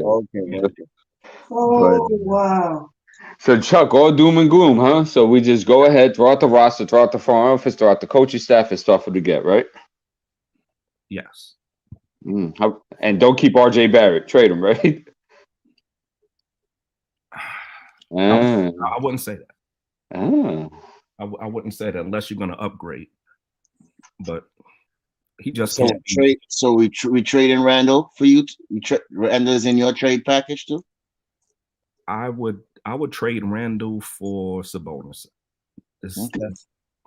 I would do that because Sabonis is more of a team player, and you're not losing your rebounds and you're not losing your points. And plus you're still going to get the assists, but he's more team oriented. You don't have to build the team around Sabonis. You know what I'm saying? Randle, you have to pretty much acquiesce to his style of play. So, Chuck, let me ask you this. In Knicks universe, Lawrence Tears, who has the deepest and best sneaker collection? Oh, me. That don't make sense. And it's okay to say Uncle Freezy. It's No, okay. not you. Definitely not you. Me. What? Definitely not you. Me. What? Me. Chuck do. Chuck knows. It's me. So you think you have the deepest and dopest sneaker collection? Yes. And you say that confidently? 100%. Okay. All right. Without putting all your business out there, do you have? I'm just gonna ask, and I'm gonna put you on the spot a little bit. Go ahead. Right. And listen, if this question is too aggressive, blink twice for safety. Do you have more than? Okay, so I have a collection. Do you have more than 150 pair of sneakers? About 320-ish. That's crazy. Okay, so you win. All right, I'll give you that. I'll give you that. I got over 150 I haven't worn. All right, so you could go ahead and change the subject. Sit down somewhere. Yeah. I'm gonna say that. I'm gonna say, hey, touche. I'll give you that W. You earned that W. That's good. Yeah, so you earned that dub. So here's another thing I wanted to ask you too. Mm-hmm. Do the Knicks have a real point guard on the roster? And should the Knicks go get one if they don't? Do they? They don't. They don't. And should they go get one? It depends on if you're going to keep Randle. All right. Do you think? Damn, Chuck with the Ginsu knife, Who do you think bro. they should bring in, Chuck? Do you think they should keep Randle? Who you think they should bring in? I would trade Fox for Randle. If you want to do the point guard thing. If you're not going to do the Sabonis, You better get me Halliburton too. I don't want just Fox. I'll take it. Yeah. Okay. Yeah. So if you're not going to go power forward with a Sabonis type thing, then I would do a Fox for Randle. A De'Aaron Fox for Randle. Mm-hmm. Right. So immediately what happens with your defense at point guard once you bring in Fox. And then what do you do at power forward once Fox gets here? Who's the power forward? We got Obi. Your favorite. Got Obi. Or we go play 35. Do you go get Sabonis? That's what I was thinking he was saying, both of them. No, how about Noah Vonleh? I don't know. Well, we should have kept Bobby Portis. We should have kept Bobby Portis. I agree with you. Bobby Portis with that. Is who we would be. It's crazy. His shot got better after he left our team. You notice how some players get better when they get better teammates? Yeah. Some players get better teammates and they get better. You know what I'm saying? They can't elevate their game on their own. And that's one of the things that we're facing with Julius Randle. He can't elevate his game because the dudes around him.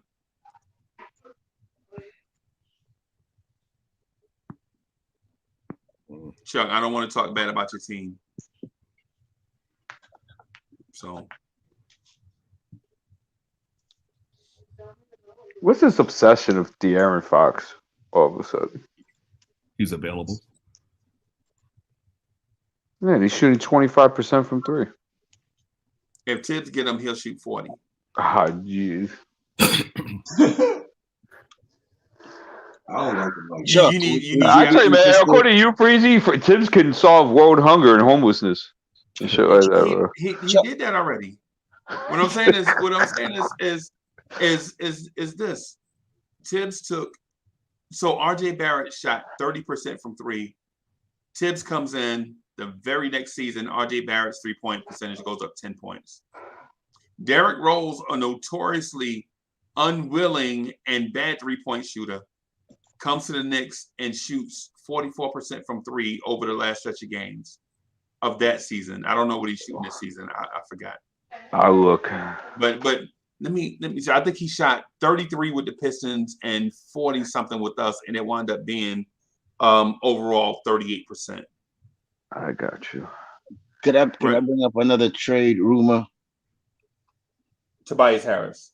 Nah, Donovan Mitchell with the whole he want a bigger market. Do you and there was looking at New York and the Knicks and the Nets. Chuck, would you go after Donovan? You're gonna give up your favorite player to get him. Yeah, I mean, you giving up Randle for Sabonis, so why not give up Randle for Donovan? Yeah. I would. Well, we could have had Schroeder for nothing, but yeah, I'll do that. Okay. What about you, D? Oh, Mitchell? Yeah. I'll get him in a heartbeat. Everybody can go. Yeah, I'll start over with Mitchell. That's fine with me. And draft picks. You want draft picks too? Yeah, you can have them. Everybody, because cats like that, a cat like that that's bona fide and he under 25, or he might be at 25 in that range. So he ain't even entering his prime yet. You can pair him with whatever and get as farther than this team right now with everybody. But would it be a good fit with him and RJ? No, because RJ would be gone, bro. yeah, RJ going bye-bye. Yeah. Okay, and plus two, I'll give them those first round draft picks for the next 2 years as well. They can have that. Yeah. I want to keep my 23, 24, and 25. So it'll be Donovan. And I'll give them the Randle? 26. So it'll be Donovan and Randle. No, Randle be gone too. Randle be gone too. Yeah. Oh, okay. You talk about the spider here. We ain't talking about no DeMontis Sabonis. No, you talking about a step up in class, bro. You talking about a step up in No, because the only reason why I say that, because if you look in the modern day NBA now, you normally got to have a star and a co-star. So I was thinking we could have kept one, even give away multiple draft picks and probably some players, and still either keep one or two to add with Donovan. Nah, man, the Utah Jazz ain't falling for the okie doke, bro. The Utah Jazz is a playoff team every year, right? The only two years in recent memory that they missed it is the year they got Darren Williams and Enes Kanter in the draft. But aside from that, the Utah Jazz are a playoff team, and they're gonna want cats that's gonna help them make a serious playoff run, and they're gonna want assets for the future.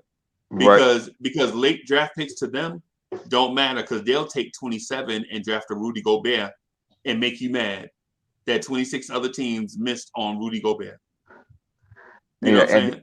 And they might even want to flip like a Randle or RJ, get their value up and flip that in order for them, because they may want to restart, but the right way and strong. Right. So, right. And which is what we should be doing. But you don't got to worry neither, because if he come here, we gonna get more players to come play with him on the Knicks. I think all you need is one good player to come. That's a great point, Harwell. And the reason why that is because Donovan Mitchell has great relations in the NBA with fellow NBA players. Except that's where y'all wrong at, because it don't matter. It don't. Spider Mitchell gonna come here and he gonna be by himself. You know why?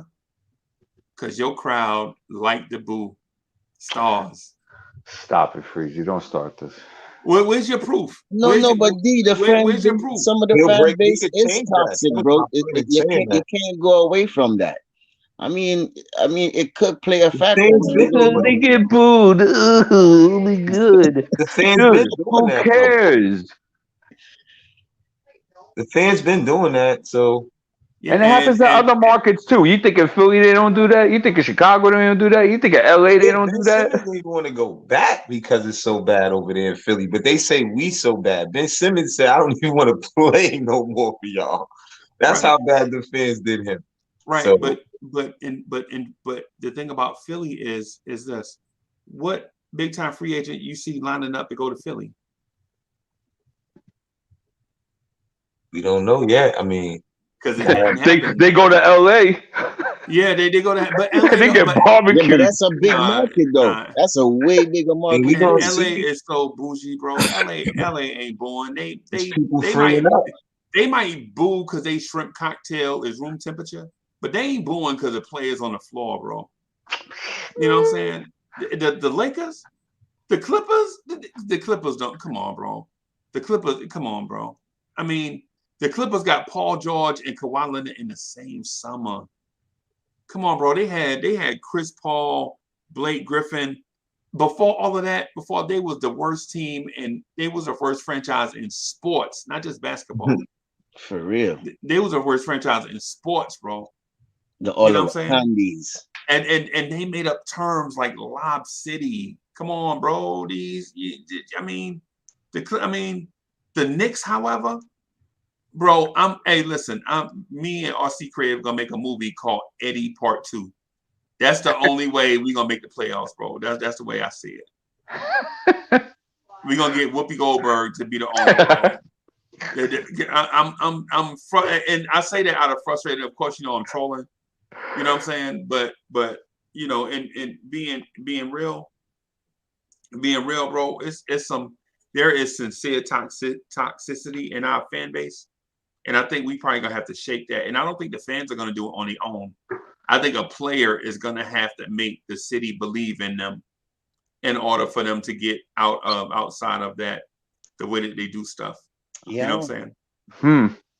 And it might be Spider, like what Hardwell said. It might be Spider Mitchell, right?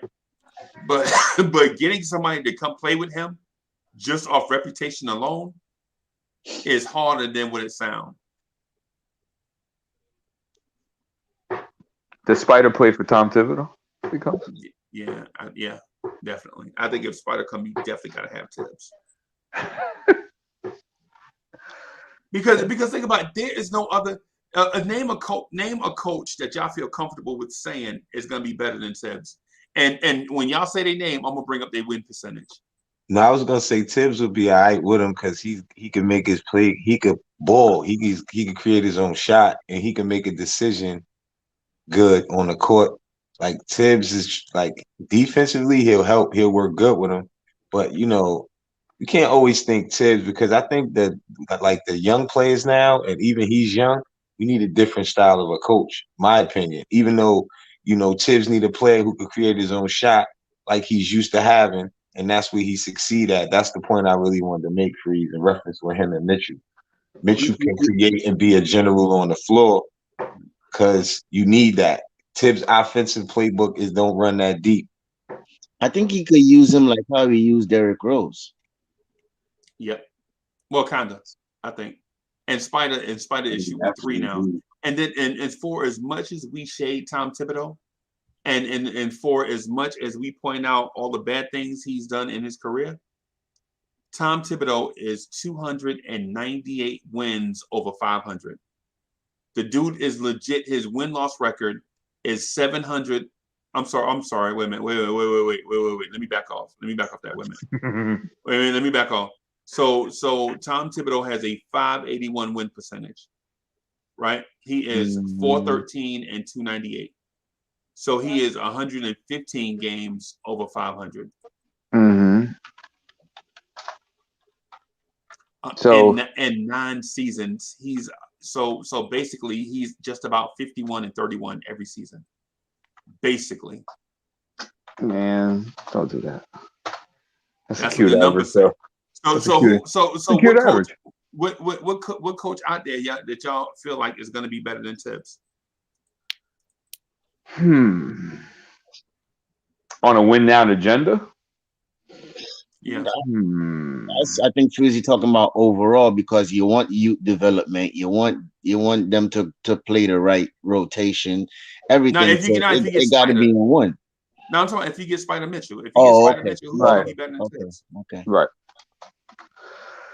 A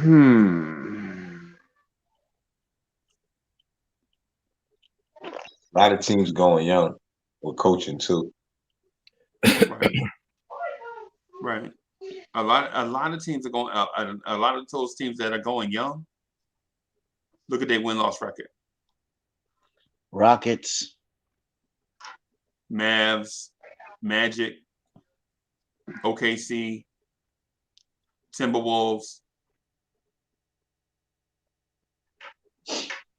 Timberwolves have played a lot better this year, though. Yeah, and Chris Finch is a pretty good coach. And Chris Finch is not a young.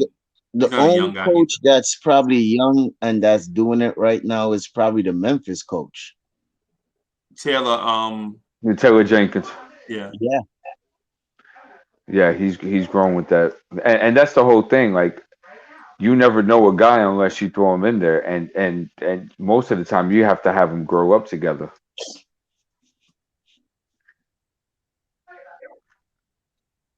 What about Spoelstra? Y'all like Spoelstra? Oh, he ain't never leaving Miami though. He's vet. Yeah.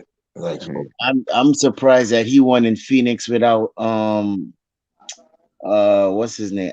Butler. and Bam is still out, and he still end up pulling out that game. In Phoenix? Yeah. Okay. Okay. I'm interested. I like a Sam Cassell. Oy. I think Sam is ready for the job. I like a Charles Lee. I mean, Cassell could have been got a job, man. I don't know why he hasn't gotten the job yet. He's an assistant on one of those. Oh, he's been an assistant forever. Yeah, that's what I'm saying. What team is he with now, though? Because I know he was with Doc Rivers. I think he's with Doc, isn't he? Yeah, he's still with Doc. Yeah. Okay. Oh, so he didn't stay with Lou. That's a good question. I'm not sure. I didn't even know where he was. Let's see. Don't give Tibbs a chance, though. I know that. They're not just going. Yeah, he's an assistant coach for the Philadelphia 76ers. Yeah, so he's still with Doc. Oh, okay. Okay. All right. All right. Man, there's guys out there. I mean, I wouldn't really look. What's his name? That coach for Budenholzer the other night, Darvin Ham. I think they say he's a hot person for head coaching position too. Yeah. So I brought up a coach's name, and I don't know if y'all have love for him or not. But I brought up Caleb Canales. You remember I brought up Caleb Canales 2 days ago? Yep. How do y'all feel about Caleb? Which team is that? Caleb is a great basketball man. I'm not familiar with him. Who is he? He used to be an assistant coach for Portland, and for Portland and for the Knicks. He was here during the Fizdale era. Oh, okay. Is he a specialist in anything? Offensive, defensive? Yeah, he created Dame Time. Okay. You ever heard of Dame Time? The Yes, offense they run in Portland? Mhm. The offense they ran after LaMarcus Aldridge left? Right. Yeah. Okay. All right. So Caleb Canales, and he is at, where is he at right now? He last coached at Indiana. Mm-hmm. And I don't know if he has a job right now in the NBA. He's done a lot of FIBA work too, so I'll be surprised if he's out there somewhere. I'll take a look in a second. I would like to see, I'm not even gonna lie to you, I would love to see him back with the Knicks. Mm-hmm. If we had Caleb Canales on the bench right now, I think this offense looks phenomenal, because it's not even about pace, it's about how you stretch the floor. So he uses the corners and the wings to the extreme to create floor spacing, so that your double teams, and so when say for instance, to me the gold standard for half court defensive sets is what the Miami Heat runs with the half court trap.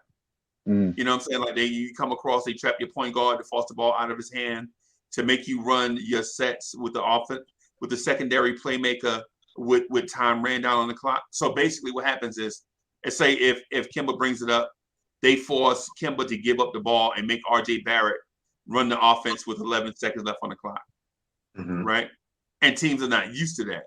And what that does is it forces your point guard, who is usually in charge of the ball, to play off the ball more, right? So now it takes away Kemba Walker's strengths and plays directly into his weaknesses, which is playing off the ball, right?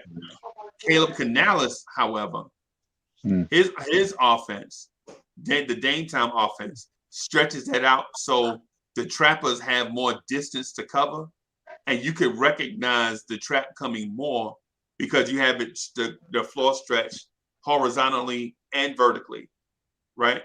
So of course, the weakness to it is that, say if you make 40% of your threes, which is a lot. If you make 40% of your threes, that means you miss 60% of your threes. So now transition defense is the weakness for Caleb Canales, and I don't know if Tibbs would even be open to that. You get what I'm saying? Because when you miss long 3-pointers, 26 or 25, 26-foot 3-pointers, it creates long rebounds and transition the other way. And it takes your bigs out of the game. So it renders your bigs useless, so to speak.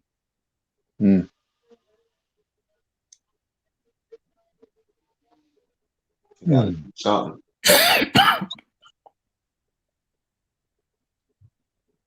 No Caleb Canales? Okay. All right. No, I'm with it. I'm with it. I only thing though is I think the person that'll be perfect for is Miles McBride and not D Rose and Kemba Walker. And then but that means what do you do with Kemba Walker and Derrick Rose?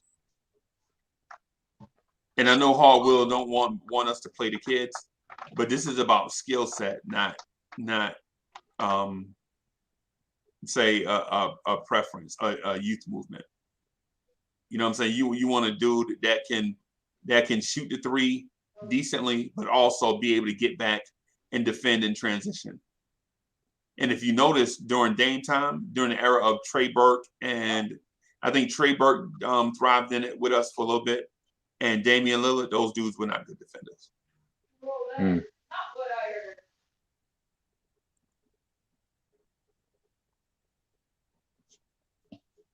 All right.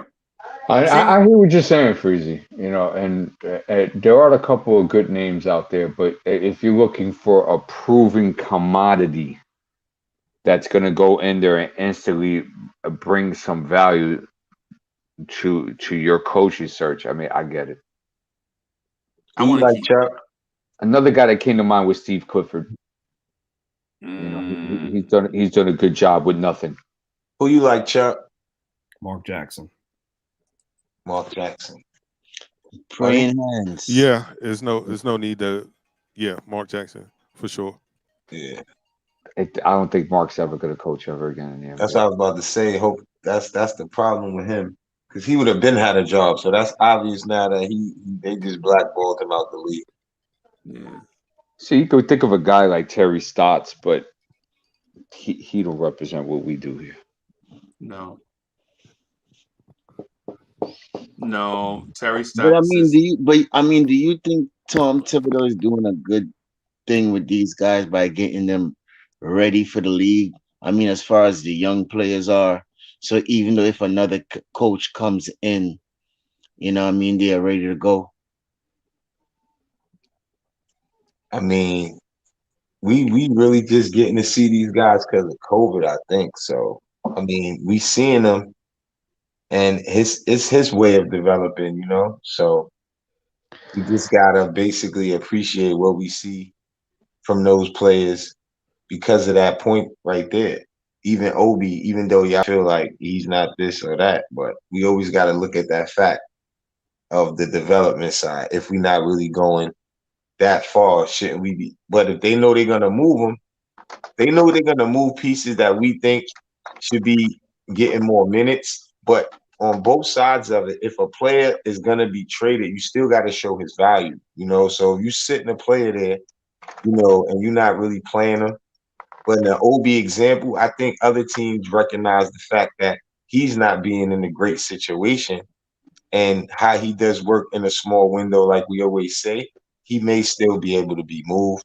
I think that's the only thing you could do with players like that have some value, but they just don't fit in what we doing because of Randle or different examples, or maybe they gonna move Randle.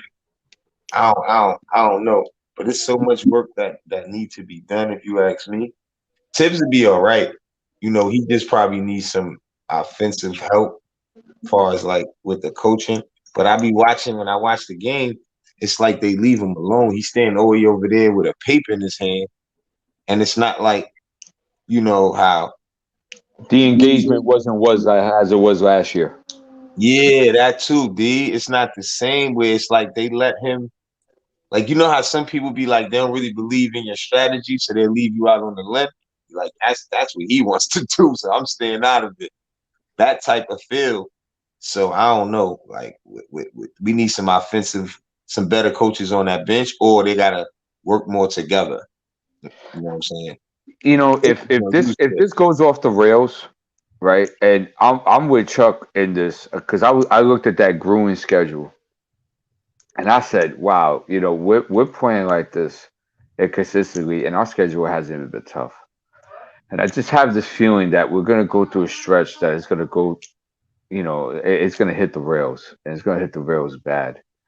And you know how we are, and you know how the New York media is. They are going to barbecue the coaching staff. They're going to barbecue Julius Randle, and they're going to barbecue the front office. Let me And ask you this. Go ahead. Sorry. Go ahead. yeah, it's all right. And I'll finish, and there you go. And it's going to be forced for a move to be made because we're super impatient. Even when I feel this is an improper foundation anyway, so I wouldn't really personally have a problem with it. But I think we would have no choice but to look towards the Johnny Bryant and say, all right, man, you know, we gave it a good whirl. This ain't working out. Let's see what you could do. Yeah, I was thinking that too. Yeah, because that's when you're really going young. I think Chuck said it too from Nika. He was like a couple weeks, right, Chuck? Remember we talked about it last time? He was like a couple of weeks. When I was like, how long do you think before they have to choose in which direction and certain moves got to be made? Yeah.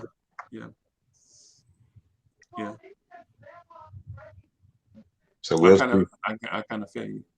And Fellas. especially as Rick V, I'll say this for you, and that's it. As Rick V brought out too, Johnny Bryant and Donovan Mitchell have an excellent relationship. Yes. I think one was intended to beset the other, right? But every time we've done that in the past, we've looked stupid. You know, the spider though. Yeah, I know. It was Kevin Durant though. It was LeBron though. You know what I'm saying? So it was. I hear what you're saying though. I emailed you. I'm gonna get out of here so I can get some sleep and get something to Okay. eat. I emailed the stuff.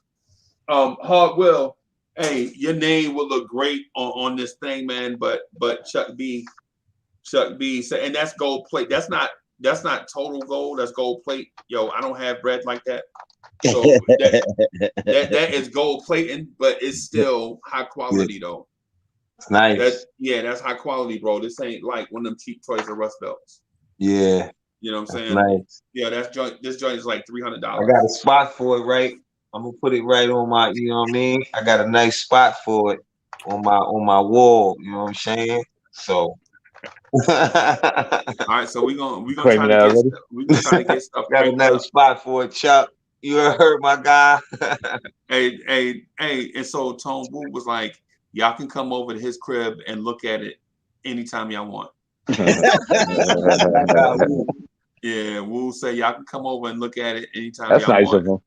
Yeah, I already got as long as he feeds us. Don't forget that. So, you can win by 1 point. That's all you need to win. A win is a win. That's all you need. So, fellas, I'm gonna get out of here, man. Thank y'all for coming. coming. Hey, holla at me, man. Holla at me. Y'all later. Hey, for sure. I'm gonna get some rest first, so give me something to eat, man. Enjoy y'all day. I'll see y'all soon. All right, y'all. All right. Peace. All right, peace.